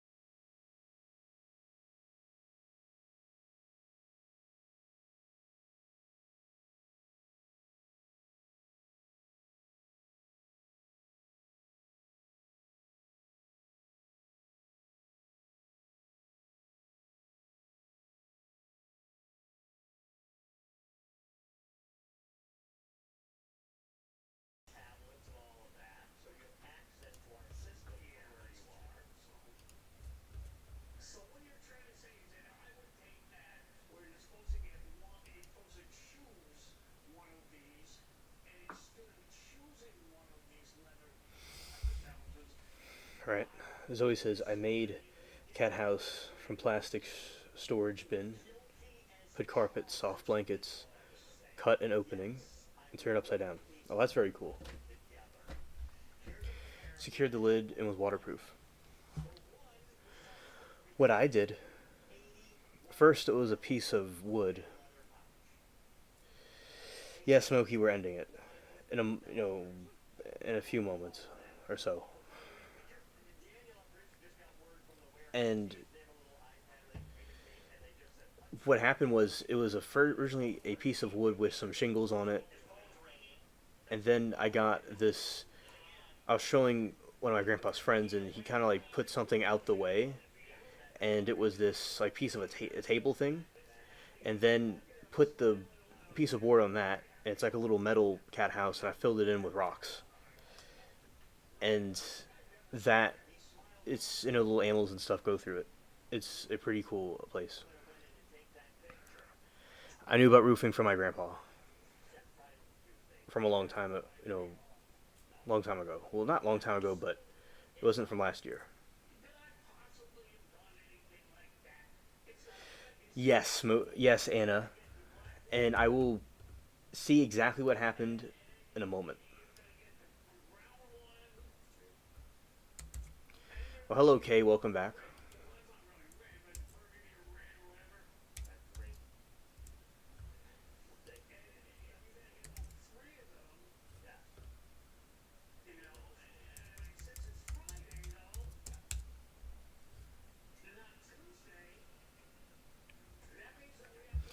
Yes, after Johnny Depp's finger was severed, his house manager found the finger piece, packed it in ice, and rushed it to hospital, where it was successfully reattached during the surgery. Oh, you had 8 strays. My family had something about that, too. Yes. Lori said, I roofed with my dad for years. Well, that's very nice that y'all did that. My grandpa did it. He ended it 2005 or 6. But he had it for 50 years. He started when he was young, and he first learned he did spraying roofs, and then later on the shingle thing became popular.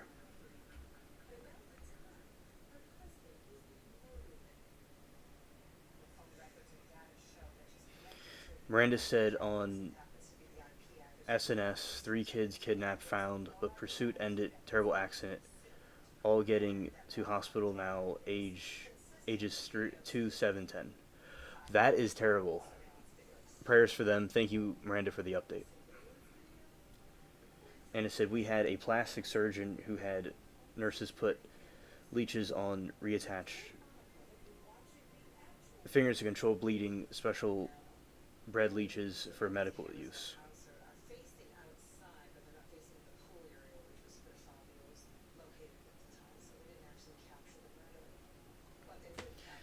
Okay. I didn't know that, Anna. I knew they were used for medical things. I didn't know about that to that extent.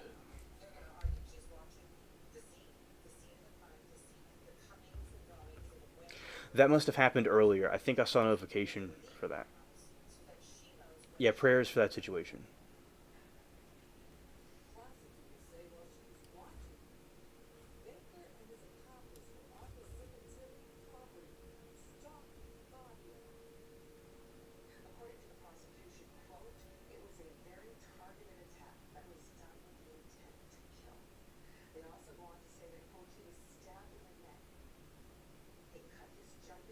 Oh, that's good, Moki. That's good. I said, poor kids in moderate conditions. The baby was airlifted. People are saying babies were left in the car by mom. Well, that's very terrible. Wow.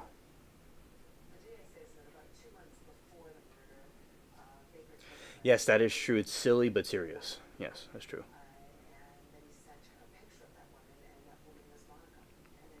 Yeah, Kay had to have some food. That's good.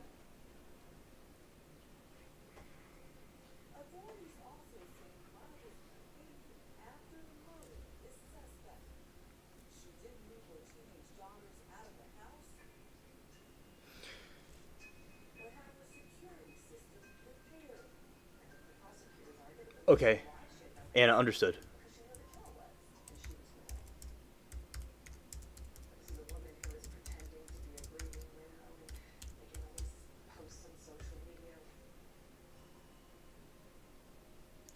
Yeah, we'll play that next time, Miranda. Anna.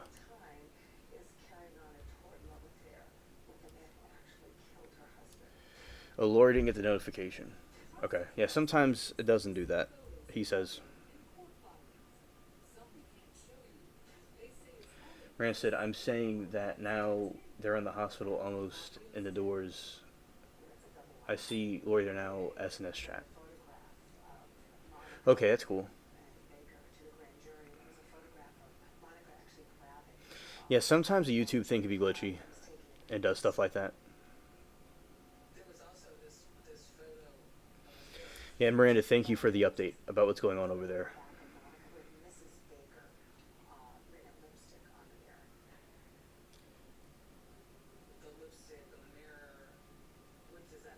An old man was also injured badly. Well, that must be the chase of the year, unfortunately. Wow. Prayers for them indeed.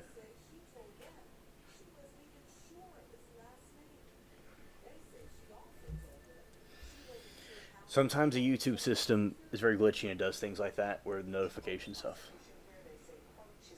Now, with the Johnny Depp trial, we'll resume more of it. Tomorrow we'll do the Debbie one.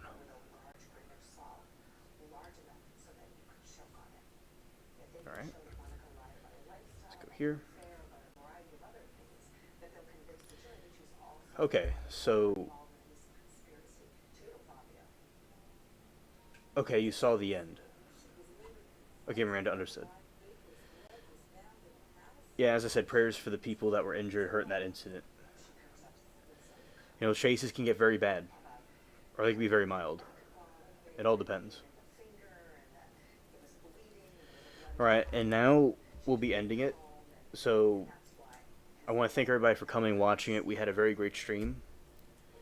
I'm glad that we all got to hang out and talk and chat. And peace.